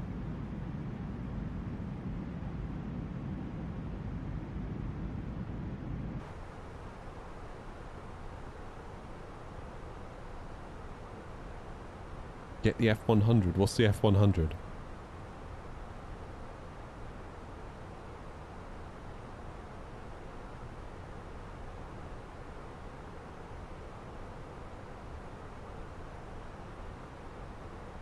What a pretty little departure. They're basically going to track this coastline all the way out.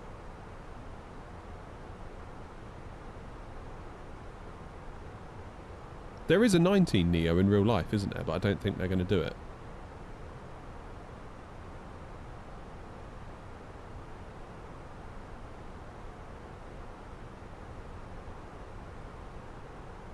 I mean, the 21 Neo, that could have some range, couldn't it, that thing? That would be my new long hauler. Never mind your 777-300ER. Get me in the 321 Neo. There is a 19 Neo, but it's been a poor seller. Presumably then no 18 Neo either.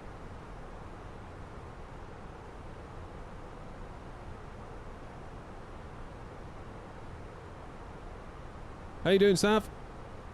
I'm doing very well, thank you. Yourself? 57 orders. Yikes. Mind you, at several million per plane, that's still not terrible, is it? But I see what you mean. They don't exactly have the economies of scale on their side, do they? 18 is CEO only. Fair enough.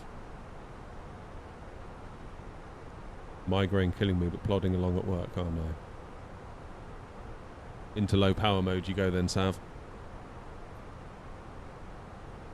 How much is the yoke? It goes up and down. I think I paid about 300 for it, give or take. I think it went on a fairly good Black Friday sale. The Black Friday sale wasn't bad at all.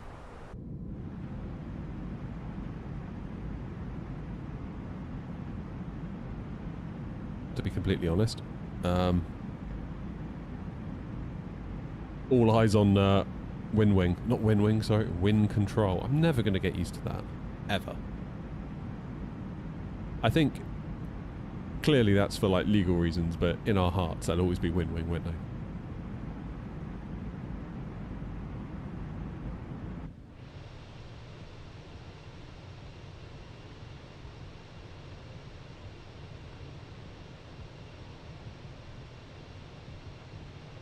What a beauty.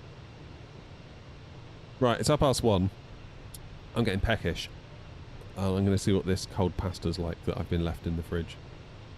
It was alright last night when it was hot, but you never can quite tell when it goes cold, can you? Oh, that livery.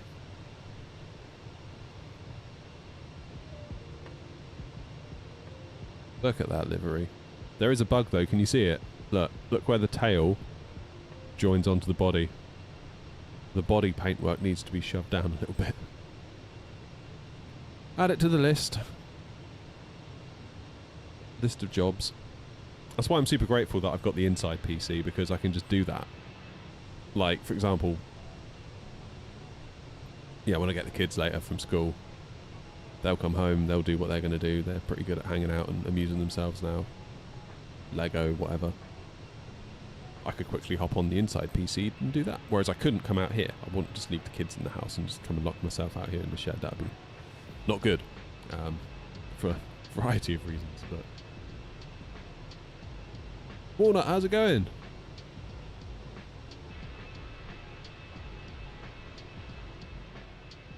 I'll tell you what, for an experimental version, this chase plane's been alright for me. I know some people have had a couple of issues, but quite impressed with this on the quiet.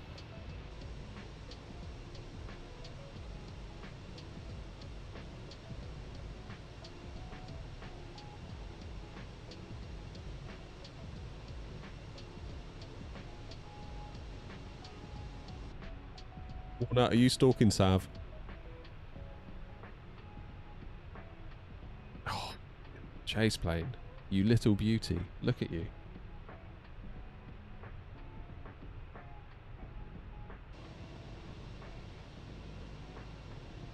It's alright, Warner.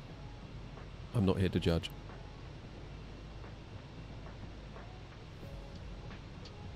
F100 is the Fokker one. God, you got to be careful saying that, haven't you? Jesus.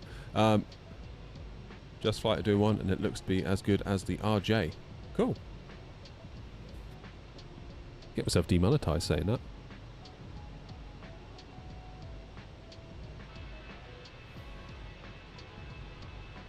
So we made the executive decision yesterday, Grumpy and I. For those that weren't here earlier when we spoke about it, we've been accepted as a VATSIM partner VA now, which is awesome. Like, thank you, for real. Like, that's so cool. And I mean, it's all because of you, really. So give yourselves a big pat on the back. And we can, of course, now submit our liveries to FSLTL. So I spent the weekend making them, or rather thinking I was making them, or hoping I was making them, because, of course, suddenly dawned on me, it's like, how am I going to test these? Like, I've done the painting in Photoshop, and I've exported them, and I've packaged them all up into the folder structure that it needs to be. How do I test them? Because I can't just connect to VATSIM.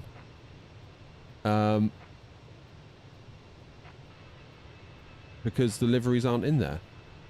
So I had to copy-paste all the liveries into the FSLTL folder, then find their VMR file and start putting in like my own custom lines of like, if it's an airnaut, if it's an A319, show this livery. Essentially hacking myself into my own copy of FSLTL. So yeah, created a custom VMR, pasted in the liveries, then Grumpy, bless him, started spawning next to me. We parked ourselves up at Aberdeen yesterday. We must have been at Aberdeen for like 4 hours, just parked there on the ground. Luckily, there was no ATC asking what we were doing. So we started going through the different planes, 319, 320, 321, 20 Neo, 21 Neo, and we decided we're going to put the, I think they call it, in the paint kits, they call it the bandit mask on the windows, on the front windscreen. So the Neos you'll be able to recognise quite quickly, A, by the sharks in FSLTL, and also the mask.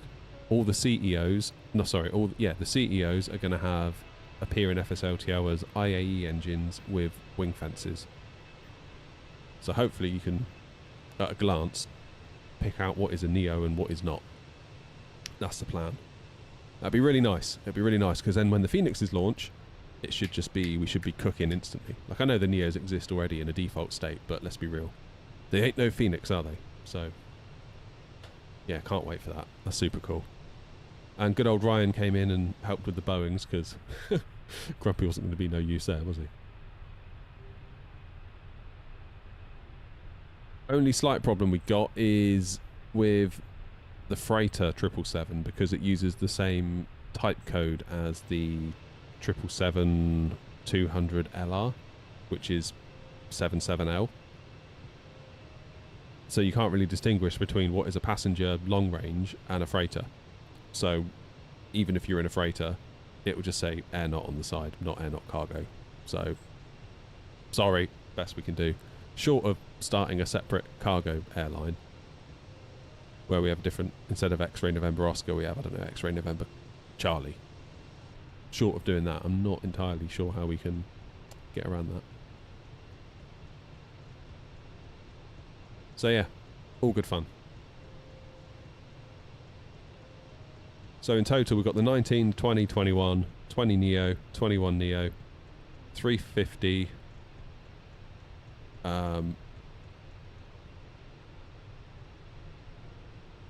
777, 200, 300, and the 737. But there you go, Sav. Yeah, sounds like you've been through this exact process before. Yeah, maybe we'll have to do a separate cargo airline. Might not be the worst idea, in fairness. I don't know if VATSIM would... whether we'd have to start from scratch with VATSIM on becoming a partner, because if you imagine we start a separate cargo airline... I don't know. You're starting from zero again, aren't you? Like, would VATSIM consider us a partner from day one on the strength of our X-Ray November Oscar call sign? You don't, as it's the same thing.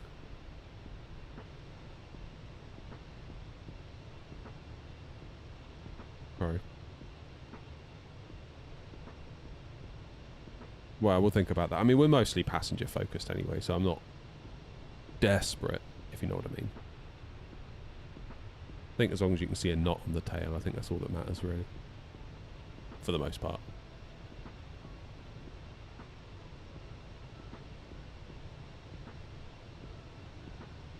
Will you make other will you make liveries for other planes missing in the fleet?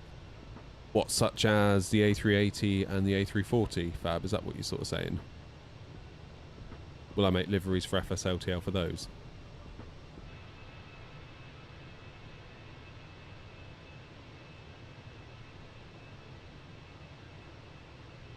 How you doing, Ben?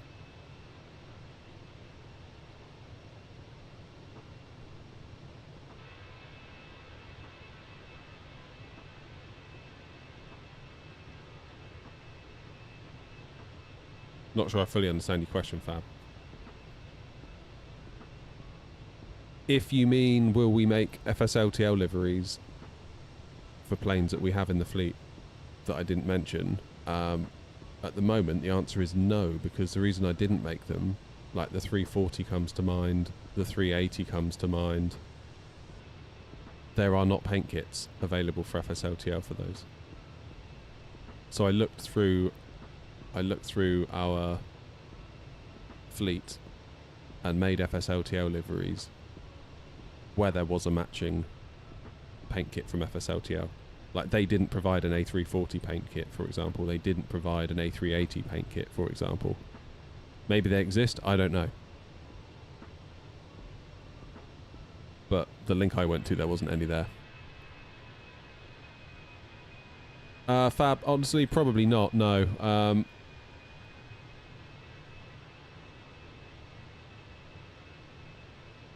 No, I think really it's going to be PMDG, Phoenix, 350, 340 from Innie.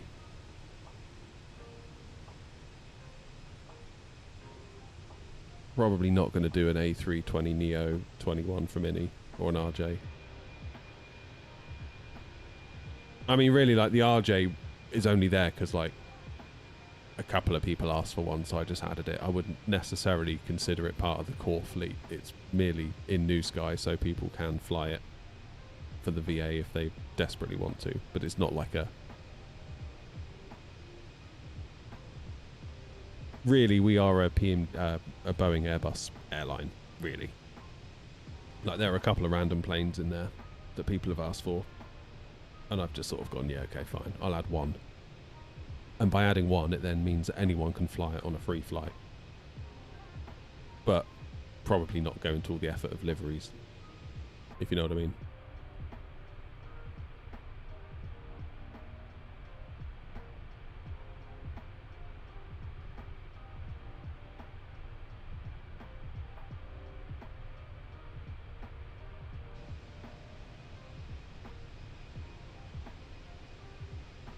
How you doing, Cam?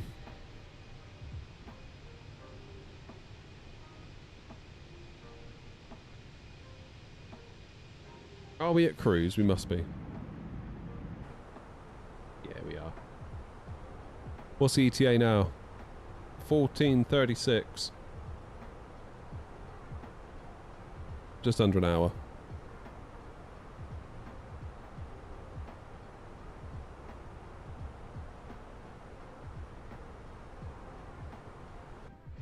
Yeah, I mean, as a a VA owner, I guess I have to decide what I want the airline to be and what I don't want it to be. Yeah, I can't really ever see us having a fleet of RJs and F100s, to be honest. Like, Grumpy and I were talking about that when we were resetting the fleet and redoing the new schedule, and it was kind of like we took the view that we don't mind adding one plane of a certain thing, because yes, for scheduled routes there'll only ever be one, and it will be somewhere, and that's the only place you can fly it. But if you want to do a free flight, then of course you need to own at least one for the VA for anyone to do a free flight in it. But of course then once you have one, 100 people could do a free flight at any one time in it, anywhere they want. So that's kind of the value there. Why don't I use the smaller monitor any longer? Because I need to figure out how to set it up a bit better in my setup. I may have a look at that tonight, in fact, if I get a bit of time. This week's been crap, to be honest, in terms of me being able to get out here and do any evening streams. It's sucked a bit, to be honest. It's been a busy week with like family stuff and all of that, which is fine, not complaining, but that is ultimately why I haven't been able to get out here and stream in the evenings. I feel like every week I'm like, on Monday I'm like, yep, Tuesdays and Thursdays, let's get out here and stream our little hearts out in the evenings, and then something always comes up. Which is why I stream at this time of day. People say, why do you stream this time of day? It's like, that's the reason. Because I have this period of time in the day right now on Tuesday, Wednesday, Thursday, and my God, am I going to utilise it? So, because in the evenings, it's like, you just don't know.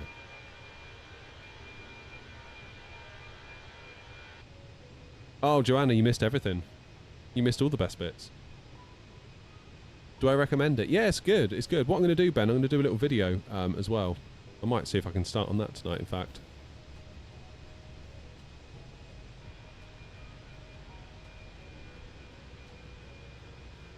Because I noticed Gav put a video out last night of a screen, EasyJet Sim Pilot. And I'm fairly certain that company have just bought the screen that I've got and 3D printed a little case for it to make it look Airbusy, and posted it out. But they added on like another $200 onto the price, which I couldn't believe. That's crazy. Crazy, crazy, crazy. Do you know if FSLTL accept retro liveries of airlines? For example, I've made Air France and Iberia retro liveries from the 70s for the fly-by-wire A320. I don't know. I mean, they've got a GitHub, so you could potentially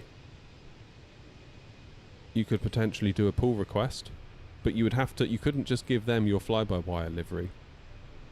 So someone was in the stream last week saying, all you need to do is give them the Fenix livery and then they convert it. And then they were like, no, that's not how it works at all. You have to do basically, you have to repaint all your liveries in their paint kits. Now, thankfully, their paint kits are quite straightforward. Way more straightforward than everything else that we've had from PMDG, Fenix, etc. The only way I got hold of their paint kits was through the VATSIM Discord for VA owners. I don't know if they're publicly available. I guess you could go onto their Discord and ask.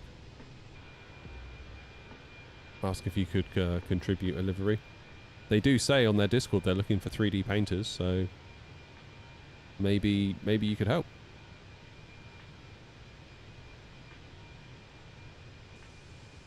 Yeah, Ben, I'm fairly certain it's the same thing.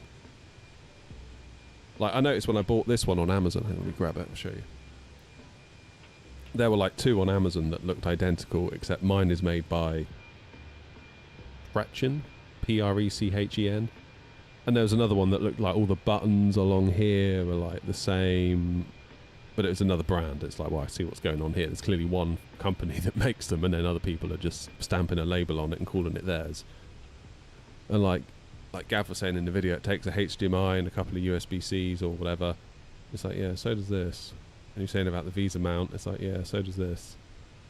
It looked eerily suspicious, and when he said it was like 12 point whatever inches, it's like, yeah, so's this.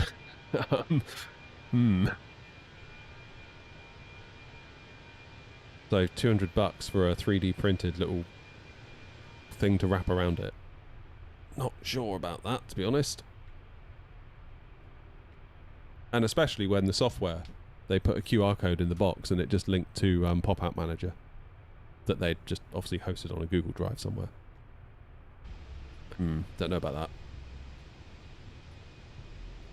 That seems not cool. Not doing bad on the frames today, are we? Not doing too bad. It hasn't felt awful at any point, although we are kicking around the 45 FPS mark.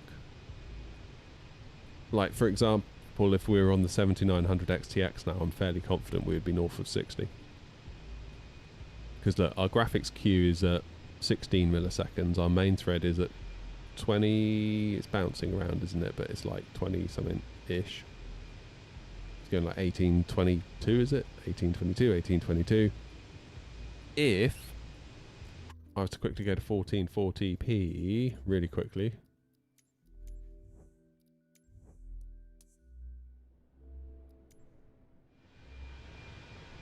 There you go. See how our main thread is now at like, well, it looks to be sub 15 milliseconds, and we're now in the 70s.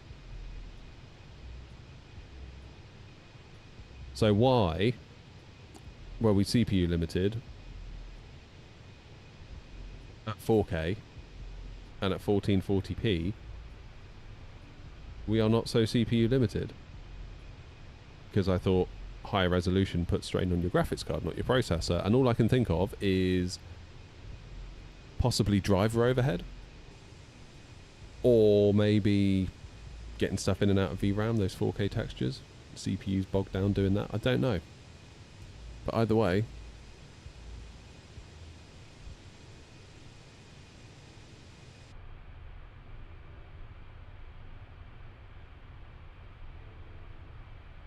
yeah, makes me think the 4080 is definitely a 1440p graphics card for Flight Sim. Which it should not be. It should be a 4K, no ifs, ands or buts. I mean, it's a bloody £1,000 graphics card. Telling me it can't do 4K. Well, it can do it, but it can't do it as well as perhaps should. Crazy.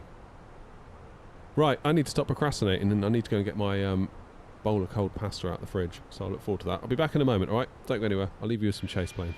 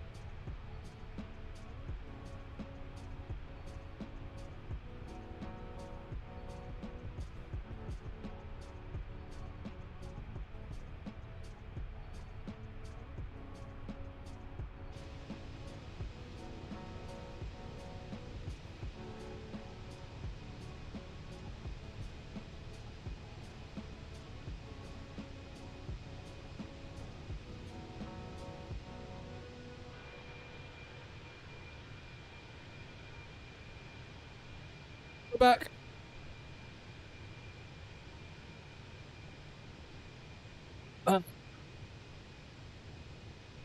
No idea what this is going to be like. I took the decision to warm it up a bit. It was a bit not great, I thought.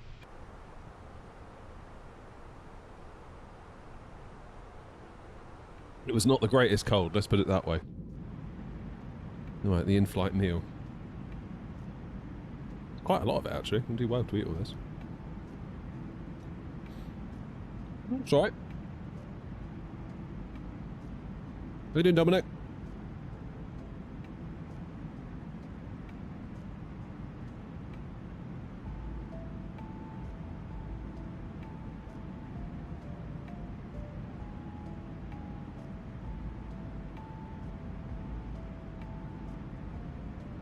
It's a bit hot, actually.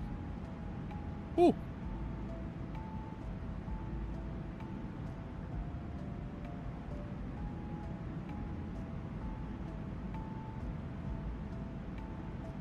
It's rather on the hot side. Lordy, lordy. I think I microwaved that for a little bit too long there.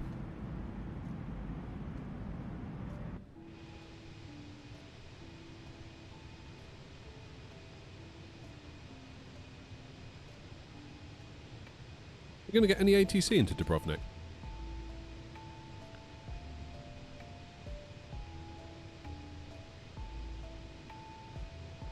No. We've had nothing all day, have we? That's unusual. Normally gets, I suppose we're normally sort of kicking around London, aren't we? Which you normally get something eventually. Where are these lot going?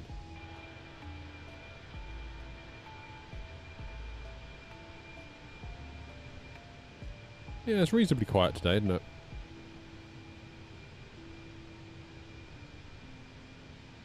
Amsterdam's got tower on. You know what? I don't think I've ever been into Amsterdam. I don't think I've ever landed into Amsterdam under ATC.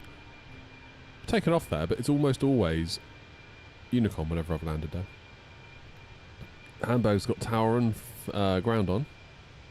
And Bremen radar.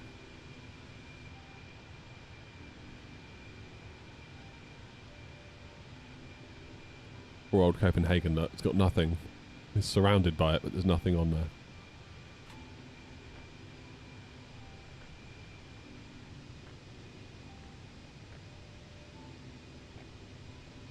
I was thinking next week we should do some Australia flying. Or some New Zealand flying.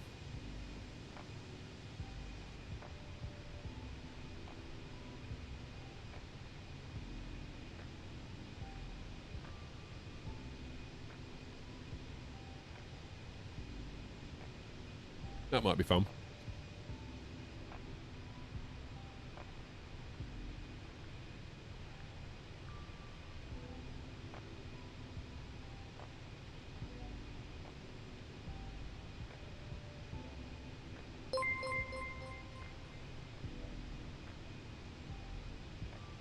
I am not reading that out.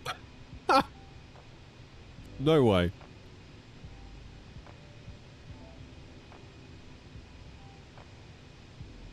I'll just go with Badger. Badger. Thank you for the follow on Twitch.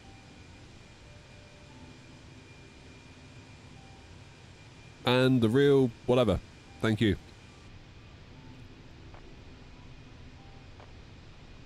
Philip, is that you on a note account?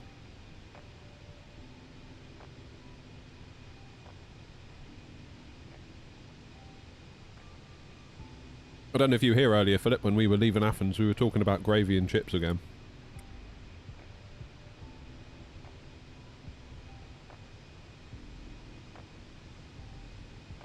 I was considering doing some oven chips for lunch and making up some gravy today, but I realised I got this pasta left in the fridge.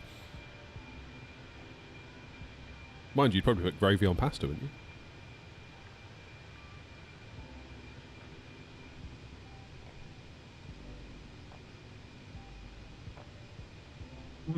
That's not bad, that pasta. I've had worse.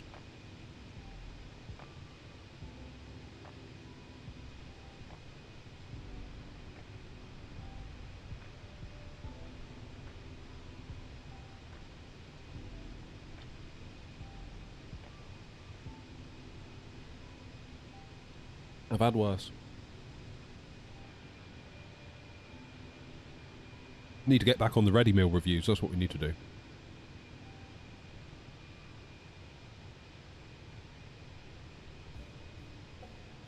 Freak, we were literally just saying that. I don't know if you've literally just this second joined, but like 2 minutes ago we were just saying we should fly in Australia next week.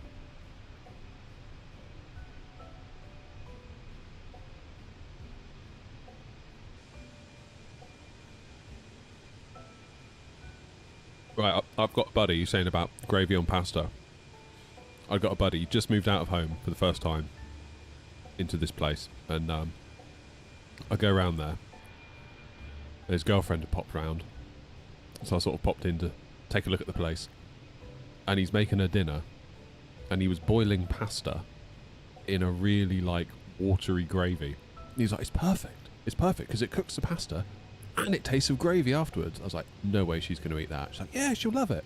Gives it to her. She's like, no, take that back. I'm not eating that. It's like, good for you. I wouldn't eat it either. Bloody lunatic.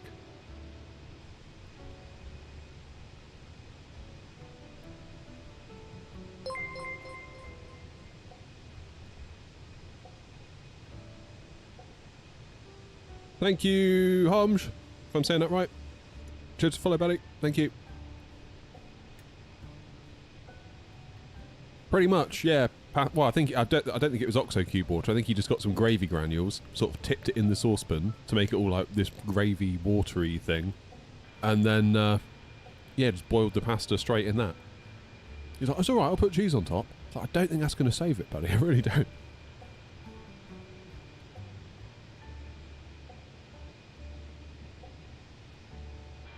Yeah, the way she looked at it, like, no, I will not be eating that, actually. Why not? What's wrong with it? How long have you got?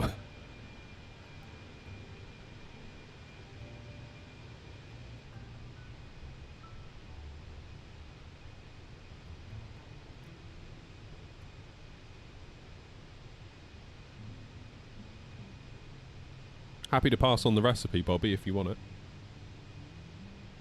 Sure, it's just a phone call away.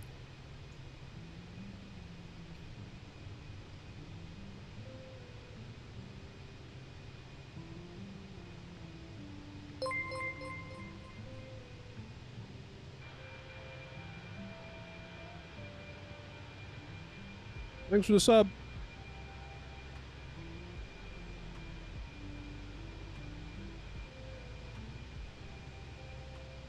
You know what? We did a tour of Australia on the channel years ago. Like when the channel was like in its infancy. We did it in the fly-by-wire. That's how long ago it was. I didn't even own the Fenix.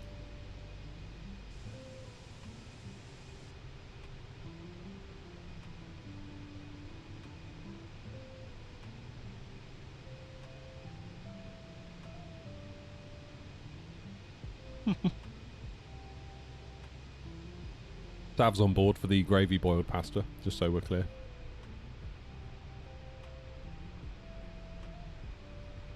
Am I using lossless scaling? No. Copilot gets nothing on air not.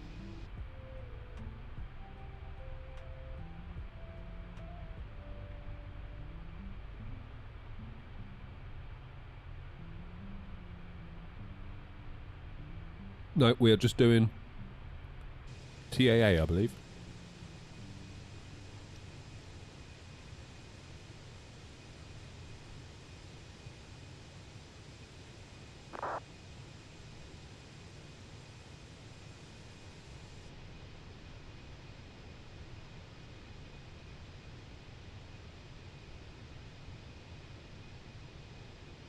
Yeah, what did we do? We did a little tour of Australia on the streams in the fly-by-wire. We went from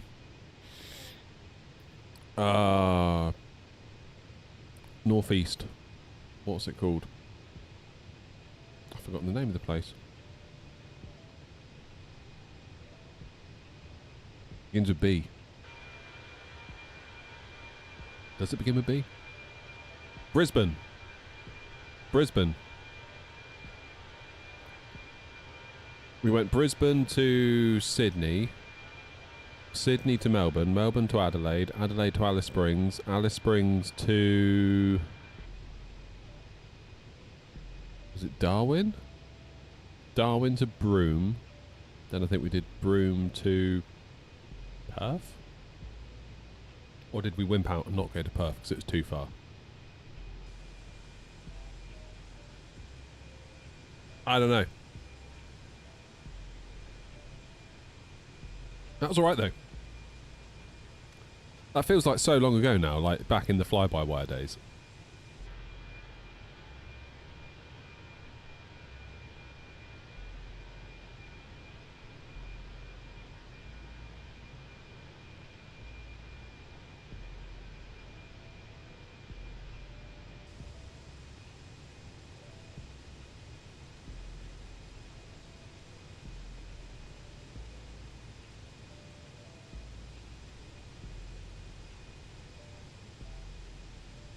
We should do I should finish up that Australian tour actually on New Sky because I did get into the process of designing it.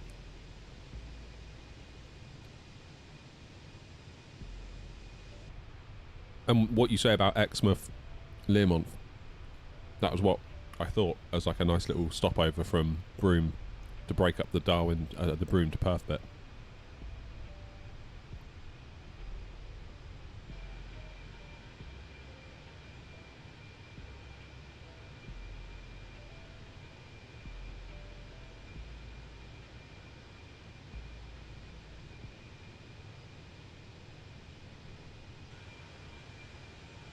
You're only 40 miles. How far am I?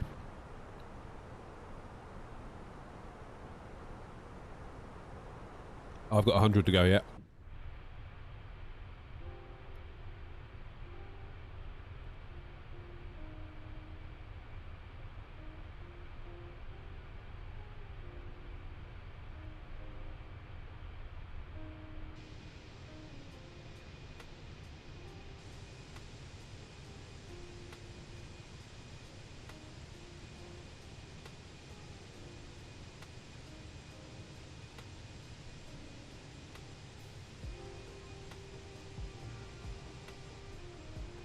We do have a load of Australian routes on the VA now, on the schedule.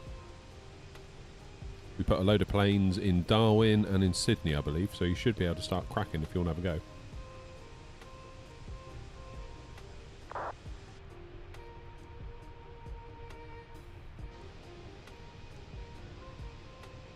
Jacket's currently by the side of me. Nothing wrong with it. I just want to redo my setup a little bit before I put it back in.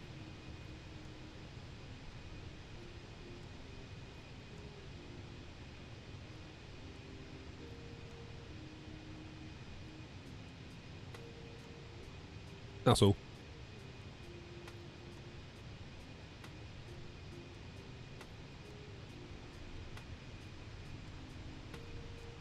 Well, the MTQ after watching your video, and I'm so happy with the purchase. Awesome, man. That's great. I had some issues with it. With it would disconnect. Like the USB, you'd hear like the Windows did sound like every 20 minutes or so. But I've updated the firmware this morning, and it's been solid as a rock today so far.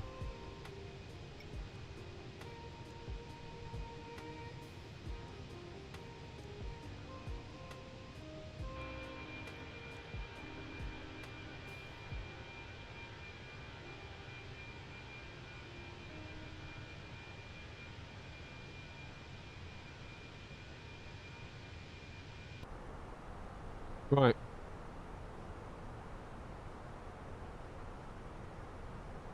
Brian, if I change my cost index to 60, or to 6 rather, yeah, my top of descent comes right down. Okay. Wind is 140 at 8, so we're still on for runway 11 then, aren't we?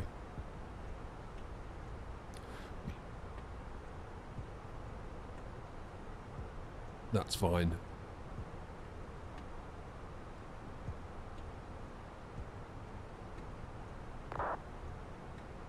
That's fine. How heavy are we going to be? 61.7. 64.7. Have I got that right?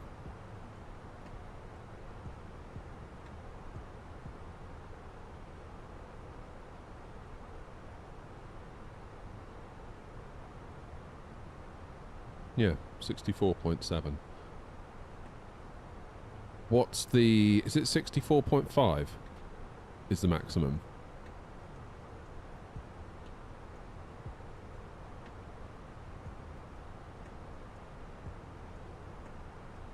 Well, happy birthday, Derek. I hope you have a wonderful day.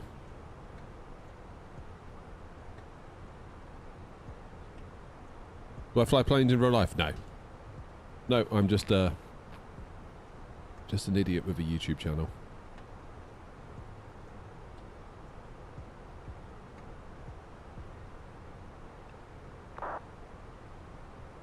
What I might do is do auto brake medium.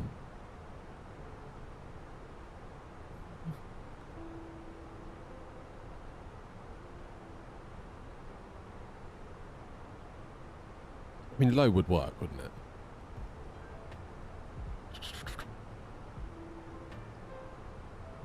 Yeah, we can do low. It's dry. Let's do low. Let's live a little. Let's do low.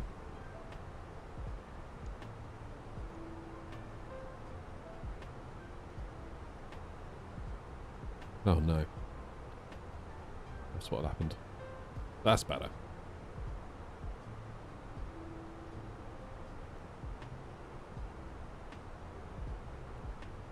How do you know what condition to set at the top? What determines each category, and where would you get the info from? What do you mean, Jack? What are you talking about, mate? I'm a bit confused. For the landing performance. Oh, you mean the numbers I typed in, 64.7? So you go down here. Oh, it's done it again. Go away.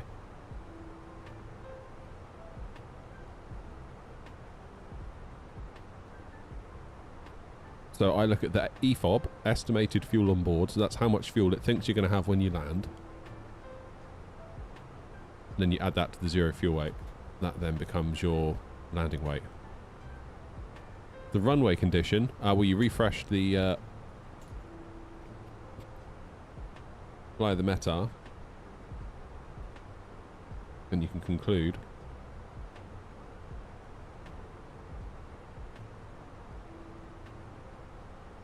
You're talking about the dry to pour, is that what you're talking about?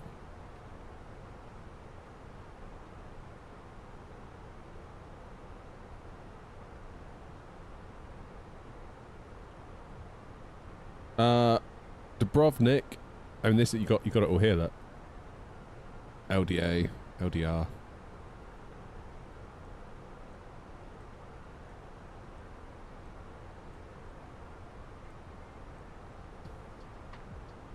$3,230.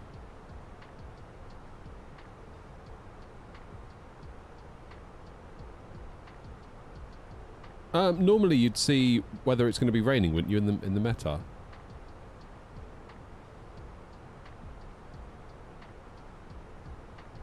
That's a good question. I've never really thought about it. I mean, it'd also be in the ATIS as well, but of course there's no ATIS because there's nothing online.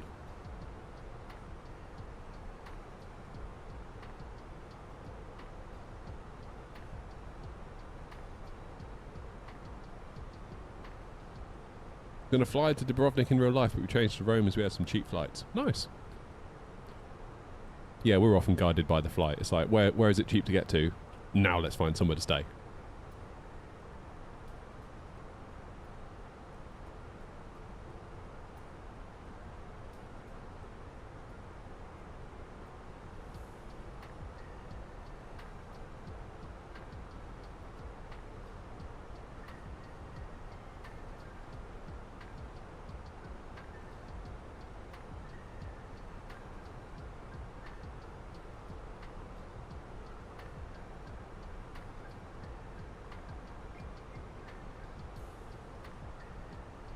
The other option would be to look at Sim Toolkit Pro. As you can see here, there's rain over Mostar, rain over here, rain all over there.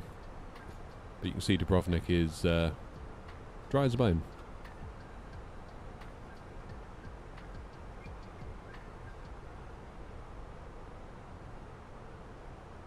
Have I flown in New Zealand before? Yes, but not on VATSIM.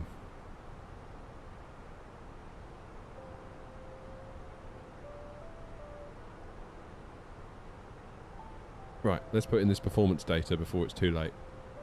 25 miles till top of descent. QNH 1023. Temperature is 13. And the wind is 150 and 6.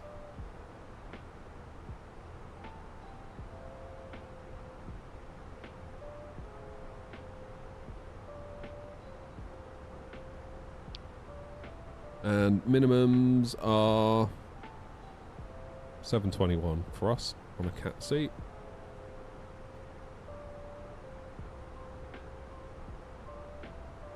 Nice.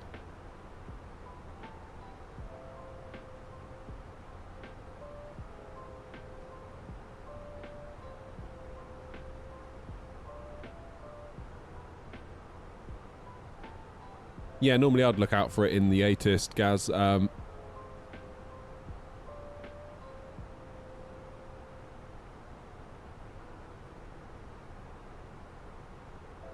are you saying, Grumpy? I don't get it.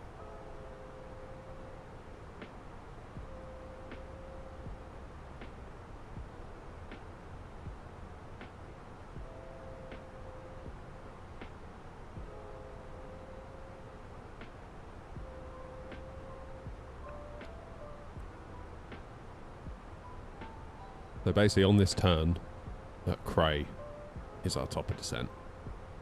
What we're going to descend to?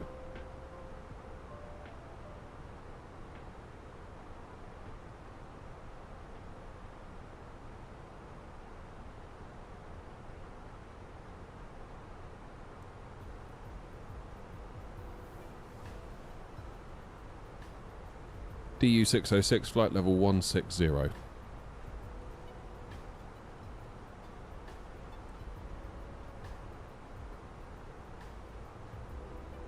Oh.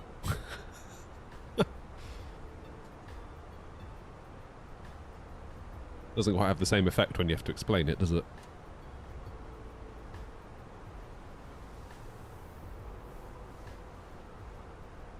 Man.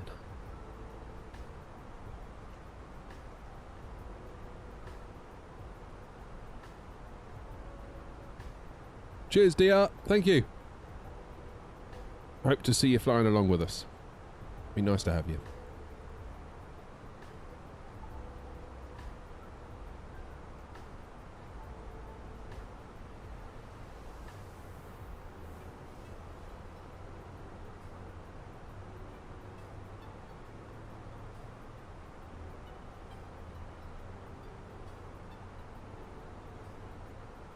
Dubrovnik traffic, Air Knot 232, flight level 340, inbound Cray. We're going to descend now for flight level 160, level by Delta Uniform 606, Dubrovnik traffic.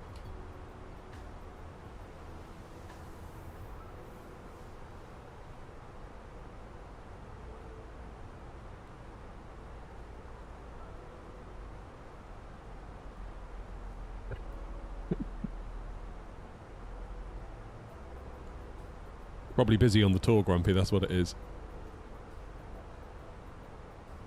Oh, you got a 5090 Founders Edition. Wow. Wow, wow, wow. They are still around. I was looking on Reddit, and there was a Reddit thread the other day, 12 days ago, or 13 days ago now, because it was last night, where on the NVIDIA site, for the UK, the 5090 Founders came into stock, and apparently it stayed in stock for 2 hours.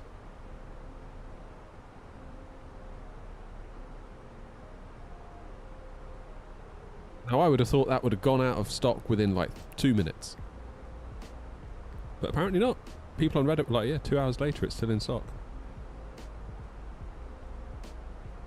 I mean, if you get a Founders Edition here in the UK, I think it's $17.99. And that'll be from Scan. But you have to go to NVIDIA's website to go to their like buy now buttons, which then redirects you to scan.co.uk, and then there's like a separate like Scan page where you buy it, because Scan are the official distributor for NVIDIA in the UK. And I know it's a lot of money, but it's still not a bad deal. If you can get a Founders, I feel like they're not the worst. It almost seems like a good deal at this point when relative to the rest of the market. Part of me did think, it's like, if I ever did happen to see one, it's like, should I just get it and just be like, done, we're done now. I don't think I would ever want to pay like 2.5 for one, because that's what, like, even like a Zotac is like 2,400 now minimum. But if you got a Founders at $17.99, it's not the worst.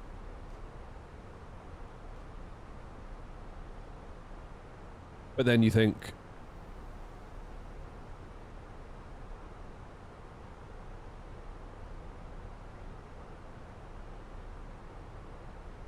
you got to think 6090. If I knew for a fact that the 6090 was going to come out this time next year, I probably wouldn't bother. But then you start hearing stuff about NVIDIA extending the period of time between graphics card generations. It's like, well, it could be good for another 2 years with a 5090 before a 6090 even comes out. I mean, if previous cadences are to be believed, it should be this time next year. Because 50 series came out this time last year. Thereabouts. Within a week or so. Then you would have expected a Super Series around about now, a year in, followed by the next gen the following year. But I'm hearing rumours now that the Super, if it happens at all, won't be until Q3, Q4 this year. And it's like, well, why would they release the Super less than 3 months before they're going to do the 60 series? That tells me they're going to push 60 series another year, potentially. Which isn't great.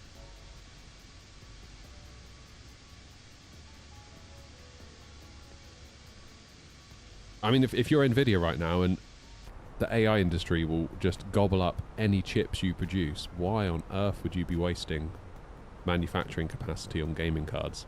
You would put it all to AI, surely. You would give gaming just enough to keep it ticking over. Because obviously you don't want to set fire to that market, but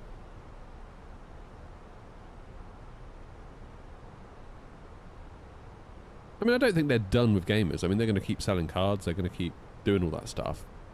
But I think we're going to go into like tick over mode. We'll get the scraps, essentially.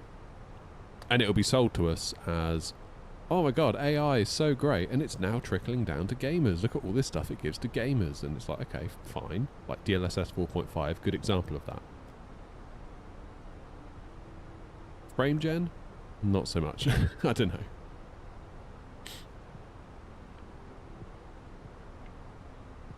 I think AMD are really good with the value.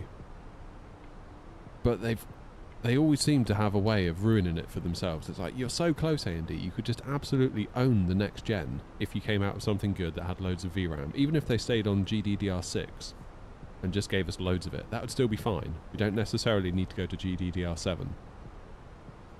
But I feel like they would just fumble it one way or another. Whether it's bad drivers or just random crashing or what, you know. I feel like there's going to be a yeah, but it's an AMD card kind of feeling.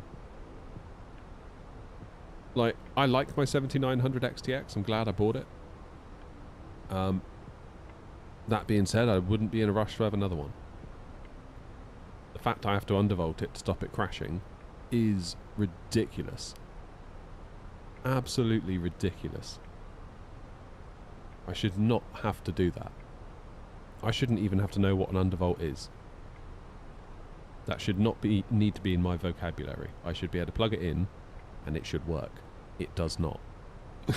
So, do you know what I mean?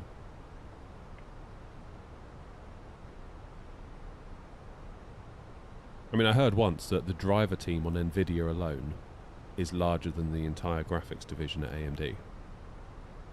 Which is quite telling, isn't it?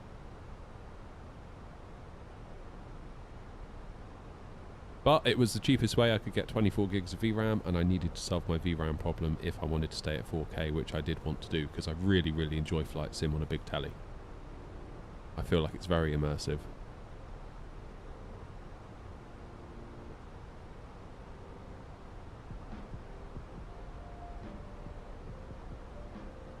No, I'm not.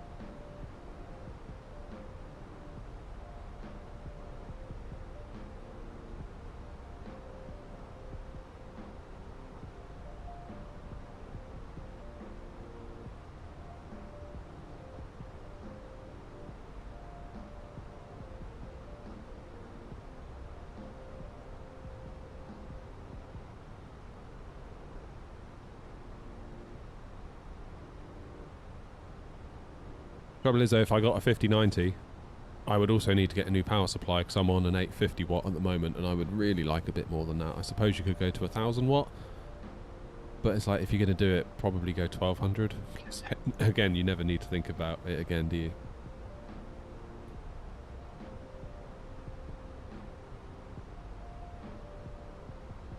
The sensible thing to do is just to sit tight with the 7900 XTX. Because it is enough. It's more than enough, really. What about ultra-wide monitors? Yeah, the thing with ultra-wide that puts me off is that you lose the vertical real estate. The reason I like what I've got now is I'm sat in front of a 43-inch TV, and it's tall, and it's wide, and it's big, and like the actual, what I see with my eyes here, like the PFD, is not a million miles away from like the real size. The FCU here is not a million miles away from what it's like in a real size thing. And I've sat in a real size simulator at Infinity Simwings at Gatwick.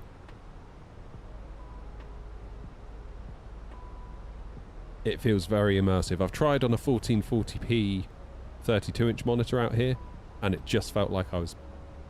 It just took a huge chunk of immersion away. It felt like I was just playing on a PC monitor. Whereas with a TV, a big TV, I feel like I'm kind of in a more of a simulator than just playing on a PC monitor. Does that make any sense?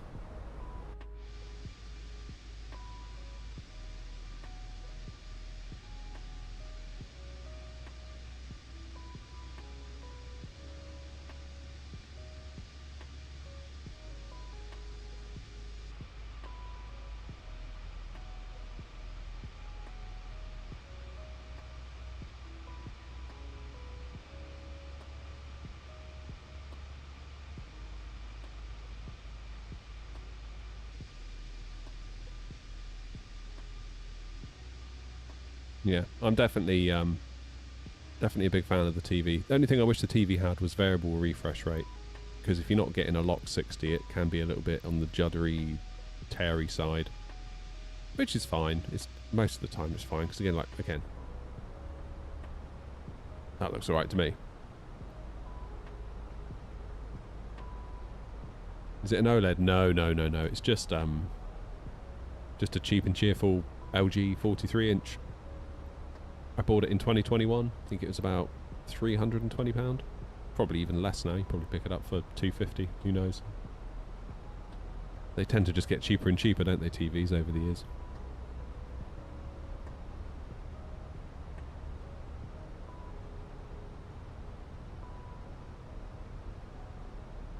But yeah, it's not a top-end OLED by any stretch. It's just a... Dubrovnik traffic, here not 1903 on 5 miles final, runway 11, Dubrovnik traffic. Just go into, like, I don't know, if you're in the UK, a Currys or an Argos or whatever, and just go straight to the 43-inch LCD 4K TV. You'll probably pay about 300 or under, one of those, whatever the 2025 model is. If only it had variable refresh rate. then I think it would be pretty much perfect, to be honest. Ever consider a MCDU? Yeah, occasionally I do. Occasionally I do. Only thing that puts me off is that how would you guys see what I'm doing very well? It's much better if I can zoom in and we can do it on stream with the mouse and you can see what's going on. Whereas if I'm just like pressing buttons, you're going to struggle, aren't you? That's what puts me off.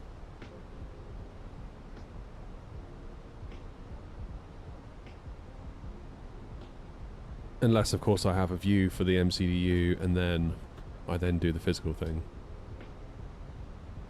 Excuse me. What are my opinions on wing changing to wing control?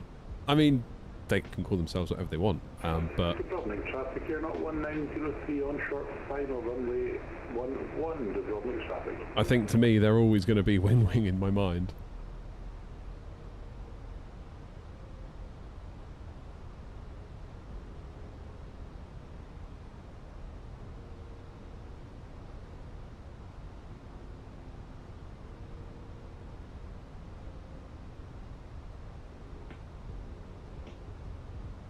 Ultra wides are bad for streaming. Yeah, I mean, you just have to crop in, wouldn't you? In OBS, you'd have to lose the left and the right bits. So you would still see essentially what you're seeing now. It's just I would see more left and right. But I would lose the vertical real estate. Hey, Rob. You haven't missed much. In terms of drama. Not like Tuesday. Bloody hell. We're just about to land, so...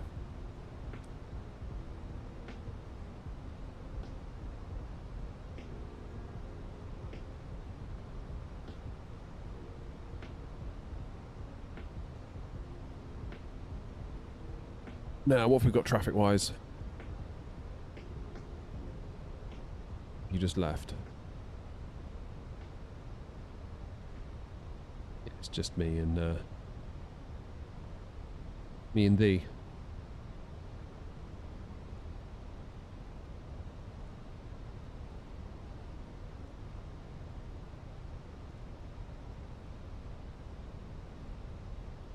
Apparently changed the name because there's a wing in America, so they were finding it hard to sell over there. Yeah, it was a legal thing, wasn't it? Which is fair enough. It's fair enough. You got to do what you got to do sometimes.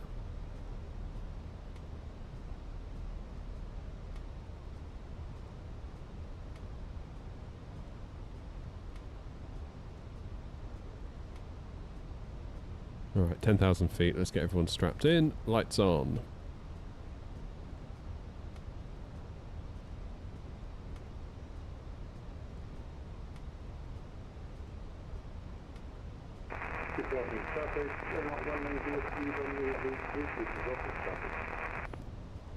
Well done.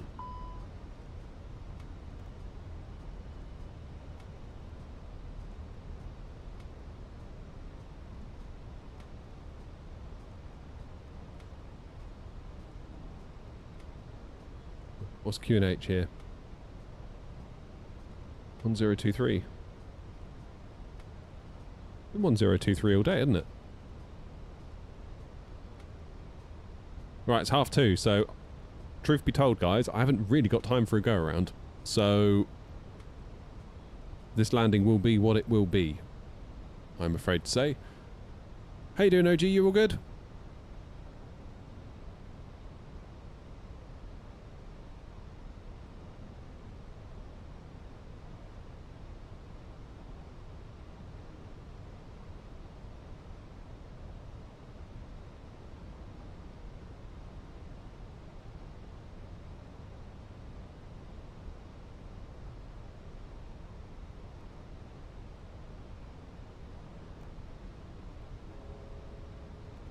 I'm going to slow myself right down here because I think I'm going to need to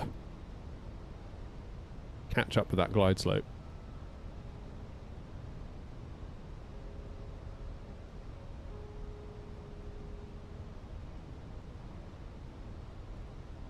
Haven't done yet, OG, no. Haven't tried it. Have you?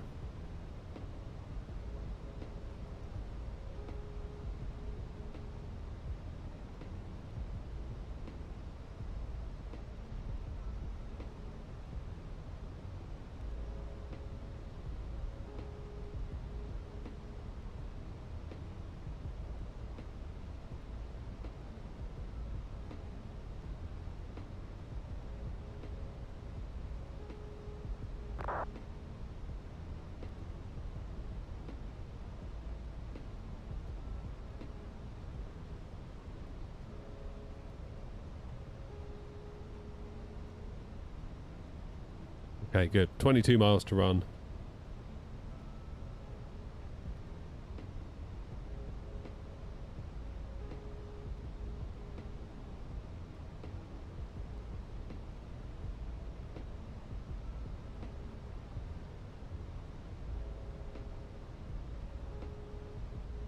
Could be an interesting one, that, for the network, couldn't it?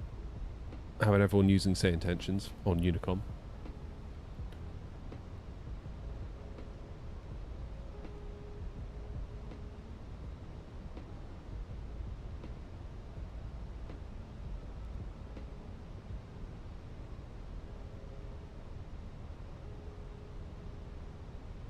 Part of me wonders, could it turn into absolute chaos?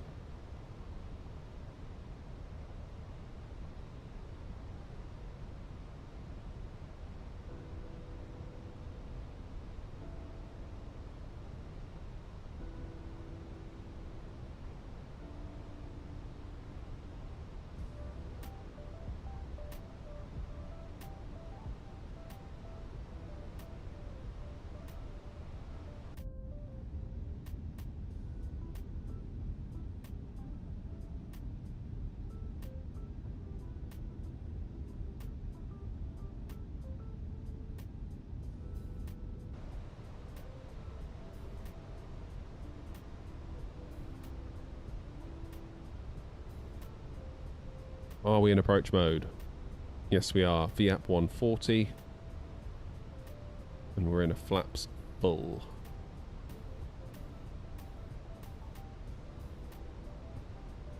Keep rocking at speed 180. When did I start the channel?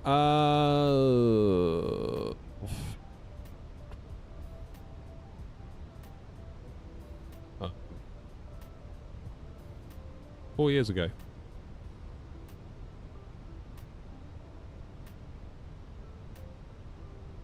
What things would I still improve in 24? I would sort out the pappies and the glide slopes, because I feel like they're never right, to be honest. And I feel like for a flight simulator, it's like, how is that a thing? You know?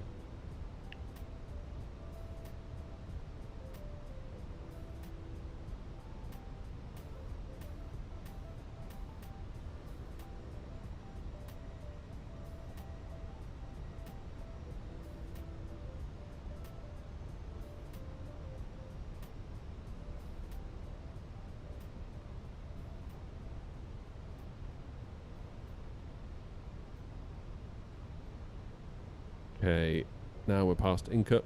Well, overhead Incup. We're going to go down to 2,600 feet and level off until we catch the ILS.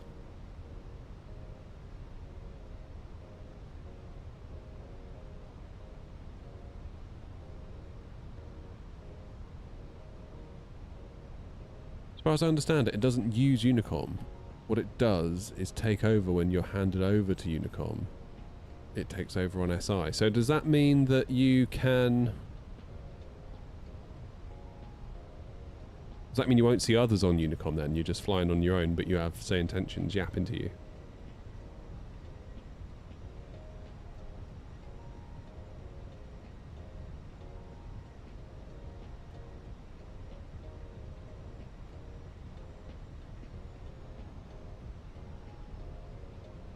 Okay, let's go speed 160. Dubrovnik traffic air not 232, 10 mile final, runway 11, slowing to speed 160 knots until 60 me.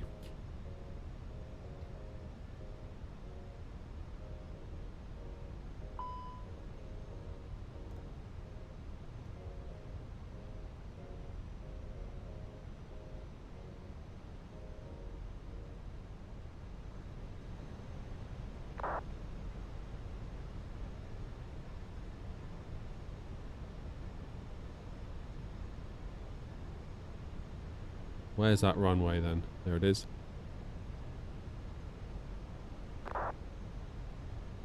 It'll be a vacate to the right, hopefully at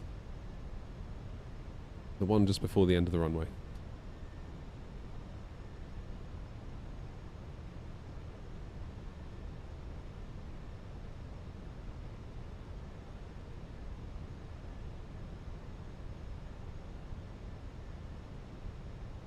We're currently at flaps 3. We'll go flaps full very shortly.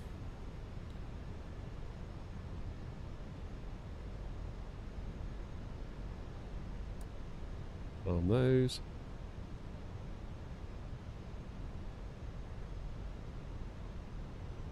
Go to our final approach speed. Go flaps full. Get gear down.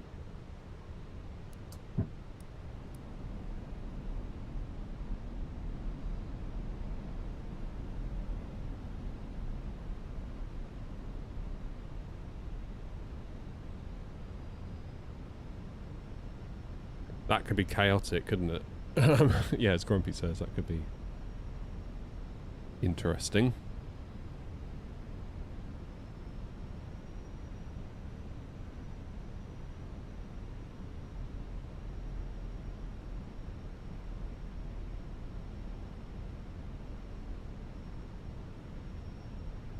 Dubrovnik traffic, Air Knot 232, 5 miles, runway 11, Dubrovnik.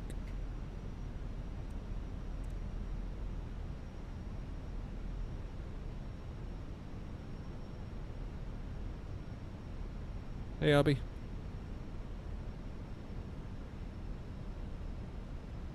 So, auto brake low, gear down 3 green, flaps full, speed brakes armed, lights are set. Go around altitude 4,000. Not that we've got time for one, so this is going to be what it's going to be, I'm afraid, guys, because I got to go get my kids in a minute.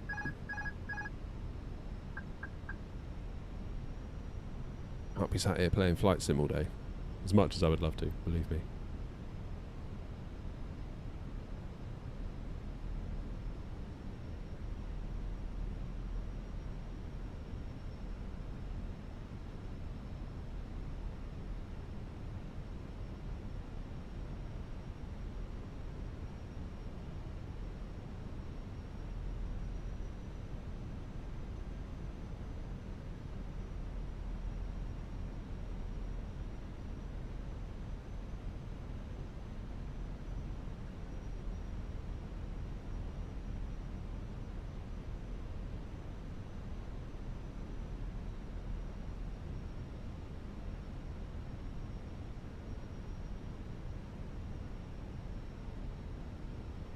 Can you feel the concentration? Because I can.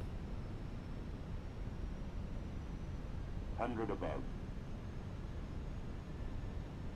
That felt like a little bit of negative wind shear then, not going to lie.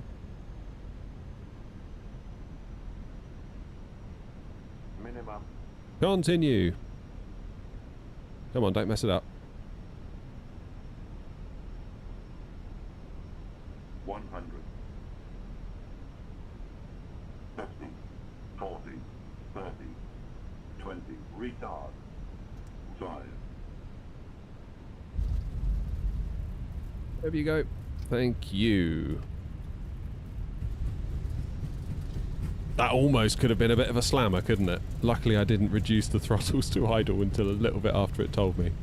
But then that isn't an instruction, is it? That's like a reminder. So when it says, I won't say it because I get demonetized, you don't actually have to.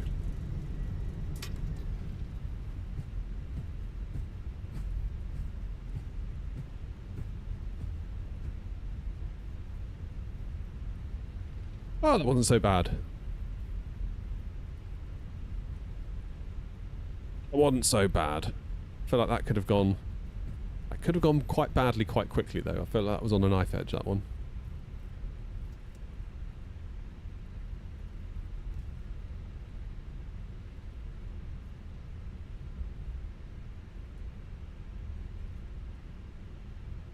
Let's get off of here, and then we'll just let people know the runway's free.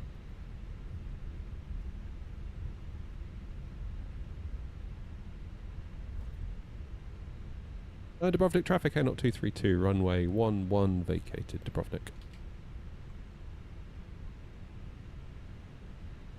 Yeah, this is Inni Dubrovnik.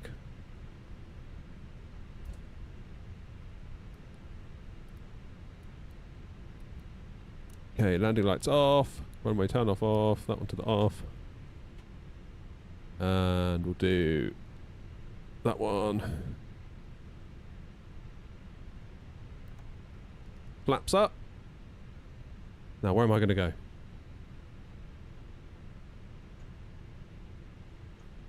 Dubrovnik traffic, Airnaut 232, taxiing to stand 7, Dubrovnik.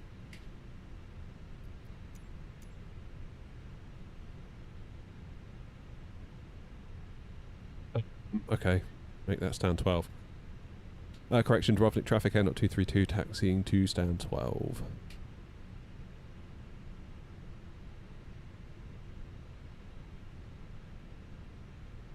Lovely jubbly.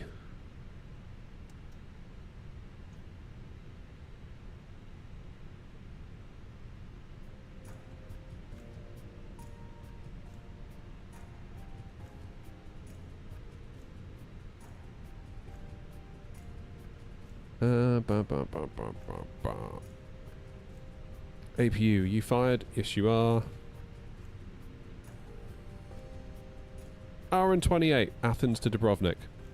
I'll remember that. It's a nice little flight, that.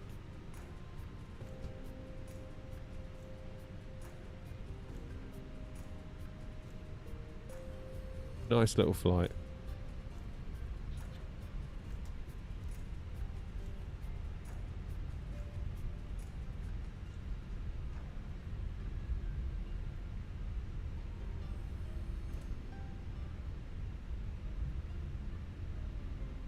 So we're going to be after the BA.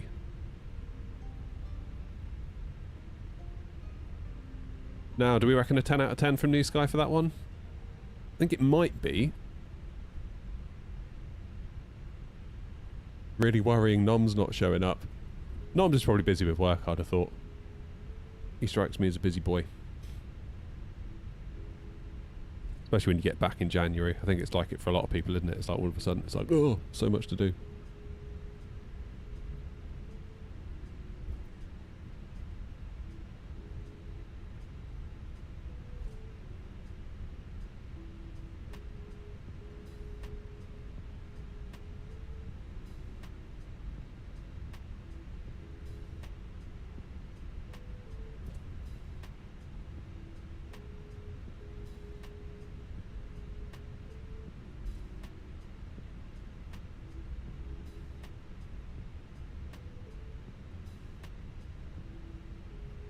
Arthur, I think that's how I say your name, or Arthur. The Discord is currently a perk for Twitch subs and YouTube members. I say currently, always has been, and always will be.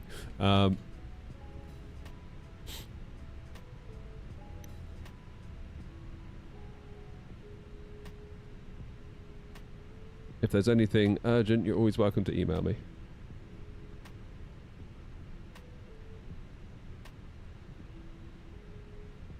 Email address can be found on the About page of the YouTube channel. Should I use AMD frame gen? I mean, ideally I wouldn't use either, to be honest, if you can not.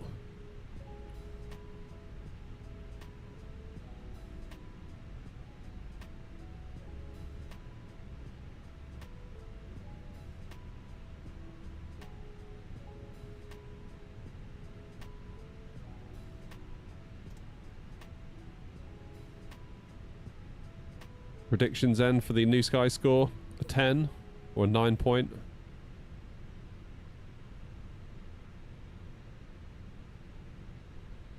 A 9 point what? Oh, I missed it. Idiot. Never mind. Okay, APU's fired. Engines off.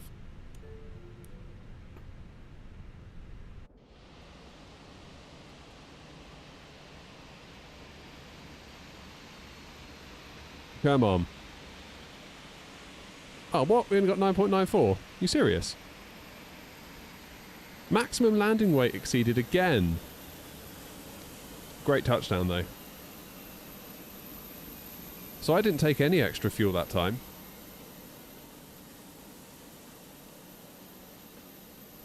It's annoying. Never mind. Yeah, I feel like New Sky's not the greatest at predicting calculating the weights and stuff. Hopefully it gets better at that. Hopefully it gets better. Overweight again. Drat. It's a bit personal, isn't it? Never mind. Yeah, quite often I will add a bit of extra fuel, especially if there's quite a lot of us flying to the same place at once, because possible that you might need to go around, and then possible you might need to hold, because you can't just go around and have another go. If there's 10 of you, 10 others behind you, you might need to hold and find somewhere nice to slot in, therefore you need the fuel.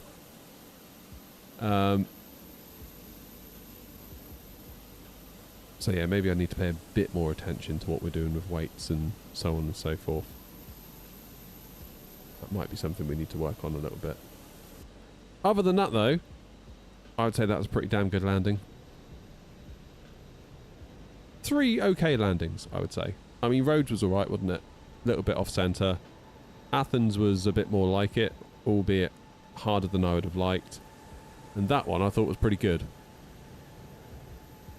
All things considered. Just use SimBrief to plan your flights. I mean, I suppose if you open it up into...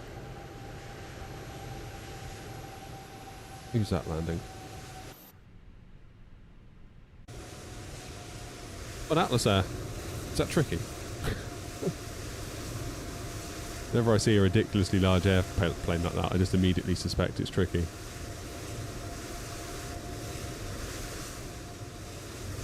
No, it is not. No, it is not. Right. Turn that down, it's a bit loud, isn't it? Folks, I've got to disappear. I've got to go and get the kiddos from school. So thank you very much for today. Thank you for all the support. Thank you for coming along, hitting the like button, all that good stuff, becoming members. Appreciate all of it. I really, really do. I will hopefully see you before not too long, although it might end up dragging into next week, which is a bit of a shame. It feels like it's gone so quick. Do you know what I mean? Like, Monday I leave work thinking, great, I've got Tuesday, Wednesday, Thursday. Tuesday I stream. Wednesday I do a video, although I didn't this week. I was doing FSLTL liveries. And then Thursday I stream and it's gone again. It's like, damn it, it's gone so fast. But what can you do? Guys, thank you very, very, very much indeed. I will see you all very, very soon. Enjoy the rest of your day. Enjoy your weekend if I don't speak to you before. And you all have a good one. Look after yourselves. Bye-bye.